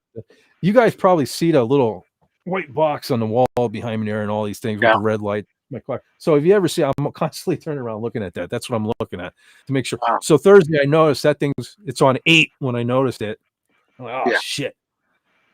So next thing I know, I look at it, it's on 11. I'm like, well, it's really something. So I go down, I clean the furnace. After I already clean, had the bath for work, and I'm all clean. So now I'm covered in coal dirt and ash dust. I clean the furnace and the windows up and put a fan in the window, dry it out. Anyway. So I adjusted the coal feed a little bit. So I've been playing with that the last couple of days. And now, because I advanced the coal, I keep getting high temp lights. I mean, the thing's going up. The highest I saw the last 2 days was 198 degrees. Mm-hmm. So now I'm fighting with that. Anyway, it's been a nightmare. And this is on top of. So the reason I guess I'm telling you guys this is when I rant and rave, which I hate doing live on air. But when I rant and rave about how YouTube's screwing me with the views and in the the subscribers being taken away and stuff, it's just that much more frustrating when you're trying to work a full-time job. You're dealing with that shit going on with my furnace trying to kill me. I'm trying to rebuild my life, and go forward because my life completely fell apart 2 years ago. And so I'm trying to get back on that life horse and ride it. And it takes time to make videos. It's one thing to sit here and rant and rave. Because John, I probably honestly, if we weren't live streaming right now, I'd probably be doing all this ranting and raving to you on the phone. Yeah. So it's kind of easy to just sit here and shoot the shit on a live stream. But to make the videos and stuff, I mean, that takes time to do that stuff. And on top of everything else, I don't know, just get kicked in the balls for doing it. Because I'm right back to where my channel was always like this, where I would gain 10 subscribers and over the course of a few weeks lose 8. Yeah. But there was that little window there for the last couple of months where it just seemed like I don't know, I struck gold or something, I was like, I was putting out videos, they're getting lots of views. I was doing live streams, they're getting some views. I was gaining subscribers like a mofo. And now all of a sudden it just have it end. It's like I said last week, I have to work to pay the bills. I don't have to do YouTube. So hold that thought. I'll be right back. All right. All right. So Lenrod heard the beep. See, I heard that beep too. That's why I initially turned around, because it sounded like my carbon monoxide detector, but I could hear it came through the speakers here. Okay. So I'm not going crazy. I did hear a beep. Sorry, I'm gonna go back and try to catch up where I left off. Let's see. Did we hit this one? I don't remember. He's done more than every other one. Was that? Are you talking Trump? No, I'm not taking away anything's done or anything. I didn't mean to sound like that. I'm typically usually still positive when it comes to that thing. You're just catching me at what is it? 130, 139 here, and I don't know. I don't know. I'm getting in my Tony Stark mood right now. My Stark of Iron, like everything's bad, and I know. I keep forgetting. I need to look on the bright side of life, but let's see. Oh shit! Did I have that up? I'm happy they keep calling me an hysterophobe because I don't care anymore. I don't care. I don't care. It's just it doesn't even matter anymore. It's just I'm so tired of hearing it. You know, like come up with something new at least. Oh, we're back on ALC. I guess she's got charisma. Her voter base cares not if she's got a brain or not. They only care if the words they hear makes them feel good. Yeah, that the fifis. That's why I'm saying we're screwed. We're screwed anyway. Maybe that's why I'm so down on it too right now, politics, because yeah, I know it's only roughly the first year isn't even in yet of this term, but we're screwed. It's just going to go right back to what it was, a shit show. I think there's no escaping it. Well, it's always going to be a shit show. It just depends how much of you take seriously. Because there's a lot of stuff I see, especially from a lot of YouTubers. They come out with this is actually happening, and all that's really happening is something way preliminary of that.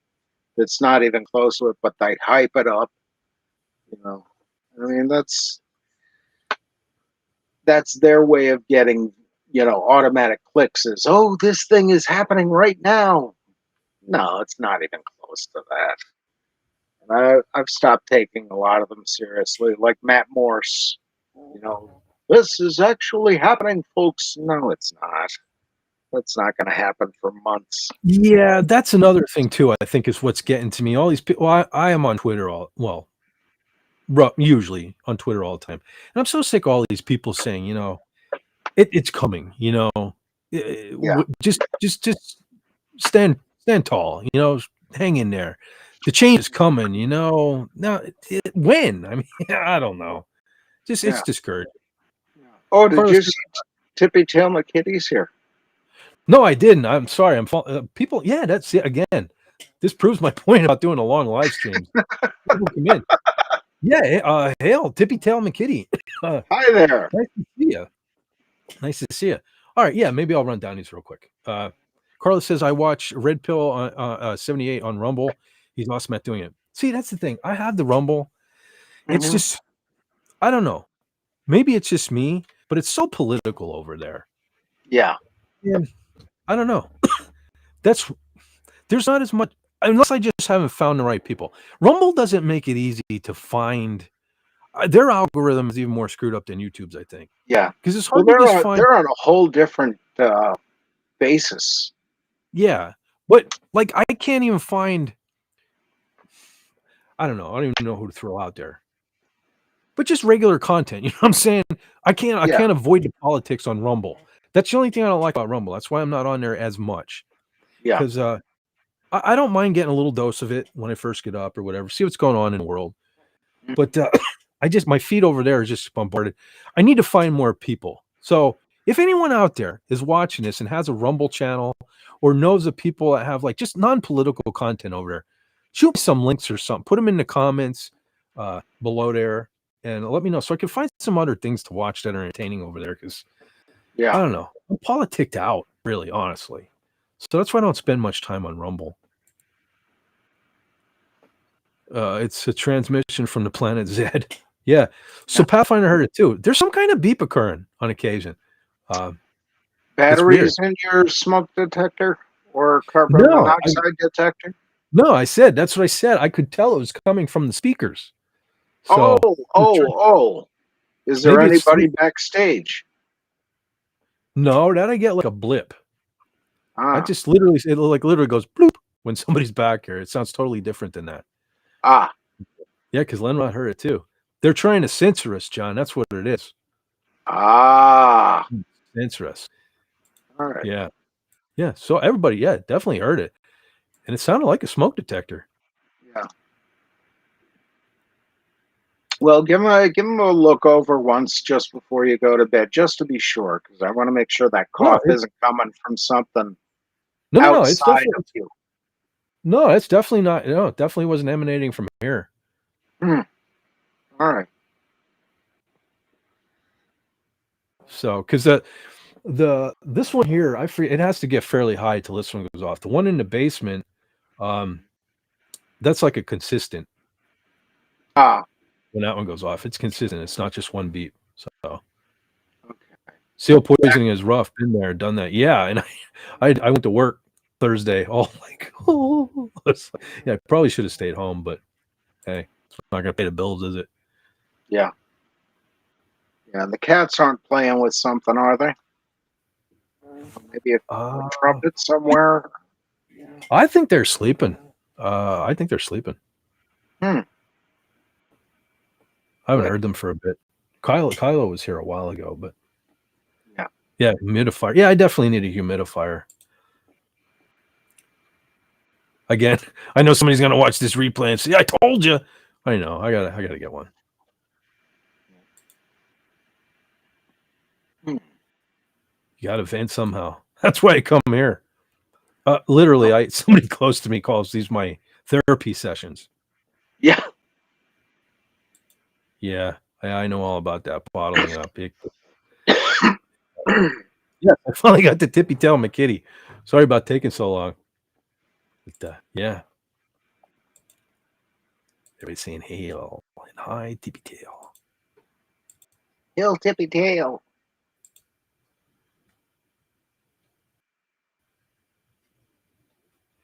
Yeah, I mean, she could be installed for sure. I mean, if they call the last one, yeah, that wouldn't surprise me one bit.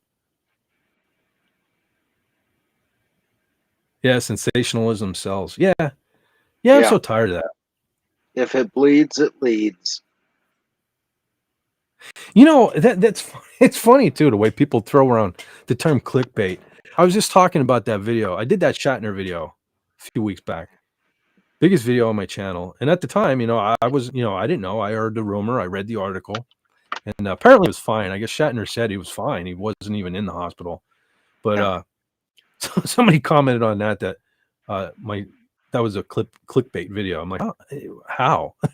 In what way? You know what I mean? I didn't say William Shatner dies.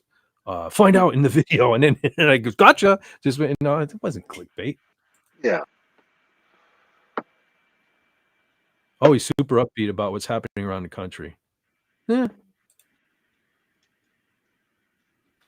Really, the only thing I really watch over there, and I don't even do that anymore, was Crowder. Just because I know watching him here on YouTube, they probably put you on a list. I'm probably already on it, so. But I just watch a lot of Harstem and Euthermal, StarCraft 2 goodness. That's another thing with a lot of these YouTube news channel things is they have like a 20-minute video and they tend to spend the first 5 minutes shilling their channel and their sponsor, and then they take forever getting to the 2 minutes that actually talks about what the title of the video is. It's like, their video doesn't need to be 20 minutes. It needs to be 2 at the most. And that drives me nuts. Well, that's the thing, though. People are doing stuff like that, to get the watch hours, those all-important watch hours. But I just noticed a text from someone that said they were 2 hours into the stream and there's a lot of choppy audio. I really hope, folks, I hope I wasn't breaking. Because if this stream is breaking up again, too, I'm going to have, if I can't figure out what it is, I don't know why this is suddenly a thing. It started last week. Yeah. and I don't know how to rectify it. Again, it's the same mic I use for creating the videos, and that's fine. Now, when I record the videos, I use StreamYard for that. Yeah. Because I don't want to use up my hours here on Restream. So I just record it on StreamYard, and that's why my breaking news logo fits perfectly over the StreamYard duck. So that's what I do. So StreamYard was pretty lame for me, so they can go themselves. Exactly. Excuse me, I burped. Okay, Carla says, okay, my phone is low, so I'll catch you later. Big Trouble in Little China next week. I would like to. Lenrod's not going to be able to make it, though. But probably. Yeah, probably. So if you guys want to brush up on that or whatever. Yep. Yeah, we'll probably discuss that next week. I think it's still on Tubi for free. So I was just the other day I noticed it was still on, so it should be. Cool. Take care, Carla. Absolutely. Thanks for being here. So long. All right. I don't know. I guess now I'm all disgusted again, hearing that I had choppy audio. It's like, holy hell. So I don't feel like making videos anymore because it is YouTube horseshit. Yeah. But my mic works fine on those. I feel like doing a live stream, and my mic's not working right on. Anyway, it's always something in it. Always effing something. Yeah. But all right. Yep. Well, like my dad said, project, and you've prepared everything there is to prepare. There's always one more friggin' thing. And you don't know what it is until you know what it is.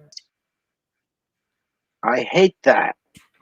And then even when you start the project, even if you have a little container to keep the little screws and stuff in, as you're working on the project, you always drop that one and it rolls under the desk or the workbench or down a grate.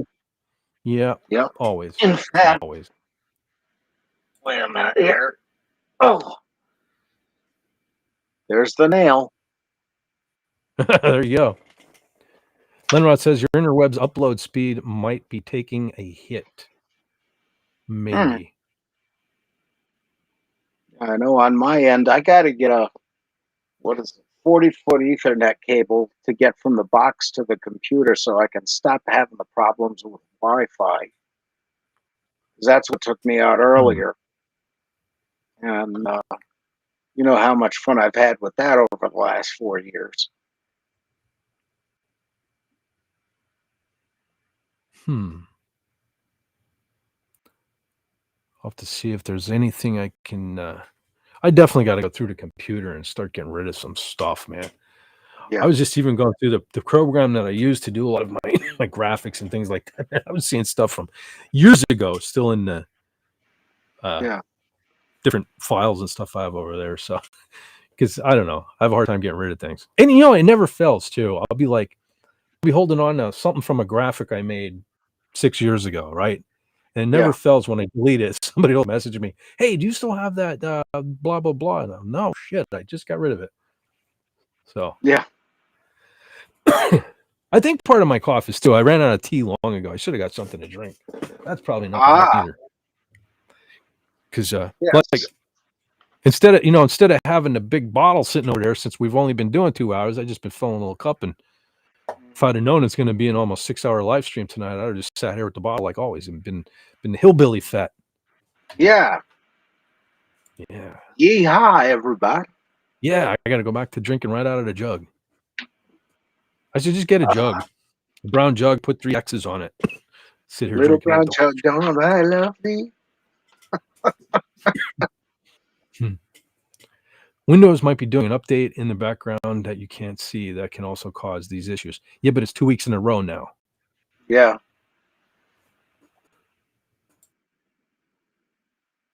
I don't know. Hopefully I'll get it figured out. Because, surprisingly, now I want to point something out. John, you of all people know. Yeah. Ever since I'm using Restream, how many times have I complained that as soon as I hit go live or stop the bumper, the ticker's gone. The colors are gone. I got to go back in and put the background back up. Now, surprisingly, 2 weeks in a row, I haven't had to do any of that stuff. Look, everything's there. Color's fine, nice and neon green, and we got the starry background. Chat's still up over there.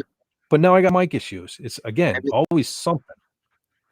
Don't have to worry about any of that stuff tonight. But I don't know. But of all of it, I would prefer, I was going out like crisp and clear and everything. I kind of prefer that, I guess. Yeah, he says Windows is always doing up. You know what? Come to think of it, they've been wanting me to upgrade to Windows 11. And I think it was a couple of weeks ago. The 25th, they stopped supporting it. Yeah, they took it upon themselves to do something. I was just sitting here. I was like, fuck, I guess I'm sitting here waiting for it to do. So you know what? Yeah, I think it is on Windows End. Could well be. Could well be. Interesting. Yeah. Well, one of the cats is up. It's Anakin. Yeah, we've got. No, there he is. You can almost faint. Wrong. This side. There, right there. You can see him a little bit. There's a cat scratch right there. Very good. Probably can't hear it on the thing, but here it's really loud. I'm sitting here. He's looking. He's looking. I don't think he's gonna come. I don't think he's gonna come near me though, because as I was doing things around the house, I just last week I put the Advantage on him, and that was a chore. He hates that. I finally had to wait. He likes to go upstairs and lay down in the back bedroom. And I finally had to wait until he got so tired. He just sneak up and drop it on. And then last night, as I was doing things around the house, I broke out the cat brush, and I have cat wipes, instead of giving him a bath regularly, the cat wipes. And Kylo is kind of dumb. I can lure him with some treats or something, and he'll sit there and let me do. Anakin, no, I tried. I like one swipe down his back, and he was gone for the rest of the night. So I think he thinks I'm up to something. So I don't know if he'll call it. But I swiped your backside, and you was gone. Yep. And if you're running Windows 10 11, it's always transmitting your data, of course. Yeah. God knows we got I just looked up custom frames, picture frames the other day. So now every time I go on Amazon, Walmart.com and all, hey, we recommend, this picture frame. Of course you do. Yeah. Who's spying? Who's spying on who? Yep. Well, that's the said I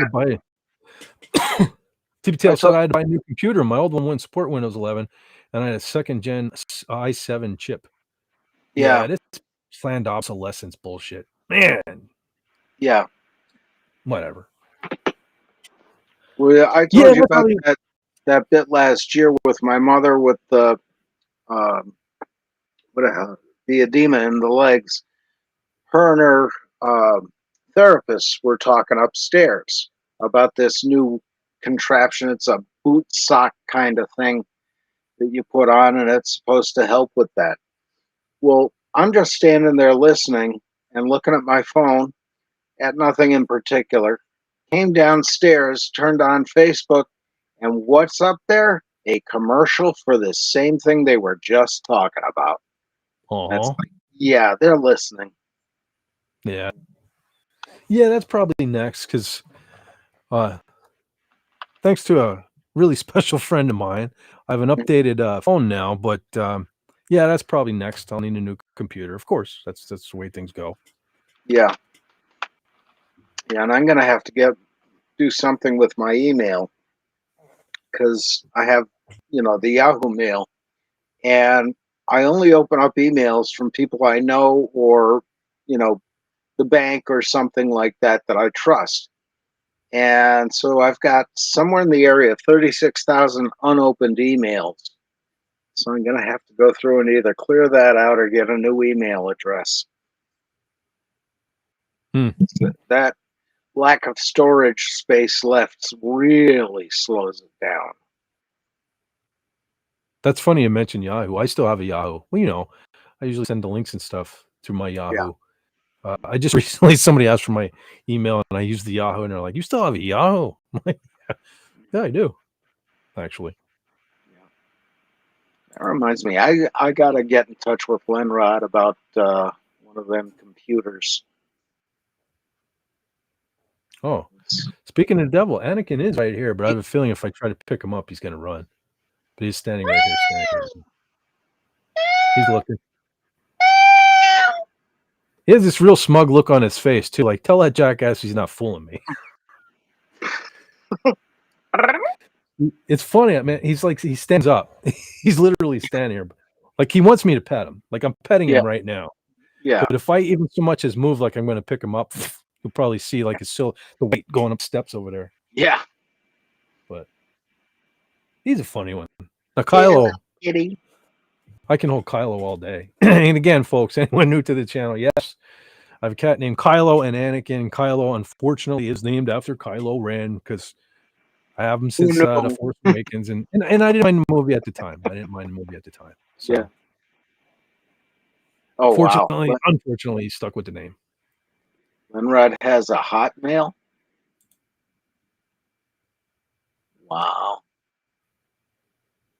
I primarily, Yahoo. I mean, my Yahoo's probably might even be older than 20 years old. I'm not sure. Yeah.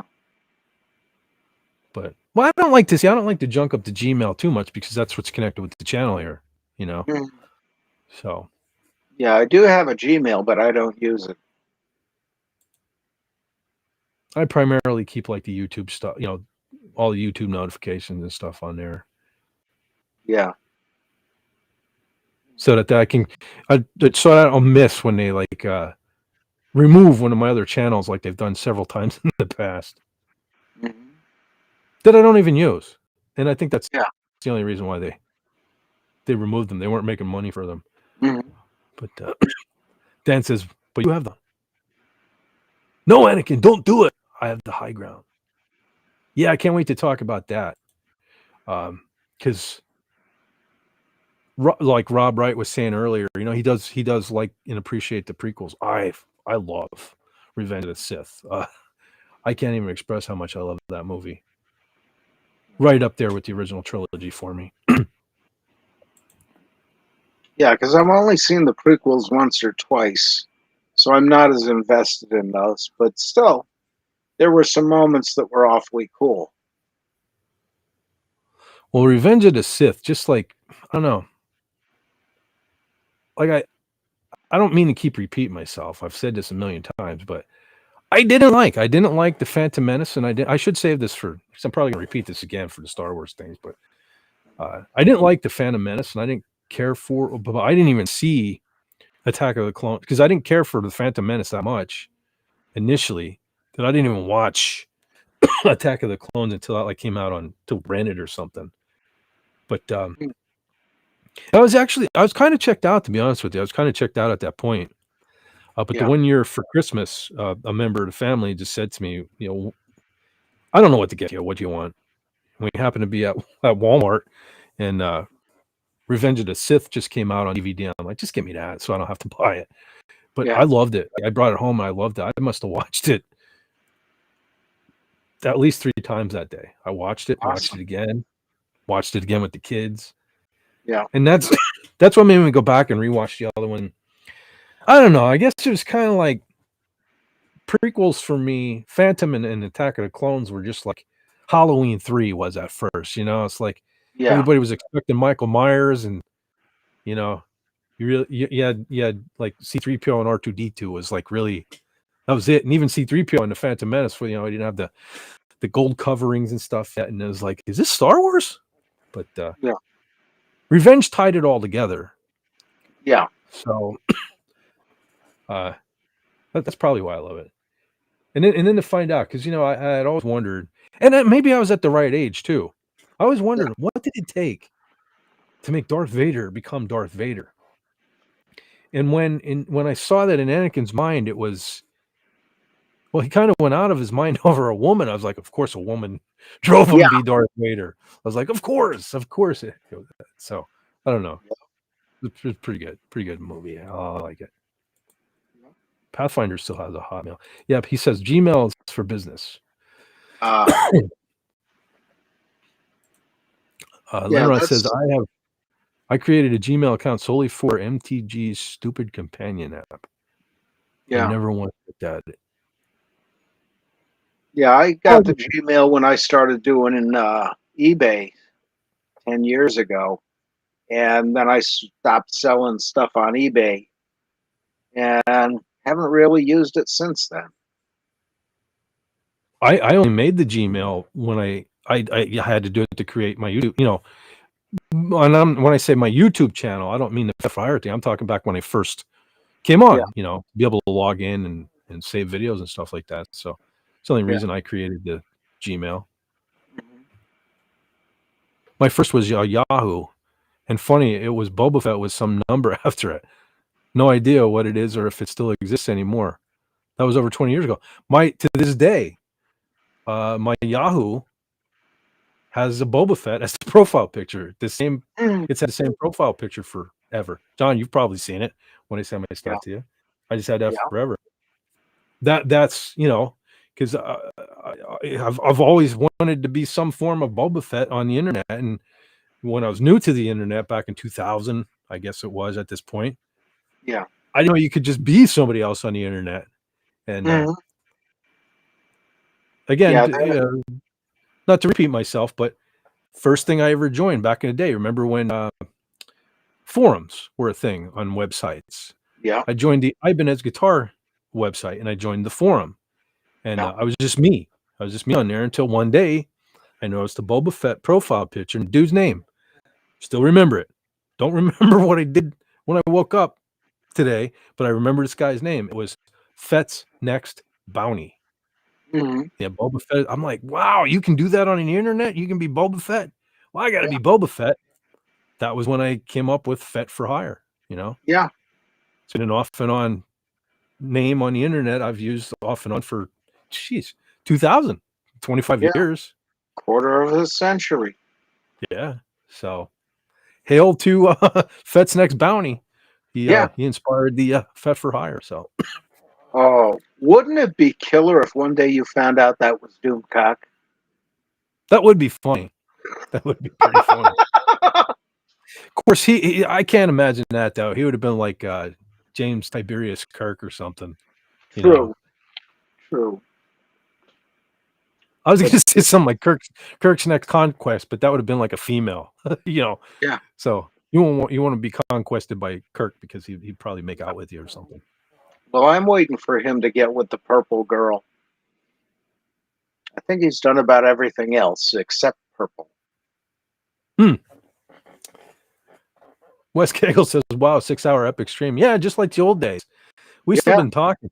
I could probably go even longer if I wouldn't have been so stupid and just run out and get a drink. Because I'm voiced now from not drinking anything or much anyway throughout the live stream.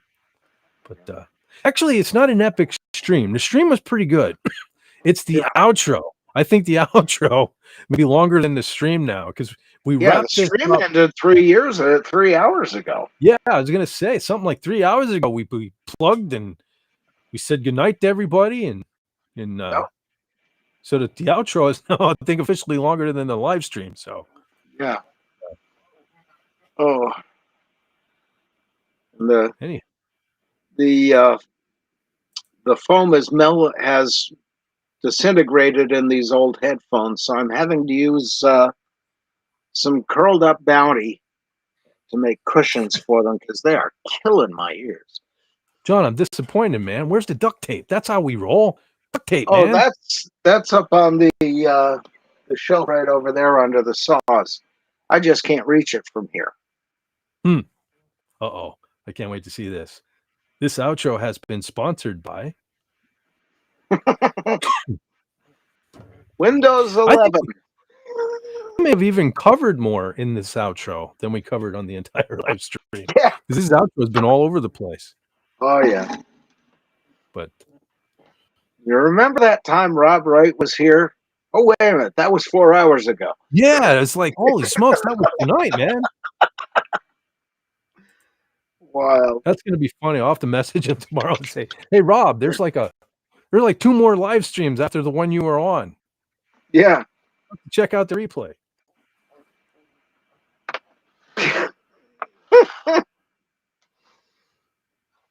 All the while, I keep looking down at the ring. The ring. The ring of power. I couldn't believe I got this. It was in the display case with all my other stuff over there. I couldn't believe I got it open without knocking everything over in there. Yep.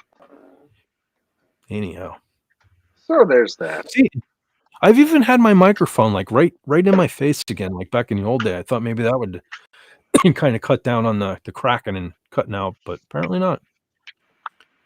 Don't know, man. Unless I just have to be like this. I don't know. No, it's probably the Windows thing. No. Probably. Ain't no party like an outro party. Yep. Gonna have to kidnap us a software engineer. Yeah, I just got to get it better. I got to get out of here. I got to get my life rolling and get out here and get a better setup. And do this because I have, like I said, I have so much cool stuff. I could have me a killer room like you see these YouTubers like this. If I displayed all my stuff, man, like somebody I know keeps telling me I'm gonna have to have a room because I have so much stuff where the desk swivels. She's already kind of working on a plan for a desk. So like we were talking about, well, she was telling me what I need is like a wall of guitars, a wall of Star Wars, a wall of diecast cars, a wall of lunch boxes, so that I can just when we're talking about, let's say Star Wars, I just roll the desk so that the Star Wars is in the background. You know what I mean? We're already kind of, there's some ideas kicking around. Yeah, I like that. Oh, Canadian Spider-Man is back too. What's up, brother? Yeah, we're still going here. Longest outro in not only this channel's history, but probably YouTube's history. Longest outro. The outro is still going. We are wrapping it up. Eventually. Yeah, he says I should have. Oh, what the hell happened? Should have just hopped in when I got home 2 hours ago. Yeah, but we were wrapping it up, so you didn't know. None of us knew it was just going to drag on like this. But yeah, you guys just have what is normally done backstage after stream. Yeah, I mean, yeah, this is what we'd have been doing because this is what we do almost every week. We wrap it up on YouTube and then we all. So yeah, you got the backstage thing going on here. Yeah, that's what it is. Backstage is broadcast on the stream. Yeah, pretty much. Yeah. Without most of the cursing. Yeah, tamed down. This is a tamed down version of the backstage. That's for sure. When Microsoft stopped supporting Windows 7, my computer stopped working because I couldn't update it. I had to go to Windows 10. I loved Windows 7. Yeah. I have a friend. That's my issue. That's probably what my issue is. This freaking goddamn Windows stupid. See, now we're getting into the real backstage language. I had to stop myself. Yeah. I like Windows XP. I'll have to disable some shit. We'll have to take some matters in hand and disable some stuff. Yep. Oh, well. Yeah. Excuse me. Windows 7 was the best. Next being XP. Yep. I don't know. Honestly, I'm not really. I can make stuff with the computer, and I do things on the computer, but I don't really know much about computers, to be honest with you. I just want them to turn on and work. That's all I ask. Turn on and cooperate. That's all I need. Kind of like driving a car, as long as when the key turns, the engine starts up and you go, and then when you get there, you can stop. Who cares how it works? Yeah, I just need some consistency. I expect consistency. And for those of you who are wise enough to take my recommendation and watch Shock 'em Dead, you know where I'm going right now. Yeah. Yep. William Shakespeare was in the chat. Or no, was he? Hey. Anyway, William Shakespeare is here. He says, "What the heck is this?" Well, stream has drug on for so long. I can't remember who was here tonight, who was here last week, who was here a month ago. But he says, "What the heck is this? Fet Live after midnight." Well, that should be all too surprising, though, because if you remember, the streams used to go. 6 hours. We most of the time we still have 4 hours to go back in the day. So, again, William, this is quite possibly the longest YouTube outro in history. We wrapped it up like 3 hours ago and are continuing to jibber jabber on. So yeah, we're still here. But again, proving my point that it was nice doing the long ones. Oh man, it's my I hope you didn't hear that. My stomach just growled so loud, it scared me. But yeah, this proves my point though about the long live streams. So many people can go about their day and keep popping on in and stuff. So yeah, I definitely got to do more long ones, more regular. I've been computer programming all night and drinking, of course. That's what I need to do. So, I think everything would be better if I started drinking.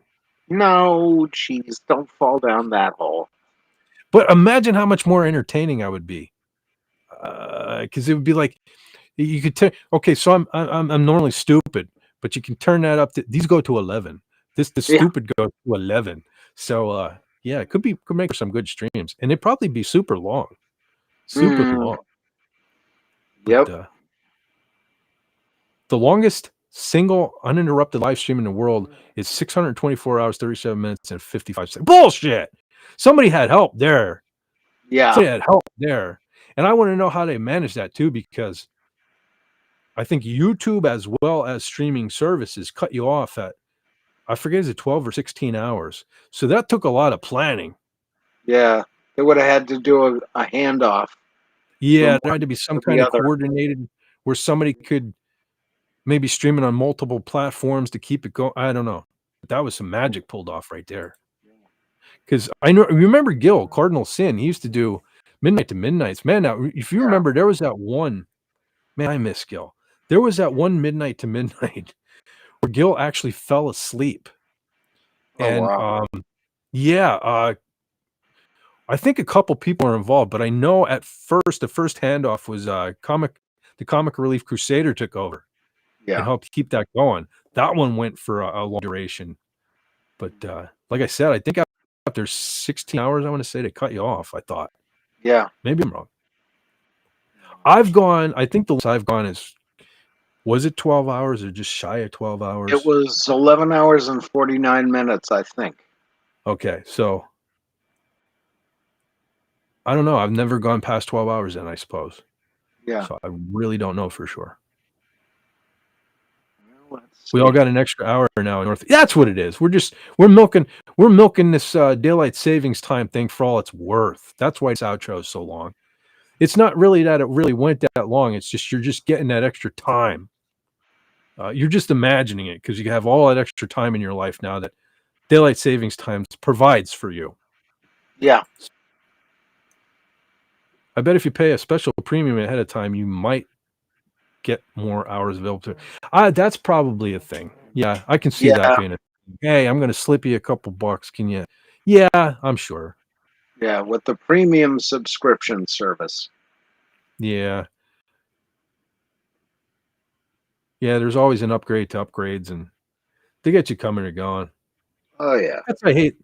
Like I've been using a couple AI sites and stuff, and the one especially I kind of like, but and every time I find I'm out of credits, and it's kind of reminds me of those claws. You remember the claw machines? Yep. You know how they sucker you in because it looks like you think, oh man, you see this stuffed bumblebee over in the corner, right?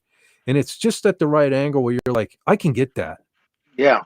And like $25 in quarters later, you're still like, God damn it, this is a racket, but you're still doing it.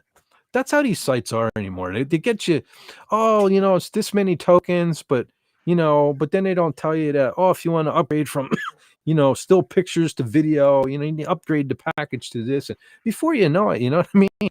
It's fine in moderation, but if you want to be channel members here on YouTube and subscribe to an AI platform, and it's holy crap, people. There's only so much money to be spread around here, folks, especially when you got people like YouTube working against you, who just seems to be coming up with every excuse under the sun not to freaking pay you. I can remember back in the day, it was like, you had to have 1,000 subscribers. So I hit the 1,000 subscribers, and they say, we're knocking it down to 500. Now you only need 500, but you have to have this many watch hours. So then I start making longer live streams and doing more videos, so I get more watch hours, and then it's this, and then it's that. Now people gotta not only like and share and subscribe, but they gotta hype, and it's like, stop changing the rules, people. Just see, it's funny. It's almost like I think they have a chip implanted in me. You notice this? As I start ranting about YouTube or politics or something, the cough increases. I think they implanted a chip in me or something while I was sleeping. Could be. I think so. Lenrod said, I forgot about daylight savings time. I was wondering why I was so tired at 100. So I guess I got home 3 hours ago, not 2 hours ago. Yeah, this whole thing, we need to do away with it. Yeah, really. I don't think the farmers care anymore. It's primarily to benefit the farmers. We got powerful spotlights and things now. I don't really think, Yeah, they got halogen headlights on the tractors. I mean, come on. Yeah, I mean, them freaking combines they probably got like laser beams now, and laser guidance and GPS, and you can do it in the dark. Yeah. For an hour. I mean, an hour, folks. We got to screw with everybody else on in the country just because of farmers. Sorry, I love you, farmers. I love what you make. I love your crops. But come on, there's more of us than there are you. We need to stop this ridiculousness. Dan says, welcome. I love your cattle, farmers. Yes. Especially chopped up and put on a bun. Wes Cagle points out that 624 hours is 26 days. That was a hell of a live stream. Yeah. There you go, Lenrod. You need to find this channel. That's right up your alley, man. I think Lenrod could do a 26-day long live stream. Behind your left ear.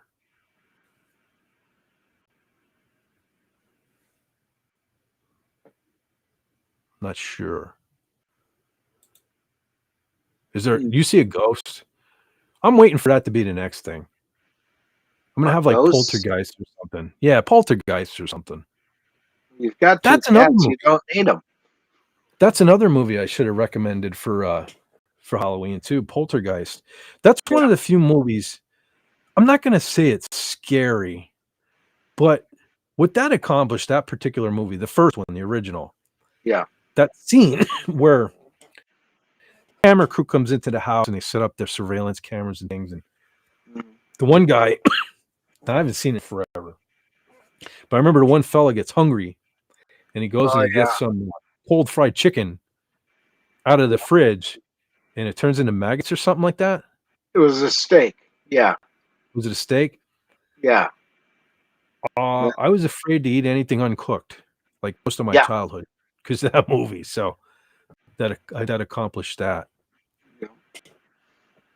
Yeah, that and the scene where he tears his own face off in the mirror. That one wasn't as bad to me because, well, no, I guess that would have came first. I don't know. Maybe all the years of seeing Eddie, Iron Maiden, that didn't bother me as much. Because I was going to say Exciter's album cover, Unveiling the Wicked, where she's pulling her face off, but that would have probably been after Poltergeist. Maybe, I don't know. I'm not sure what you mean by the chip, Dan. And who's left? The chip implanted in your head. Oh, maybe. Yeah. The coffee chip. Ooh, chocolate chip. What a wonderful idea. Wes Cagle says one of the most important things in life is to learn is when to fish and when to cut bait. Yeah. Well, let's see. When I see a shadow 14 feet long under the boat, cut bait and get back to shore. Lenrod said it's less for farmers and more for energy savings. Daylight savings time actually does reduce energy usage. All right, whatever, but up to a point. Do you know how much anthracite coal we still have here? Yeah, we got tons. No pun intended. Yeah. They got to change it up because bots keep getting better and better. Speaking of bots, Lenrod, you missed it. I don't know what happened here. We had some kind of thing go on here with people saying all kind of people were blocked and putting timeouts and stuff here tonight. Yeah. And it wasn't sex bots either. Like, I can't even have like cool sex bots come in here, you know, promoting their OnlyFans or something. No, I had freaking all kind of racist and stuff show up in my chat tonight that had to be bounced. So the wrenches. Oh, by the way, and I apologize to any of the wrenches that aren't here anymore. I hope you catch us on the replay. Thank you very much for your help. Lenrod and included too. Lenrod, you were here. Yeah, because you bounced some people. Never mind. Forget I said that. That's right. He knows totally forgot what he's doing. Yeah. He's an experienced professional. Guys, have you seen The Autopsy of Jane Doe? Fantastic horror film for Halloween. I haven't seen it, never heard of it. Give me a sec. Shit, I just kicked my lunchbox. You know what? I had to think. But it's been a while. Yeah. It's been a while. Yeah, but yeah. Yes, sir. It's upside down. Where is it? No, that's a cover. No. Oh. Yeah, all right, yeah. She's laying on the slab on the table. On the autopsy table. So yeah, I thought so. Yeah, I thought he did remember that. That was something. I should rewatch that. It's been a while. As soon as you mentioned it, though, I did remember seeing that. Oh, it's also for kids walking to school. Yeah, I guess I didn't think about that. It's dark when they walk to school in the morning. Well. Oh, West Cable just clarified the steak and maggots. Okay, it didn't pop up on. See, this is the delay now. You're seeing it on YouTube. I'll tell you when it pops. Well, I'll pop it up when it pops up on Restream. This is the delay I have going on here. Because my last one is still Lenrod. It's for kids walking to school. I see it on YouTube. It's still not up on Restream. On YouTube, it says Fez. It's pretty creepy all the way through, but the ending reveal is really a trip. You got to see it. Really? Yo, it's still. Oh, okay. Now it's finally up. There, it's finally up. Look at that. That's quite a lag, man. Yeah. Wow. Man, and there were a bunch of them between there because I just heard that beep again. You didn't hear that beep? No. Huh. That is weird. Did you ever see? I think it's a thing amongst like African American video creators and stuff like that. I think that's one of their things where they always have that beep like the smoke detector. That's what I'm hearing on occasion. But it's definitely not here in the house.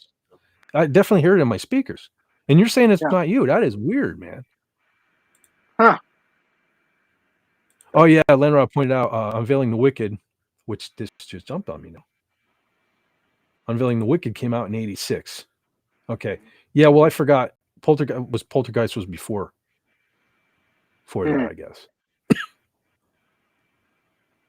Yo, I know I used to. Yo, I was so geeky as a little kid and such a Star Wars fan. You guys ever notice all the Star Wars action figures and stuff on I'm breaking up, aren't I? No. You're good. In the kids, the little boy's bedroom. I would always look every time I watched it. I think it was by his headboard. Anyway, he had. I remember used to be able to see a little Han Solo standing there, and I'd be trying to see if I had what he had. The Star Wars action figure. I've been watching lately I guess you could call him a YouTuber. He's big into other things too, but I think I talked about him before last week, but Sean Clark, I just watched a video today but it was on a different channel. Somebody was interviewing him for a change, but it was in his house. He has one of the original clown dolls. That he has displayed in his house. And he said there are a couple different versions of that clown. Apparently the evil clown, the one with the evil face, nobody can find that anymore. That's off the grid. Nobody knows where that is. And there was only ever one, I think it was made. But there were three of the smiling versions. And one has vanished. and 2 are in the hands of private collectors. One is Sean Clark's. But he said, so he was showing it, and if you remember, the clown had a blue hat, blue vest, like I think blue cuffs and stuff. Well, his Sean Clark's is they're pink now. And he said even the other fella that has the other surviving version has turned pink as well. Apparently, it was something with the fabric or the dye that was used that after all these years, it faded, both of them identically faded to a weird shade of pink. They're no longer blue, but they are the original screen used props. So, wow. Yeah, it was weird. Yeah, Lenrod said he used. Yeah, I totally forgot. My brain is long gone. Long gone. My brain ended the stream long ago. So I totally forgot you were here at that point. Yeah. West. Yep. SP4H got one too. Yay me. Yes. That's because you are the master wrencher. Yep. Yeah, West Kegel. Yeah, there's a city somewhere in Pennsylvania where a coal vein caught fire in 1962, Centralia. Yeah, we both know where that is. Indeed. That was the result of the town's brilliant idea to burn garbage where there was a coal mine. Listen, not to dox myself, but that's right up the road. If you guys, a few years ago, I made a video. I've harped on this forever. I made a video called "Why I Love Return of the Jedi." In that video, I put a lot of personal things in there about myself. The theater that I first saw Return of the Jedi in was a local theater called the Victoria. And in the beginning of that video, when I speak of being born in a small coal town, there's a little video footage of a road that is all spray painted. That is the painted road going into Centralia. So in my video, Why I Love Return of the Jedi, there's a shot of painted road going into Centralia. So I had to include that in my life about me, because that's one thing people did back in the day. That's how much of a life we had. You know, that was exciting. You know, we went to Centralia and spray painted on the road. So yes, Centralia, that spawned Silent Hill, the video game, and the movies and stuff like that. So yeah, right up the road from me. We're all on fire. 4 people living there, last I heard. Yeah, there's still a few houses there. Yeah, it's sad. It's sad, but what are you gonna do? Can't live with the ground on fire, I guess. But yeah, well, all that the poison gases and shit. That too. What it is. Yeah, see, Lenrod heard it. He said the beep returns. Yes, I haven't heard it at all. SP4H. I wonder if it's the headphones. SP4H pointed out, sounds like headphones feeding back. Huh. It's been interesting. 2,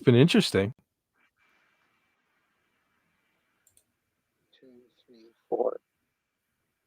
Yeah, we officially have a YouTube chat body count. We sure did tonight. Some people got bug zapped.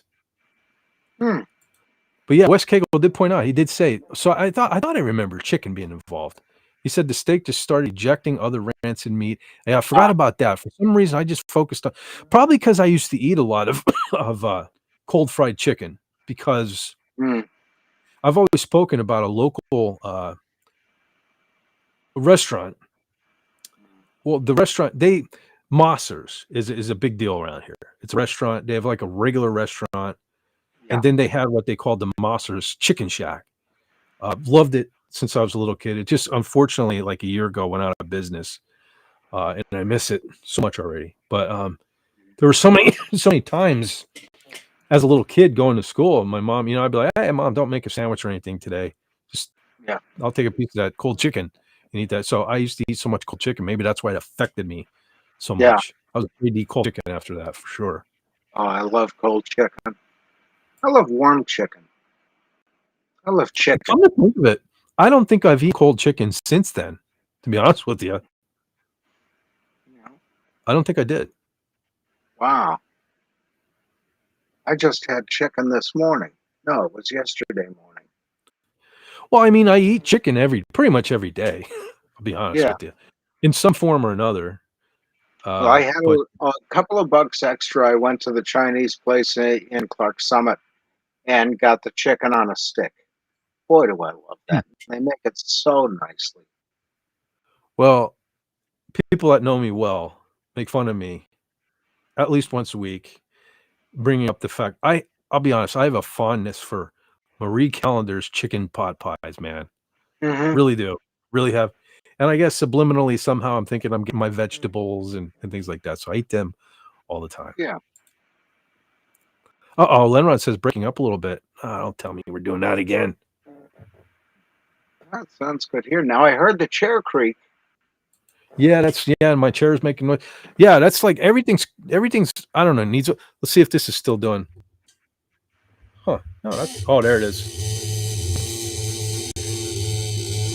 It's only the one direction.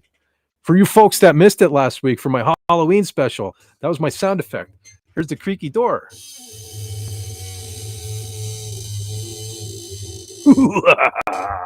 Free Halloween sound effects. I was going to oil it, and I thought, no, I'll use it on the stream. Who needs buttons and fancy electronics? All I need is a little dust in my boom, and we're good. Yeah.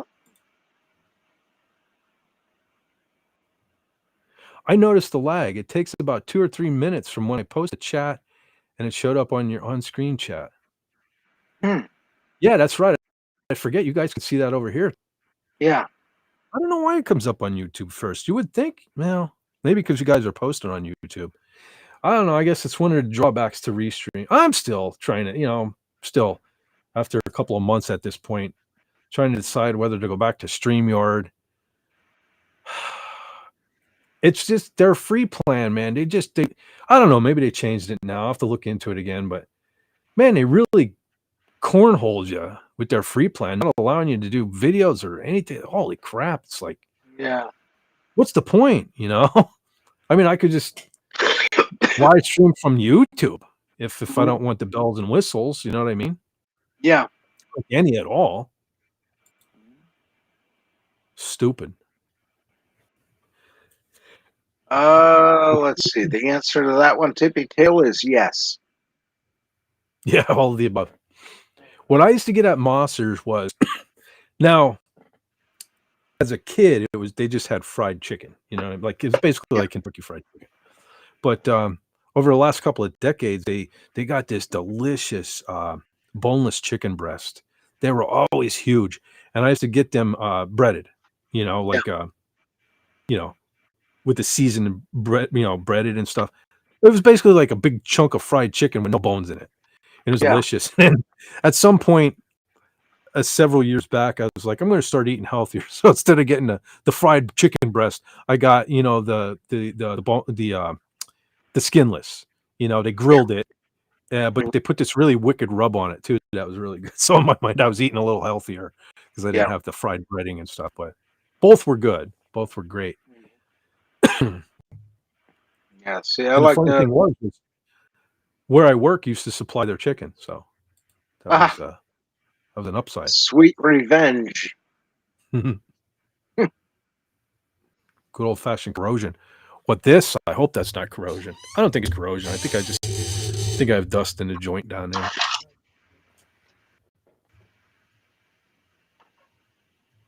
Yeah, and possibly, what do you call it? Rust. Well, yeah, you said corrosion. I hope it's not that. I don't think it's that. I mean, I think if anything, it's dry in here.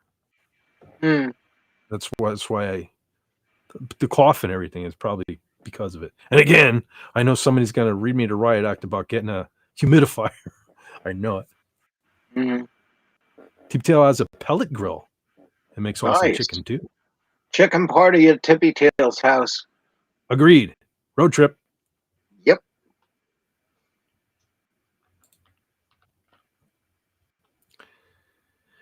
Oh, man. You know what? Screw it. I'm going to see something here. Oh, boy. I'm trying to open another tab. This may be a disaster.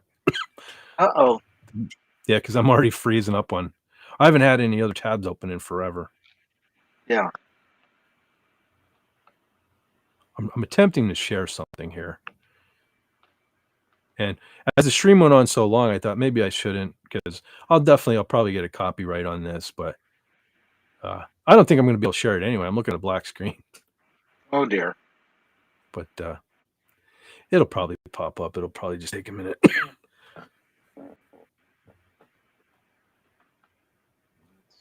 Or not. I don't know. Maybe. Okay. Yeah. I just got page isn't responding. I'm totally aware of that, Windows. I like your update, you know. Well, at least they told me. I like that they tell you that Windows is not responding. Like, you can't fucking tell on your own. Like, I'm a clueless moron. Thank you for letting me know. I would have never realized that Windows wasn't responding at this particular moment. Had you not made me aware, you know. I'm just sitting here live for the world to see, Windows, and you're making me look bad, or worse than usual anyway. As I sit here saying it, oh, never mind, folks. I guess I'm not sharing that. Hopefully, with any luck, I can get back to Restream, because currently I'm even seeing frozen on YouTube. So, all right. Let's read Glenn Rod's comment. My youngest bro has one of those fancy Traeger grills with the pellets and Wi-Fi and junk. A grill with Wi-Fi? He named it Aaron because it's full of hot air. Makes sense? Nice. Wow, what do you need Wi-Fi in a grill for? So it'll beep when the chickens... Well, we got enough beeping going on here tonight. Yeah. That's what I'm thinking. Maybe you don't have a computer. Maybe it's a grill. Maybe I'm streaming on the wrong device. I don't know. Yeah, I still can't get back to Twitter.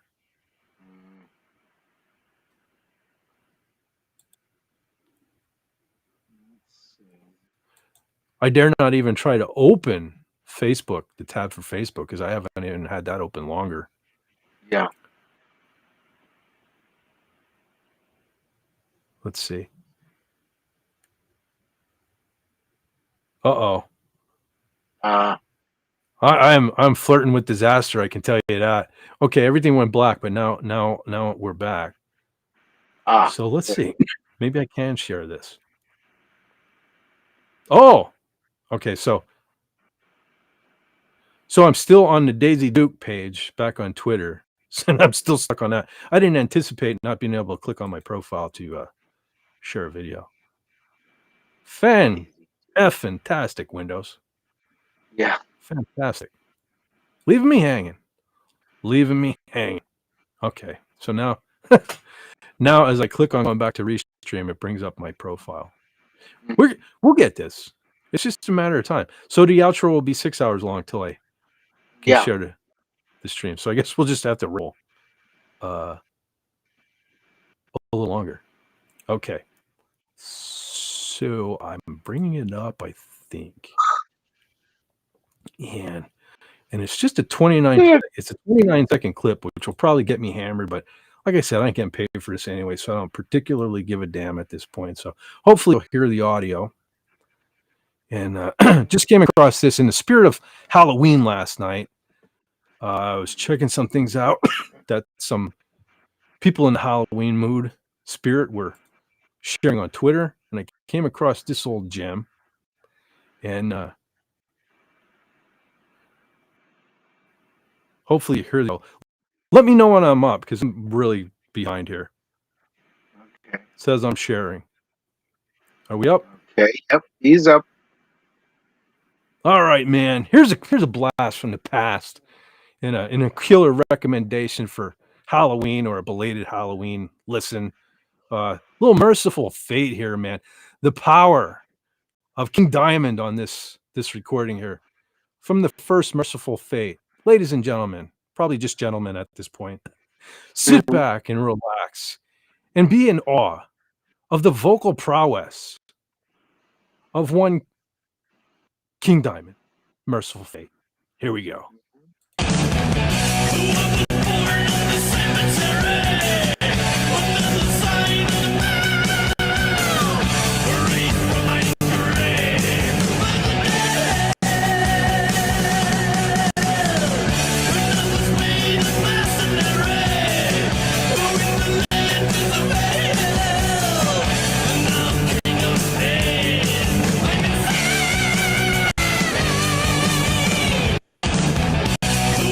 That was freaking spectacular, man. Yep. Well and again, a great Halloween tune to listen to. So long as I'm getting copyright claims now anyway, we're going to hit, first of all, we'll roll with some, you can see what I got going on, play and everything and all in it. I recommended last week a little clip of the classic Halloween by the band Halloween. It's Halloween tonight. And for some reason, it's not playing.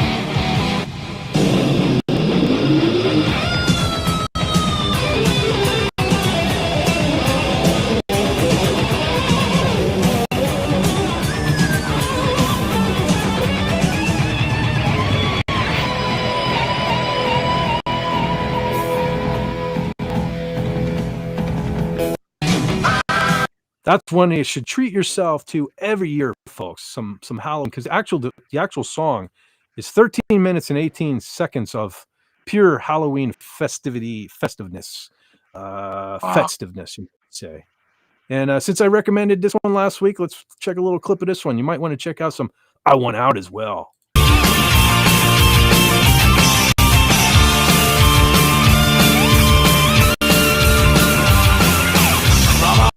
Beginning on, we are pushed in little forms. No one asks us how we like to be. In school, the teachers what a thing, but everyone says different things. But they all convinced that they're the ones to see.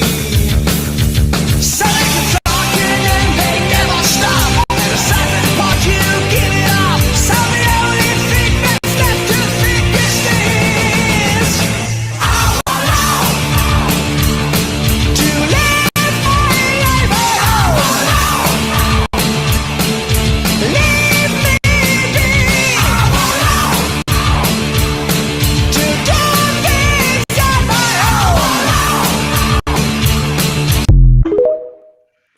Anyhow, yeah. Now that I'm in trouble with YouTube, but yeah, I thought I'd turn some of you folks on it instead of just talking about them. Maybe I'd play a little clip. So, and I kind of wish I almost said Cardinal Sin. I do wish Cardinal Sin was here. I almost wish Canadian Spider-Man was still here, because I think it was him last week who was like, "You made that name up." No, I certainly did not. There they were, Halloween, in all their glory. I love Lenrod's comment for that. I'm an owl. I'm an owl. Yep.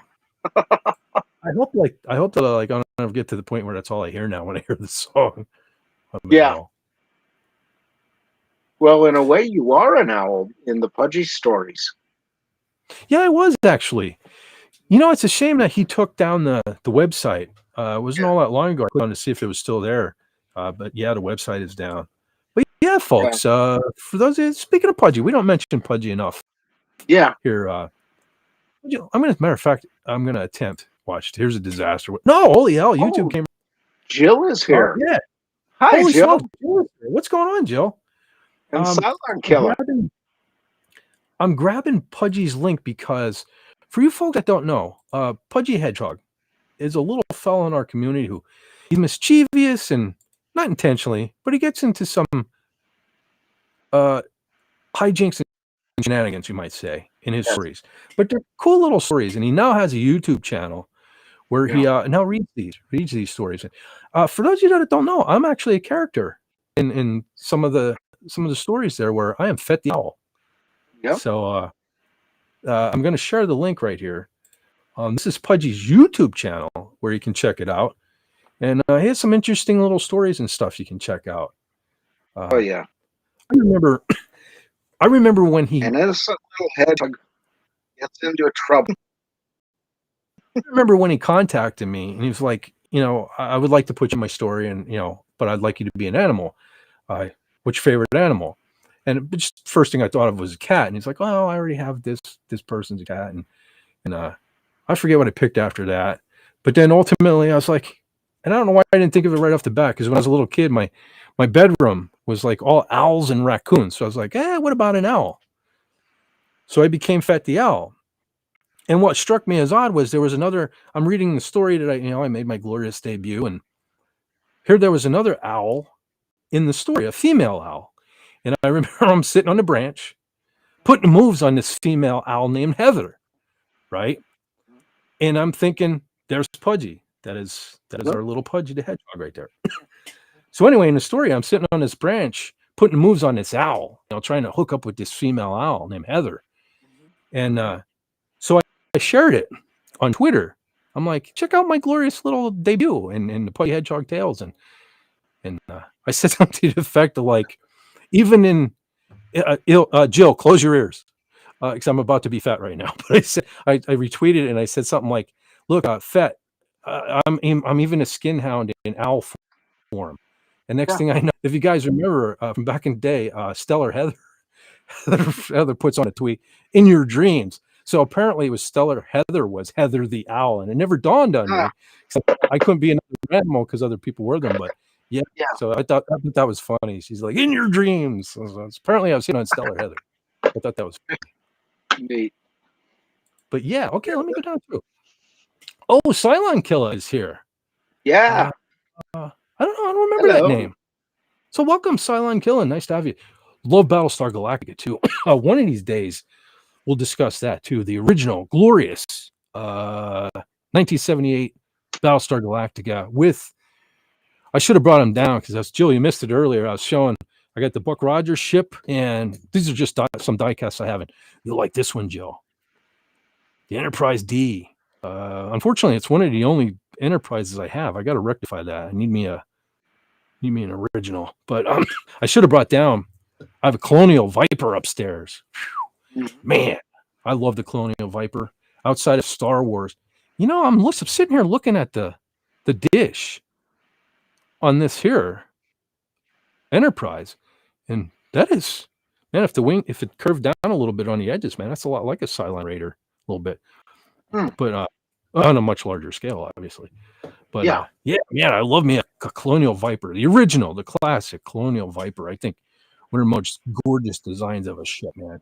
It's kind of like the Corvette of the spaceship world because it's just like a seat and some big ass engines. You know what I mean? That's all. I mean, it's the muscle car of the spaceship world, the Colonial Viper. Yeah. Oh yeah, I forgot to bring Jill up. Hail Jill! Jill is here. Yeah, man. What a active all over again. Oh, hold on. Pathfinder says I'm gonna head out, you guys. See you when I wake up. LOL. Yeah, I remember back in the day when we used to do the 10, 11-hour live streams, people would say that. Yo, I went to bed and got up and you're still live streaming. Yeah. We're approaching. And there were a couple who actually did. Yeah. Yeah. And sometimes I even think I fell asleep on stream and woke up and thought I was having a nightmare. No, I'm just kidding. But no, holy hell, man, we're going on 7 hours. Yeah. Jill, you missed it because we wrapped it up. Rob Wright was here. We wrapped it up. What? 4 hours ago? Something we all like did the plugs. We all said our goodbyes. And we're shooting for the longest live stream outro in YouTube history. Guinness Book of World Records. I hope you're paying attention because this outro continues to soldier on throughout the night. Yep. Like a freight train that is slowly running out of diesel fuel because I should have at least got something to drink. I'm going to feel this tomorrow. I can already feel like my vocal cords are going like, hey, remember us? We're like 6 inches longer than we used to be from dehydration and continued use. Yeah. So, let's see. Silent Killer says, for a second, I thought you were reincarnated Stanley Kubrick at Lenrod. Yeah. He may be. He just may be. You never know. Wes Kegel said, Halloween has one of the longest songs ever, even longer than the Rime of the Ancient Mariner. Yeah, Halloween, that's the thing. They do have some long songs, but they know how to pull it off. And not, make you bored. So many, much like Iron Maiden, they're masters at changing tempos and things like that, so as to not have it be boring or drag on. So, Yeah, it could be a 13-minute song, but realistically, there's like 7 songs within that 13-minute that could have been. But yeah, that's a new one, Silent Killer. Hell to you, my friend. At least I hope. That's the thing with YouTube. But there's no ads here on my channel. You notice that? Everybody's not an ad here. So I think everybody's names are correct on my channel. That's one thing that's going good for my channel, I guess. Yeah. Everybody's not reduced to their at and numbers and things of that nature. So Silent Killer agrees. The Viper is the coolest. Kill Cylons all day long in that thing. Yes. Although I do like the Cylons though too. Very underrated. Everybody thinks about the stormtroopers and things like that, but the Cylons, man, they were scary. Like I thought the stormtroopers were cool as a little kid. Matter of fact, the Cylons got that Knight Rider laser thing in the eye. Yeah, and that wow. Yeah, they were scary. And they used to, I think what they used to do is recruit football players and stuff as the people who wore the costumes. So they're imposing. They were large individuals behind that chrome armor. And there's something about that too. Something, of course, spacey about chrome. But it felt so cold. You know what I mean? Like you already knew you were dealing with a machine, and it's like it's chrome and cold and classic Cylons, man. Yeah. Again, still one of my favorite. We talked about the A-Team a while back, but man, just that opening scene, it's just one of the reasons, many reasons I love the A-Team was how the Cylon would walk by Dirk Benedict and that little breaking the fourth wall nod, where he's like, hey, I know that guy. He's a Cylon. Yeah. Yeah. Very cool. Wes Cagle says, if I get to be an online animal persona, I choose a honey badger. Does Pudgy have any honey badgers? Nope. Yeah, he does have Mr. Dave the Red Panda, though. We'll have to hook you up with Pudgy and Cobalt. Yeah. Original Battlestar Galactica. What do you mean? There's only one. Yeah. Well, I hate to say that. That's kind of how I feel, but like so many people in the community get mad at me. Then no, it was done. It was done well. Again, I've never seen the remake, reboot, whatever you want to call it, and it wasn't even. I know that was one of the first things I think they ever did the gender swap in too, wasn't it? Yeah. Which I did have a problem with that. I don't have a problem with Katie Sackhoff or anything. I love her as an actress. Starbuck was my favorite character from Battlestar Galactica, and I was like, man, I don't care if you gender swap people, but Starbuck is I mean, he was like the Captain Kirk of Battlestar. He got the women. I don't know. Why'd you have to do it? Maybe that's why they did it to him. But honestly, I can even live with Katie Sackhoff being Starbuck, probably. My biggest gripe was that they altered the design of the Viper. And I know people keep telling me, well, there are still some original Colonial Vipers in it, but still, I mean, they still tampered with perfection. You know? I don't want to have to keep an eye out for a glimpse of awesomeness. I want it to be front and center all the time, because you can't beat that design. Well, in the world of sci-fi other than Star Wars. And sorry, Joe, I know you're a fan of the Enterprise and things like that. But I tend to think of, when I think of like ships like the Enterprise or big ships, like that can hold hundreds or thousands of people, I tend to think of them more as, I'm trying to think, not battle stations, but like to me, because I'm not even, most Star Wars fans are all about the Millennium Falcon. I love the Falcon.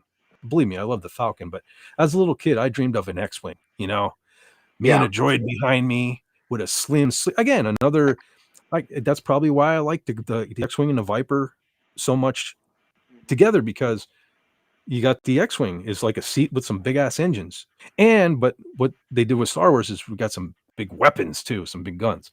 Yeah. It's basically the only difference, really. So you have the Viper and the X-Wing are kind of like the muscle cars of the science fiction world, where I'm more in real life. I'm more of a muscle car guy, you know. So maybe that's why I don't gravitate. To me, like the Millennium Falcon, I mean, it's a freighter. I get like it'd be like he took a semi, you know, and put some nitrous on it or something. You know, it's still a semi. It's cool and stuff, but like, you know, like here on Earth, you know, a muscle car to me is contrary to cars nowadays is a small car, long hood, short deck, and 2 doors. You know, 2 doors, not 4, 2. Right? That's a muscle car. Where the X-Wing and the Viper, there you go. It's all about the horsepower, you know? And I guess that's why I like them more. Maybe if I was into semis, I'd be more of a Millennium Falcon guy. But I don't know. That was more of a rant that was necessitated for that, wasn't it? Yeah. But oh well. Jill says she likes the 2005 Battlestar Galactica, but I haven't seen. You haven't seen the original? Honestly, I don't know if it would be as magical. I don't think it would be as magical to you now as an adult, because it caught me when I was a little kid, and it filled in the gap for me between when I saw Star Wars again. You know, because we didn't. Sorry, the coffee's coming back. We didn't have VCRs and YouTube streaming services, so and back then, movies had to be out like a decade before they went on HBO and regular TV and stuff. So I mean, all I got to see as a little kid was A New Hope.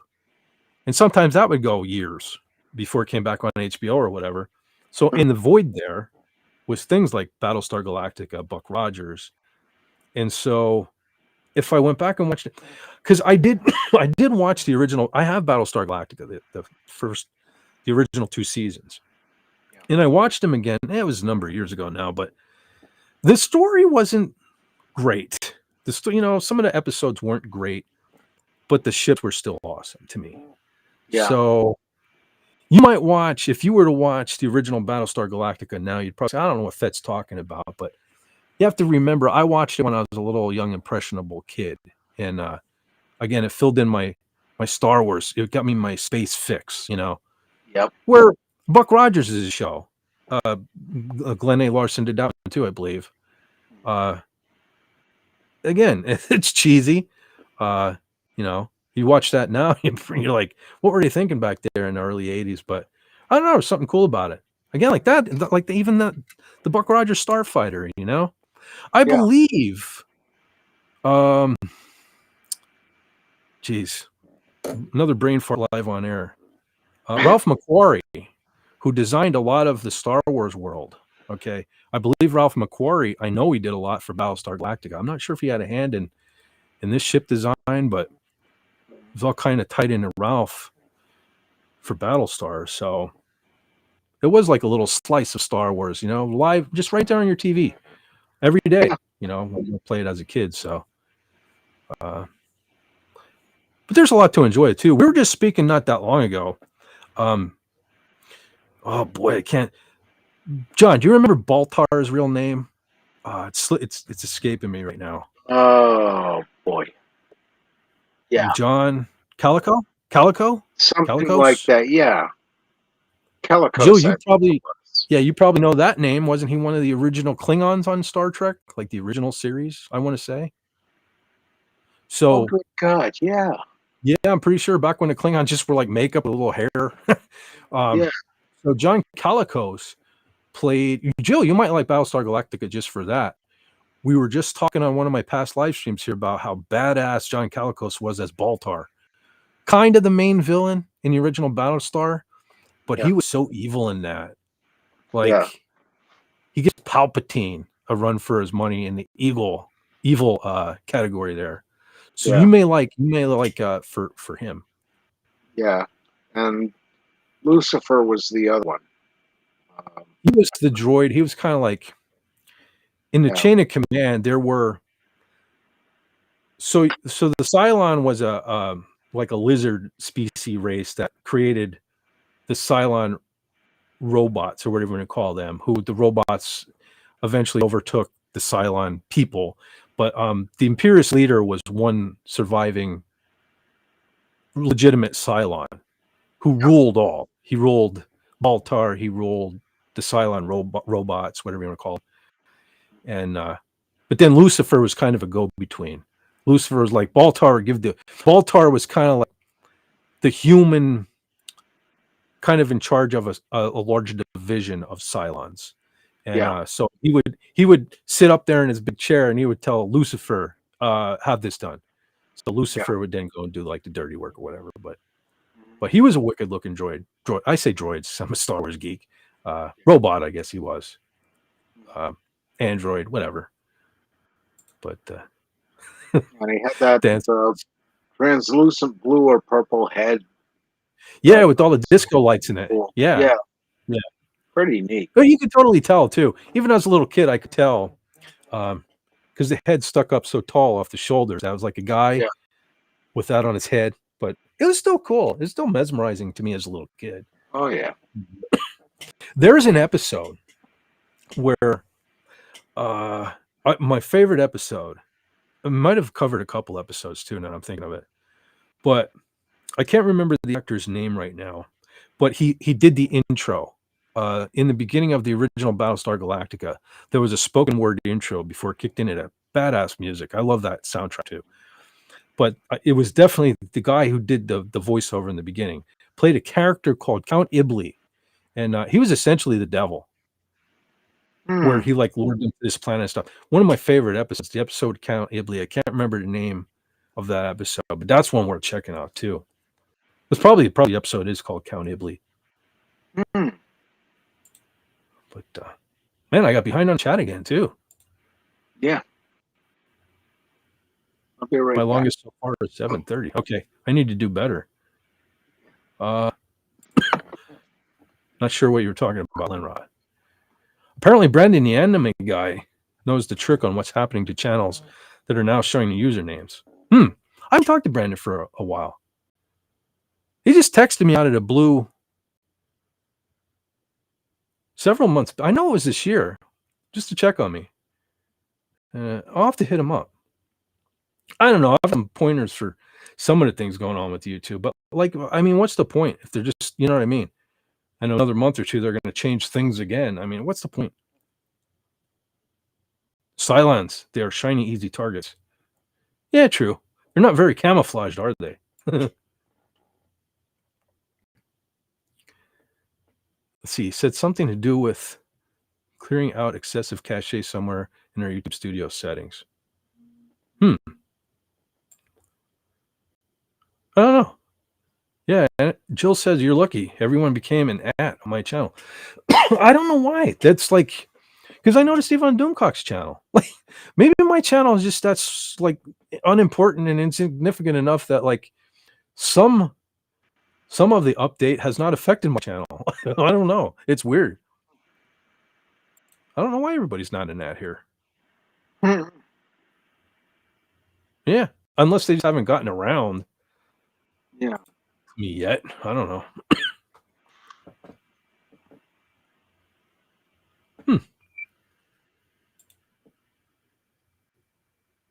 Yeah, Brandon, the anime guy. He's a cool dude. There's the beep again. John, I think that might be your headphones because it now that you came back, it just beeped again. Really? All right. Yeah. Let's do it's not. No, you don't have to do anything. I can totally live with it. I'm just trying to detect because it's driving me nuts where I didn't know where it was coming from. Yeah. No, you're good. It's not really loud or anything. It's just occasionally there's a beep. Yeah, but did it just beep again when I unmuted? No, it didn't beep again. All right. I have no idea that. Oh, Wes Cagle says it went down while Starbuck is not a chick. Yeah, I don't know. I don't know if I'll ever watch it or not. It's just, I'm sure, who was it? Edward James Olmos, I think, played Adama in that. It's going to be really hard for me to accept anybody as Commander Adama because I don't know. I'd have to think about it. Yeah. What? Linrod running out of gas. He ran out of gas. I'm getting there. Yeah, like I said, I'm behind on the chat. I noticed R2D2 on the X-Wing was a nice touch. Oh yeah. Yeah. Having that little droid behind you. Mm-hmm. Oh, yeah. Again, I have no problem with Katie Sackhoff. First thing I ever remember seeing her in was Halloween Resurrection. It's quite annoying in that. I never thought she'd be like I like her. It's one of the few things I like in Disney Star Wars. I like her as Bo-Katan. And one of the, she voiced her in the cartoon as well. So, and one of the few that transitioned over and was just as good live action. Unlike Lars Mikkelsen there as Thrawn. Doesn't really look like Thrawn at all. I'm harping on that way too much, though. The newer Battlestar Galactica should have ended the second to last season on Earth 2. I wanted the nihilistic ending. 70s Battlestar, you had to be there. Yeah, that's what I'm thinking. I don't know if Jill will appreciate it as much now. Because I wouldn't. Honestly, I wouldn't. If I watched it now, I'd be like, man, that's pretty cheesy. But seeing it as a little kid, yeah, really different. Yeah, she says that's she didn't exist yet. That's understandable. Yeah, something about existence and perception. Yeah, that makes watching Battlestar Galactica a little easier. Yeah, yeah. Okay, now Silent Killer says I have to admit that the new Battlestar Galactica has grown on me. All right, maybe one of these days. Yep, it was John Colicos. Badass is Boltar, man. Totally. If you remember, I believe the first episode was like a movie. It was like a 2-hour maybe movie to introduce the show. And if you remember, he was actually a delegate or something in like their version of Congress or something with the Earthlings, and he helped like negotiate the deal with the Cylons, where the Cylons annihilated because there were several other Battlestars remaining, and he kind of helped orchestrate the attack on the humans. He betrayed his own species, which is how he got his spot in power with the Cylons. So yeah, he was a prick, but he was cool, man. He was sinister. He was freaking sinister, man. Yeah, agreed. Colicos was creepy, evil back in the day. He sure was. And the way they always had him in shadow up there on that chair too, you know.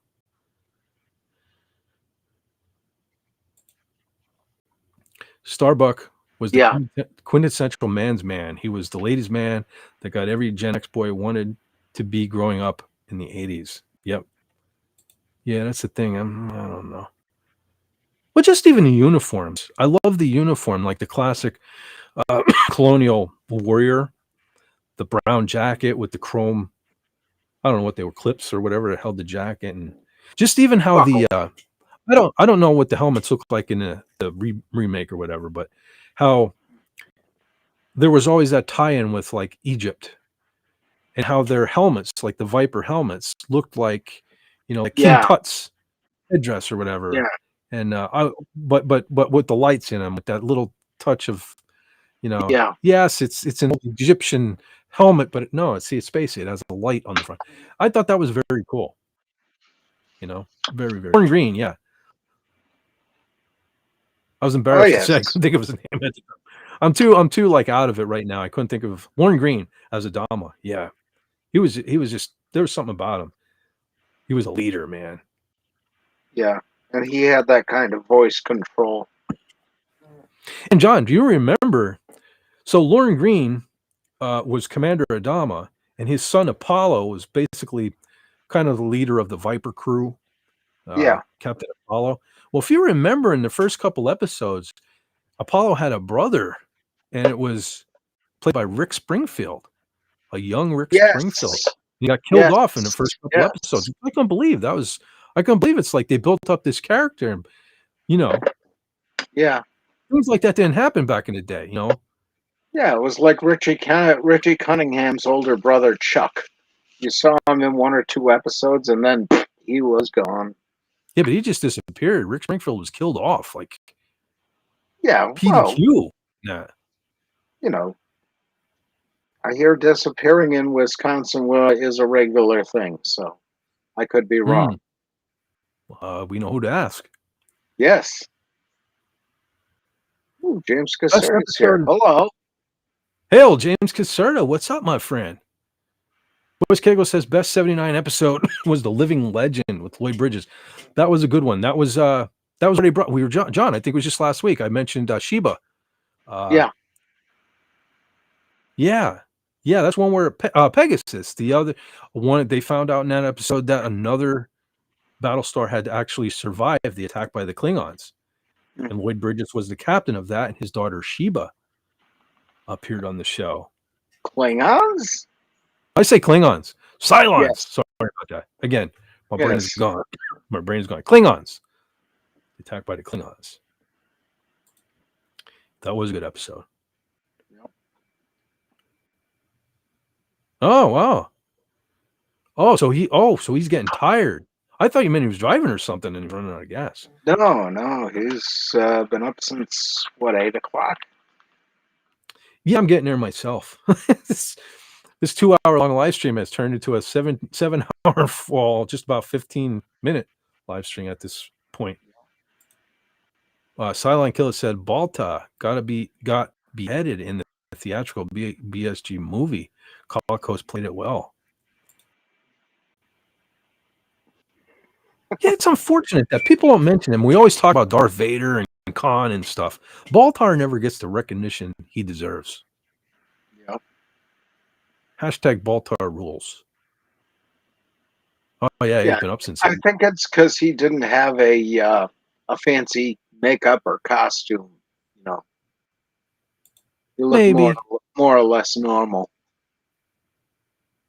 But I mean, Khan didn't really. I mean, he had a get-up. He wasn't really. He was great. I love Khan. And I will say, he's better than Baltar. I've always said, it's Darth Vader for me, then Khan. But then Baltar's right there. He's right there. He's right there behind them guys right there. Yeah. I got to say. James Caserta says, I'll grow on you like a weed. It'll grow on you. Sorry, I thought he said, I'll grow on you. Again, brain is gone. Brain is gone. It'll grow on you like weed. Brain and brain. What is brain? Or a nice rash. Yeah, I can see clearly now. My brain is gone. For sure.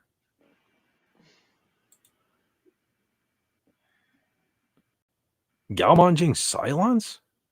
What the heck? Yeah, they did away with Apollo's brother in the first episode. Yeah, was it the first? I knew it was. It's been a while. I knew it was early on. I was like, I couldn't believe that as a little kid. I'm like, what? You know what I mean? Because you had Star Wars, like all these lasers and nobody really getting killed. You had the A-Team, all these M16s or whatever they were shooting, and you got Jeeps flipping over, but the guys always walking up and brushed themselves off and walked away. And I'm like, what? Yeah. They just killed Apollo's brother. That's because it's like it wasn't like Jill, your red shirt's on you see a red shirt there, he's dying. This was like, it wasn't like Viper, in the credits, it wasn't Viper pilot number 6. This was Commander Adama's freaking son, in the first episode, boom, gone. It's like, that was weird, man. Yeah. James Caserta says 7 hours. Yep, we're over 7 hours now. They shot another and boom, he was gone. That reminds me, Lenrod, you might know this one, a little Fifth Angel. 7 hours to judgment. I can feel the time is drifting away. Yeah. Fifth Angel, man. That's a band. Can't believe I just thought of them. You folks might know him. Some of you old fogies like me. If you remember when Howard Stern was actually cool for 5 minutes. Back in maybe the early 90s, and he had that show. The intro to that show back then, that's Fifth Angel. That's a song called Midnight Love off actually the same album. Yeah, same album as 7 Hours. That was a good band too. And any real diehard metalhead from back in the 80s, you've seen the singer too, because you could not thumb through like a circus magazine or a metal edge with not seeing an advertisement on one of the back pages for a vocal course by Ted Pilot. That was the singer of so yeah, Ted Pilot back in the day. You could get vocal lessons from him, and he also had a kick-ass band called Fifth Angel. Yeah. Neat. Oh yeah, Lenrod knows. I knew he'd know. Love me some Fifth Angel. Very underrated band. Man, that guitar player. I can't remember his name offhand right now, but holy smokes. Talk about a shredder. In tone. Yeah. They had some good songs too. Especially their second album, Time Will Tell. Very, very good album. Yeah. Deadlock from Star Blazers, Space Battleship Yamato for me, great bad guy. I remember Star Blazers. Our Star Blazers. I used to watch that when I was little. That was a good one. The Battleship. The Battleship in space. You never saw Star Blazers, John? No. You probably dig that, man. It's a battleship in space. No kidding. Yeah. It's pretty cool. It's probably here on YouTube. Look it up. Check it out. In the early days of my channel, back when I first started doing my Doomcock pictures, I never took the channel seriously. I used to. So in the meantime, I would just add things I liked. I would put intros and outros to cartoons and stuff. I had Battlestar Galactica. Star Blazers was one of them I used to have on here, the intro and outro. I deleted that stuff since, trying to take the channel a little more seriously, but yeah, a good theme on that too. Star Blazers.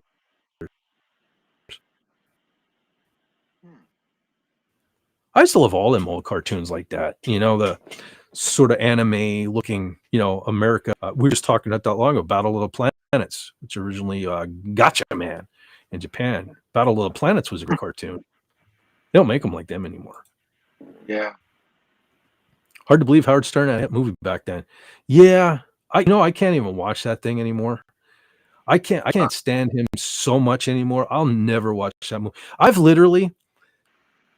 I've almost made a video of me burning that DVD. That's how much I can't stand him anymore. And I don't know. It's stupid, I guess, but I've almost made a video of me burning that DVD.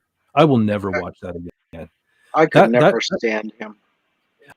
I liked him back in the day, but talk about such a traitor. He is talk about somebody that has totally flip-flopped and totally forgot where he came from and what he stood for back in the day. He is such a sellout. He should be in the dictionary for a motherfucking sellout. Howard Stern's picture right there, folks. Sorry, pardon my French. Yeah, he was a little too over the top for me to begin with, and it just got worse. And then when that movie came out, he thought he was all that in a bag of chips. Well, he always thought he was all that. And the thing of it is let's be honest, the guy doesn't have a voice. I mean, he doesn't have a voice. He doesn't have any looks. He was so lucky to get what he has and to just turn his back on the fans and stuff. And I don't know. What a loser. What a pathetic fucking loser. I can't stand him. I'll never listen to anything with him again. I can't even stand now. When I'm scrolling through YouTube and I see, Metallica live on Howard Stern, I'm like, oh man, why'd you guys go on there? Yeah. Yeah, it's just terrible. What happens when a stormtrooper shoots at a Trek red shirt? The universe implodes. That's assuming the trooper hits. Yeah. Yeah. So see, that's the thing. That's where the red shirts in Star Trek should just ask for a transfer over into the Imperial fleet. Well, no, I guess they'd have to be on the rebel side to not get shot by the stormtroopers. So they should defect. Yeah, they need to leave Starfleet and join the rebellion so they'll never get shot by the stormtroopers. Look at that. This live stream, Don, this was a groundbreaking live stream. Earlier, I solved the unemployment problem. I solved the health system problem. Remember? We're hitting on all these topics. Now I just saved the lives of every red shirt, every surviving red shirt. We were breaking ground. I got to change the name of it. I forget what I named this live stream. Post Halloween hangout or something. I got to change it to groundbreaking. Yeah. Groundbreaking live stream with world's longest outro. Yeah. Yeah. There you go. And then I can have everybody jump in the comments and say, this is clickbait. But hey, you're still commenting and it'll still help the algorithm. So, yeah. Clickbait Whatever works. Yeah. Battle of the Planets was cool. I still watch it from time to time. I haven't watched it in a while, but yeah. Last time I did watch it, yeah. I mean, it's held up. As an adult, I still enjoy it just as much. And I mean, you know, Princess, the female member of G-Force, you know, we always had them shots, you know, even though it was a cartoon. She had them short skirts. We always had shots in the cartoon, you know. So as a little boy, she was one of your favorite characters on G-Force. Separate the bull from the bullshit. That's hard to do nowadays, though. Yeah. Too much bullshit. That's the problem. Everybody's a bullshitter. So yeah. How do you separate it? Because it's like you used to be able to say separate the art from the artist. Separate the artist from the art. It's just, you can't do it anymore because it's infiltrated the artist and the art. Yeah. It's you can't separate them anymore. They're both one, you know. Yep. That's it. And, change to Fed Outro fixes the world. There you go. Yeah. All in one nice little statement. Stern sucks, but he's laughing all the way to the bank. True. Yeah. I haven't been keeping an eye on that, but last I heard he's getting a boot. His show's that's getting the thing. He that was a hoax basically, because this was right after the Jimmy Kimmel thing, and he decided, oh, I'm going to tell everybody my show's getting axed, so I'll get the same kind of sympathy, and I'll just play with people. You're shitting me, right? No, you're kidding me right now. No, that's what happened, and what a piece of crap he is for that. You know? John, I didn't think I could despise him any more than I did 10 seconds ago, but thank you for proving me wrong. Thank you for proving me wrong. He is a real piece of crap. Yeah, I was just about to say, I mean, just about every sack of shit, we could put his picture next to that in the dictionary. Yeah. Yeah. I'll tell you what, I am not, one of these people who's in favor of wholesale abortion, but in his case, retroactive abortion would be a good thing. Yeah. I don't know. I don't even know. I guess you said it all right there. Yeah, I don't even know where to go with that. He is a waste. I mean, and the sad part is there's so many things connected back in the 80s. But there were so many. Well, I kind of liked them back in the 80s. I guess maybe pulled the wool over my eyes or whatever. But there's so many things too that I will connect to them.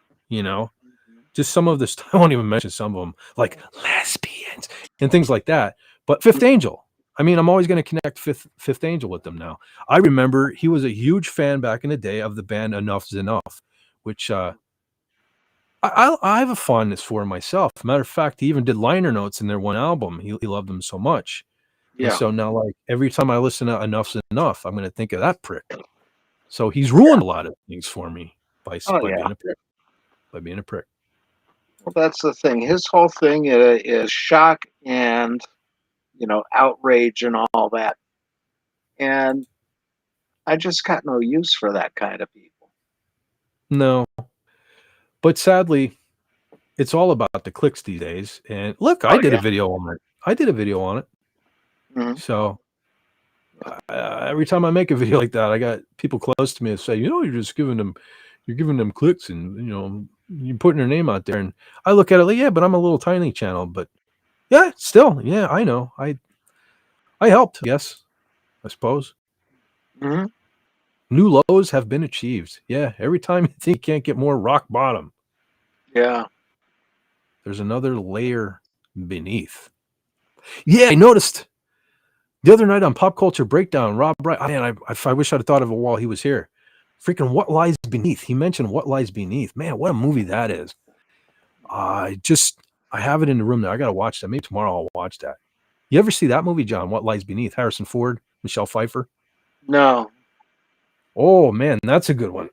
I never mention it, you know. I was just, I think, ranting about how nobody ever talks. When you talk Harrison Ford, nobody mentions The Fugitive. Well, that's another one, too.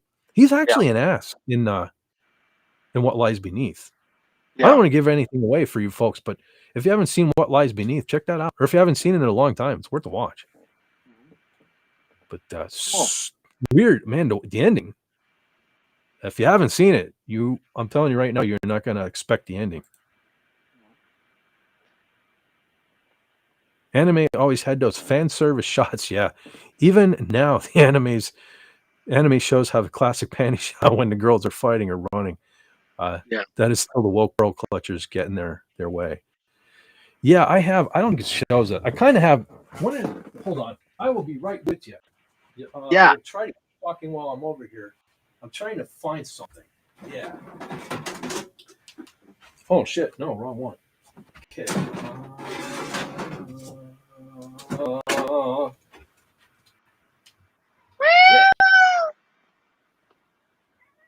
Can you hear my cat?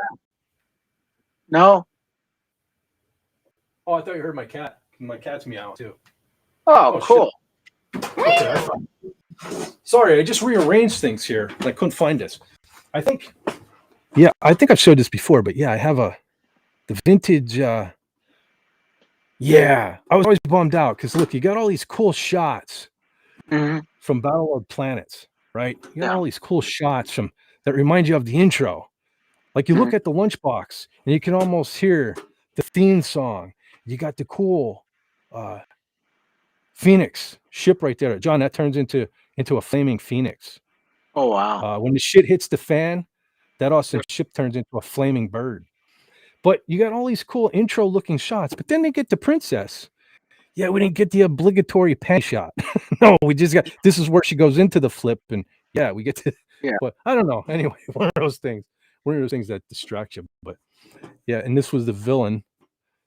And you got your little America. In America, we got Seven's Arc 7 here. It was basically like a ripoff of R2, which is probably one of the reasons why I like the show. But they basically got like a little astromech.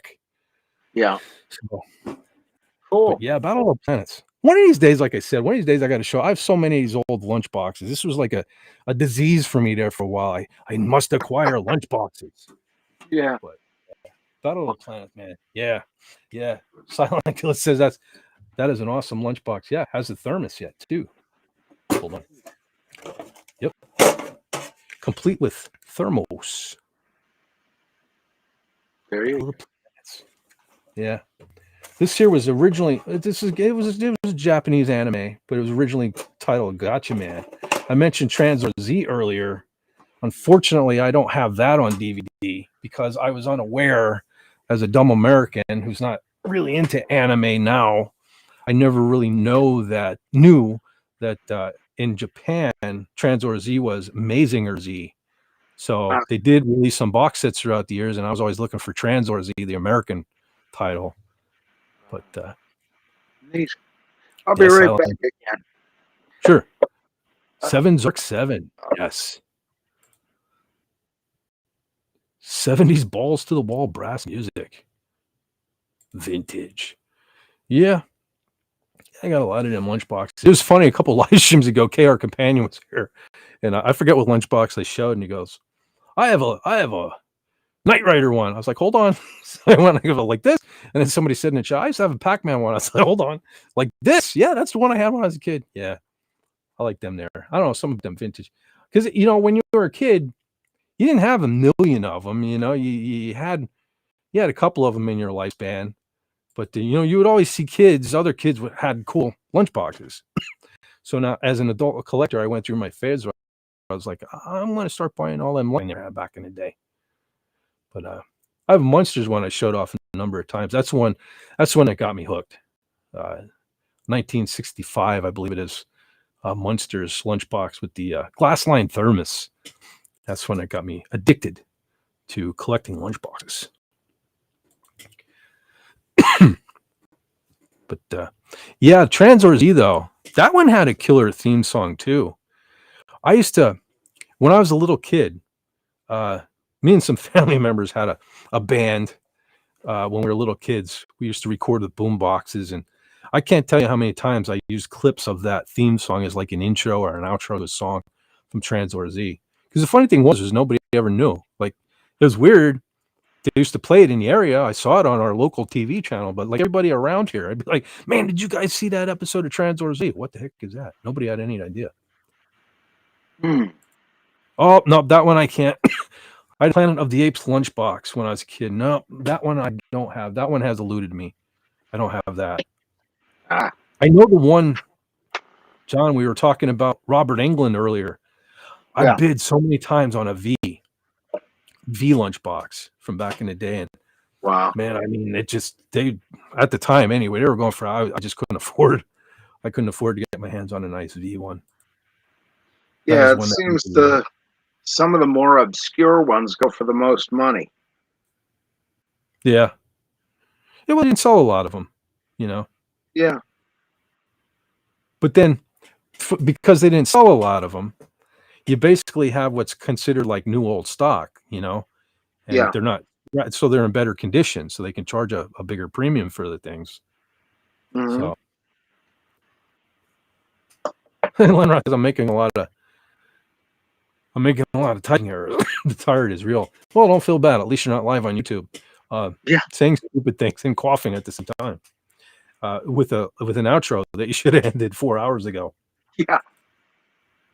But woke crowd should love Battle of the Planets. The main villain Zoltar was trans.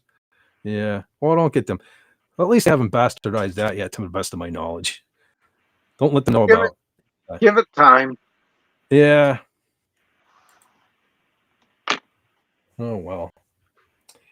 Well, my buddy Anakin's here. He's back. I wish he'd let me pick him up. I don't know where Kylo's at. He would let me pick him up. He must be out. But oh well. He just like growled when you did that. Like made a growling sound. I was just staring at me. It was, you know, it was sad. I was mentioning I had that carbon monoxide incident the other day. He's right here. He's there with his paw. He was just right here. I wish he let me pick him up. He's gonna run if I reach for him though. I had that incident with the furnace the other day. Man, I hated like hell going to work because it was strange. Two things happened. Right before the incident, Kylo came over and he just sat here looking at me with like the saddest look on his face. I just had to pick him up. He looked so sad. And then after the incident, I'm like, late. What do I do here? And Anakin comes out, and he hardly ever makes a peep. Yeah. But he comes out and he looks at me and he goes, like that, right? My other cat, Tigger, used to always do that when he was here. And but Anakin never makes a peep. And I go, Anakin? He goes, yeah. So I said his name again. Anakin? Yeah. So I was like, you sound like Tigger. Where's Tigger? Nothing. He didn't make a peep. But I said his name again. He's like, yeah. I'm like, I don't know, man. I hope nothing happens. I was worried about my cats all night. So yeah. That sucked. That made Thursday night, man. Holy smokes. That was like one of the longest nights in recent history for me. James Caserta said, just listen to the Transor Z intro. Yeah. That was pretty freaking stellar. All I'm thinking of is now Battle of the Planet. Dun, dun, dun, dun, dun, dun, dun. And now I'm thinking of He-Man. Dun, dun, dun, dun, dun, dun, dun. Another cartoon I loved, Masters of the Universe. That was another great one. We had all good cartoons back in the day.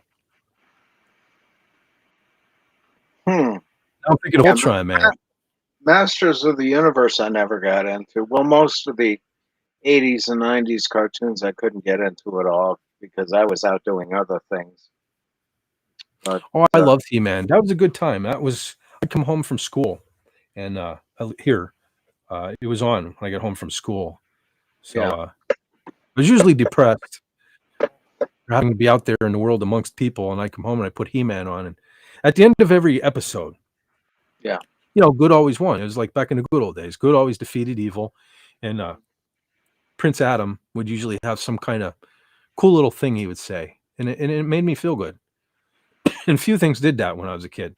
So yeah, I liked it. Like I said, I don't really have anything He-Man related because for the millionth time, three of my nephews, to my oldest sister, we're close in age. I swear we're not hillbillies. I swear to God. It's just my oldest sister is significantly older than me. And so she had three kids that are just about close in age to me. So we're technically cousin or nephews and uncle, but we were more like brothers. And so I had the Star Wars stuff. And so when they came here, we played with Star Wars. They had all the He-Man toys. So when I went there, we played with He-Man. So I never really had to get the He-Man stuff. Now I wish I did, man. I'm jealous. I kind of wish I had a Castle Grayskull and stuff of my own, but that stuff, man, that stuff's going for ridiculous prices now too. So I have a Masters of the Universe lunchbox. One of these days we'll have to talk about that. Do a show on that too. I do have a box set. I remember I made Doomcock jealous. The one Friday Night Frolics, they were talking about DVD sets they would like to have, and somebody brought up Masters of the Universe. And so live on Doomcock must have been bored or something, but I remember specifically he was looking it up on Amazon or eBay or something. And he got so like, he was like, man, I want that. And he's describing it. And I'm like, I think I got that sitting on my shelf in there. So I took a picture of it and I sent it to him. He's like, that's it, man. He's like, I'm jealous of you. So I actually have it. And the funny thing was it's pretty valuable now. But I remember back when I wanted it, it was a number of years ago. And, married with the wife at the time. And she's like, that's too expensive. It was like $40. But it had like the entire original series, a couple spin-offs, all this extra bonus material, plus like a 3-dimensional Castle Grayskull box that it was in. And it's like Doomcock was even saying that's too rich for me. So it's super valuable now. And I think I got yelled at for spending $40 on it. But yeah, I never even opened it. And so ever since that night with Doomcock, I don't want to open it now, which sucks. Because I have the series, I just can't watch it on my DVDs anyway. But you'll have this. I see cool, Cylon Killing never watched He-Man, but I remember they had cool toy commercials on Saturday mornings. Yes, they did, because they were trying to compete with Star Wars. They wanted to steal some of that toy merchandising money. From what I understand, too. I was only ever on, I think, one episode of Pop Culture Breakdown. I was fortunate enough for, Jesus, again, having a brain fart live on air. Midnight's Edge. Andre happened to be on the one episode I was on the one time, and Masters of the Universe got brought up, and I didn't realize, but he's like a super duper expert, and I got him talking about, apparently that was supposed to be Conan the Barbarian. Yeah. And there was a deal and everything made. They were going to be Conan toys to coincide with the launch of Schwarzenegger's first movie, Conan the Barbarian. And then when Mattel or whatever found, discovered it had an R rating and, there was some nudity and stuff in it, they pulled out of the deal. And I guess they broke the deal. I think there was lawsuits and everything involved, but they weren't going to market, toys to an R-rated movie to kids, which is understandable.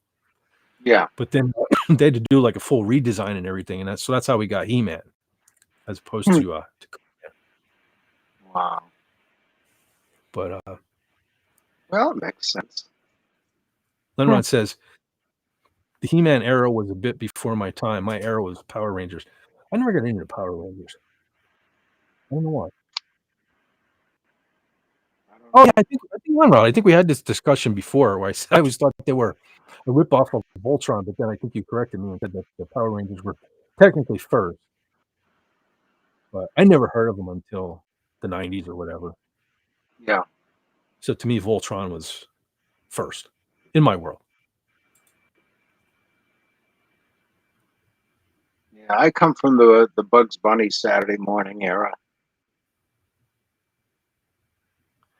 Wait, He-Man. And so I cry sometimes when I'm lying in bed just to get it all out. What's in my head? Wait, is that Four Non Blonde? I think so. Lyrically, I'm hearing for. Yeah. I'm laying in bed just to get it all out. What's in my head? God. Not sure the connection between He-Man and Four or not. Yeah, no. Yeah, Four Non Blondes. I hated playing that song. There's only 4 notes in the whole song. No, I forget the singer's name, but didn't she have a band previous to Four Non Blondes called Concrete Blonde? I think so, yeah. Because they had kind of a minor hit with a song called Joey, I remember. I'm pretty sure that's the same woman. Could be. I wonder what her fixation is on blondes. Why was always blonde? Concrete Blonde, Four Non Blondes. She seems to have an issue with blondes. Might have been her ex-girlfriend. I don't know. Girlfriend. Uh-oh. Yeah. Oh, it shows that way. I never knew that. Yeah. Huh. Definitely batting for the other team. Now that you mention it, looking at her attire and stuff from back in the day, now it doesn't surprise me. Bingo. They still did toys for the Alien movies, and those were all R-rated. Huh. Well, yeah. I don't know. I don't know why they put on Conan deal then. But they made a killing with He-Man, so maybe it's better that they did. Yeah. Well, they might not have been able to come to an agreement on money. Huh? No, it wasn't money. No, everything I've heard about it, they pulled out just because it was an R-rated movie. Ah. What's this about a Buck Rogers movie coming? I hope not. I hope not. That's one of those things we were discussing earlier. I mean, I know there are previous iterations of Buck Rogers, but for me, Gil Gerard is Buck Rogers. Yeah. And I mean, Wilma Deering, Aaron Gray, holy smoke. Who's going to replace Aaron Gray if they go that route? I'm sorry. Jennifer Lawrence is Buck Rogers, and yeah, Brie Larson takes Jennifer Gray's place. Well, see, I thought you were going to suggest Sydney Sweeney. It's like, okay, I'm all for Sydney Sweeney. She's all right. But she's no Aaron Gray. As long as there's boobs. Yeah, but she's no Aaron Gray. No, not by any means. Sydney Sweeney is nice. Aaron Gray is on another level. Yep. The alien toy was cool and scary. What? I thought the studio couldn't get the rights from the family. Yeah, this pertaining to Buck Rogers. I really hope they're not going to make a Buck Rogers movie. I don't see how it could be awesome, though. We're talking about modern day Hollywood. Buck Rogers is going to be a woman. They're going to totally change the design of the starfighters. Yeah. I don't even want to think about it. Yeah. Buck Rogers was kind of like ladies' man. He's not going to be a ladies' man in a new Buck Rogers movie. Nope. And they're certainly not going to have those outrageously skin-tight disco costumes, complete with disco music and disco balls, like back in the 80s Buck Rogers show. And not to mention, that was a cool theme, that intro and opening that Buck Rogers, too. Yeah. Yeah. I hope for all our sakes that it's not in the public domain. I hope not. They need to keep their hands off Buck Rogers. The original Buck Rogers from the serials back from the 40s or 50s, they may be in the public domain. Well, see, I don't know that they'd want to tamper with that though, because a lot of those folks, the ones that haven't died off, unfortunately, aren't going to go to the theaters or watch it on a streaming service anyway. So they're not going to be able to bombard them with member berries. Yeah. So I would have to assume they'd try to rip off the 80s version. No, don't keep your hands off my 80s Buck Rogers. No. Yeah, really. You know, they're gonna, Tweak. They're not gonna alter Tweaky much. He's still gonna have a dick for a head. You know that. So I can totally see, that. And he's probably gonna have a lisp. Yeah. Or he'll be played by Andy Dick. However you can make a lisp in Beady Beady Beady, I don't know. They'll figure that out. Something. J-Law. Well, she was the first at everything, so they'll make a new Buck Rogers. She'll be the first. First ever Buck Rogers. Yeah. Gerard who? You guys have never seen the He-Man video where he sings the Four Non Blonde song? No. I want to say I did. Can't imagine it. I want to say I did. Erin wore the heck out of those pants. She sure did. She sure did. Listen, the only thing better, okay, and I'm talking season 1 of Buck Rogers, because they screwed it all up with season 2, putting her on that ship with that waitress-looking costume. Yeah. I think we just had an argument on a live stream where some people like that short skirt, but for me, those skin-tight hot pants, right? The only thing better than when she came walking into Dr. Hewer's office or whatever was when she was walking out. Yep. Because, oh my God, she did rock those pants, man. Oh, yeah. Yeah, see right here. See? Brothers from Another Mother. Erin Gray had classy, sexy appeal. She was a dancing queen. I'm not sure what that is. I've never seen that emoji. Looks like she's dancing. But strong, whatever. Yeah. She was, man. And those eyes. That everything, man. She just, I remember when she went on, what was it? Was it Silver Spoons? Show she did later with Ricky Schroeder. I remember she did a show with him. And it was. She was a hot mama. Even on that show, I was like, but I do remember thinking, of course, that the toxic little male in me was like, this is cool, but wear them hot pants. Rock them hot pants. Yeah. Bring them hot pants back. Oh, that's a sexy dancer emoji. Ah. Sexy dancer, sexy walker, sexy talker. Again, I'm not a huge fan of season 2 of Buck Rogers, but I think that's the one where they had Dvorvan, which was the space vampire, and he had that power to like telekinetically or something seduce people, and he was like seducing Erin Gray, and she was all rubbing and doing things, and so that was a good episode for season 2. Silent Killer says, yeah, Silver Spoons. I always get Silver Spoons and Different Strokes confused for some reason, title-wise. Yeah. I always think Silver Spoons is Different Strokes and Different Strokes is Silver Spoons. I don't know what it is. Yeah. All I know is what you talking about, Willis. That's all I know. Yeah, that's the other one. ODV. Welcome, ODV. Well, I hope you're a friend of the channel. Hi there. We had some people who were saying some nice things here earlier. So welcome if you're a friendly. I don't recognize ODV, but welcome. James Caserta says Spandex Baby versus Mrs. Peel's leather. I'm not sure what we're talking about. Who's Mrs. Peel? Or Miss Peel? The Avengers. What's her name? I've never seen the Avengers. Diana Rigg. I've seen the pictures of her. I do know the leather you're talking about. Yeah.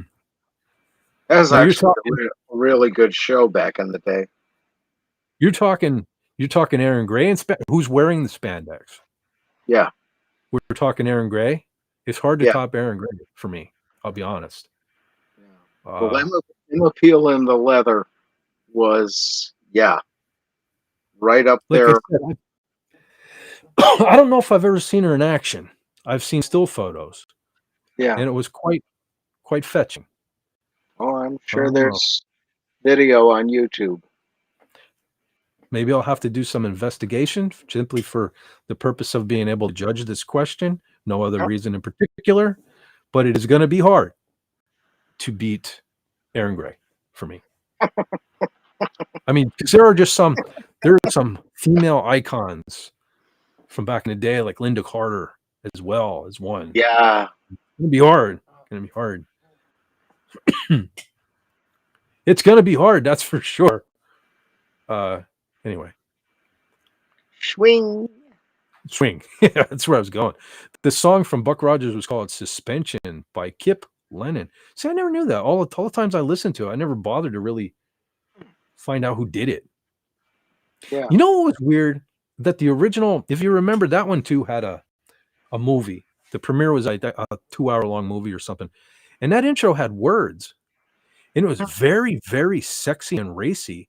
It had Aaron Gray and Pamela Hensley, Princess Ardala, all half naked, laying on like lighted floors and things. And it wasn't as cool. It wasn't as cool for some reason. It should have been. It should have been like you said, swing. But I don't know. That felt wrong to me. I preferred the, no lyrics. You know, Orson Welles or whoever that was in the beginning. Doing the narration in the very, very beginning. Yeah. Kind of prefer that intro. Lenron says, "I'm out of juice. Just gonna leave this up and lay down. Night all. Night, brother." Yeah, I think we're gonna. I have to very least get something to drink pretty soon because I think that's what's making me cough now. I'm just so dry. Yeah, and I'm pretty well juiced out myself. Yeah, so I think well, we're about 4 minutes now away from an 8-hour live stream. I can last that long. I'll just run through. Let's see. James Conserta said before your time. Silent Killer says, sorry, I apologize for coughing. Between the coughing and the mic crackling tonight, holy hell. Thank you for soldiering on and sticking with me tonight, folks. Thank you very much. Silent Killer says, cool song. I remember watching Buck Rogers episodes on a 13-inch black and white TV. I remember, I had a little black and white TV when I was a little kid. Yeah, I remember. Them days, black and white. Yeah. I always dreamed of seeing those disco pants of Aaron Gray's in color. But some shows like the Munsters and all, they have to be in black and white. Yeah. The Addams Family, you can't tamper with that. Black and white was just magical for them. Yep. Yeah, it was part of the monster aesthetic. Diana Rigg was beautiful. Okay, I'm not sure who that is. Again, you stumped me again. John, you know Diana Rigg? Oh yeah, she's the one that played Emma Peel. Oh, okay. So this was the actress. Yeah.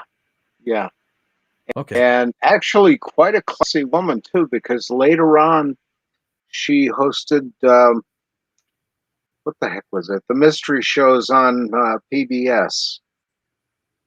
Can't remember what the title was, but it was every week a different movie from an English murder mystery type of thing, and she hosted that after the original host died or retired. But she was really good, classy lady. Oh, nice. Oh, she had a whiskey smooth voice.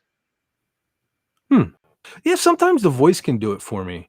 I never paid much attention to the X-Files, right? Mm. I might have seen some episodes here or there. A lot of times just at work it would be on. Yeah. But I never paid attention to it. But me neither. What's her name? What's the woman from the X-Files? Totally just had it in my brain. Definitely time to Gillian Anderson. Yeah. So there's something about the way she talks, right? That when I actually zeroed into it, like her S's, it's not necessarily a lisp. Yeah. But she has something sexy about the way she says S's to me. That caught my attention one day. And then I looked and I'm like, holy hell, she is beautiful. I don't know why. Like, I didn't catch her beauty to begin with, but there was something so sexy about the way she speaks that caught my attention, right? And like now it's just like, man, I would love to just have her narrate anything for me. You know what I mean? I would just be like if she would ever come on this live stream, I would just like sit here and listen to her talk for 8 hours. Something so sexy about the way she talks. Welcome to the show. Here, read the phone book. Yeah, anything. I don't care what you say. Just say it. And make sure it includes a lot of S's. But another one that's like that, and I can't remember the actress's name, but she was the Borg Queen in the Next Generation movie. She kind of has that too. I'm not sure of the name. Yeah. It's too bad Jill's probably not here. She would know. But her too. She kind of has that sexy S. The way she says things is like, and especially in that Star Trek movie, she's so wet looking and stuff. And I don't know, like, I don't know, something about the. If it was the one with Alice Krieg, you got to see Ghost Story, which came out several years before. But yeah, you see everything in that one. See, I don't know if I want to see that though, because like I'm so fixated on the voice. Like I remember when I finally saw Gillian Anderson naked, and I was like, that's cool. But her voice is so much sexier to me. I don't need to see that. You know what I mean? Yeah. And it also crosses that line where I get into territory like where I'm strange. I don't know if I'm the only one like this, but like, for example, I probably can't go a week without mentioning Jennifer Connelly's name or Eva Green. Okay, two of the women up there on my pedestal of whatever. But I had a guy at work was we were talking about Eva Green, and he says, "Oh, you got to love the movie 300: Rise of the Empire," whatever the second one was called. And I said, "No, I hate that movie." He said, "Why, man? She was naked in that thing. That's why I hate it. Everybody else gets to see her." You know what I mean? It's like there's I don't know. I just get like on when you hit that level of Dream Girl or whatever, it's like, no, I don't want everybody else to see it. Put your clothes back on. Yeah. But, so to me, with the Borg Queen and Gillian Anderson, it's more about the voice and the way they project themselves. I don't know, something sexy about it. I don't need to see them naked. It's just sexy hearing them. There is that. Fett, I think you're thinking about when Ming used his ring to make Dale Arden dance and feel herself up. No, there was that as well, though, too. Yeah, Melody Anderson. Yeah. That was the name. Melody Anderson, Dale Arden from Flash Gordon. Yeah. There was every woman in that movie was pretty smoking. Ornella Moody played Ming's daughter. She was quite smoking back in the day too. Yeah. So, but no, there was definitely though. You're right about that. But no, there was an episode where the Vorvon, probably gonna be clips on YouTube. Look up the Vorvon, where he kind of possessed Erin Gray and had her doing all kind of sexy stuff. Wow. Believe me, I'll never forget that. I may be wrong about everything else, but I'm right about the Vorvon taking control of Erin Gray. Wow. I'll take more of Kate Beckinsale and Underworld Leather. Yeah, that's good. Yeah, now that you mention that. Yeah. Kate Beckinsale, she's another one too.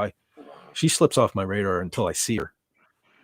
Yeah, she's one you want to see the movie Much Ado About Nothing from Kenneth Branagh, because she plays nothing like the Underworld character, and she looks nothing like her.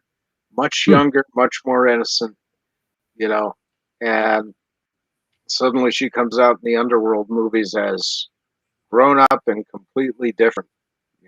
Yeah, she got that goth girl look. That yeah, I kind of dig. Yeah, I think it was only like a 4 or 5 year difference, but wow.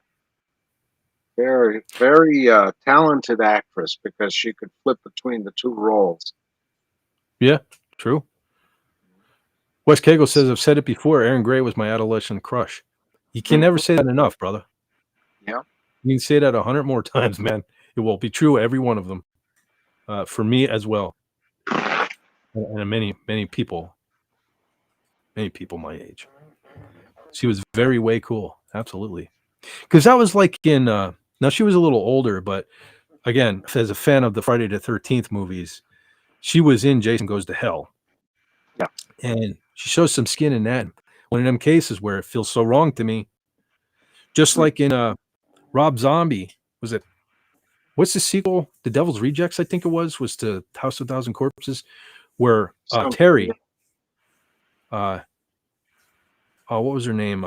Terry, she was Nurse Terry on Three's Company. I'm drawing a blank right now. Priscilla Barnes. Priscilla Barnes is in that, and she takes her clothes off, and I dreamed of that as a little kid. As a little kid, I wanted Nurse Terry to just take her clothes off right there on TV, but only for me, only so I could see it. Yeah. But then I saw her take her clothes off in Rob Zombie's movie, and I didn't like it. It felt wrong. It's like, as an adult, no, you shouldn't be doing that. I don't know. It's weird. It's one of them weird things. Little me would have loved it, but adult me is like, no, you weren't supposed to show the world, Priscilla. Yep. Alice Krieg. Yeah. Okay.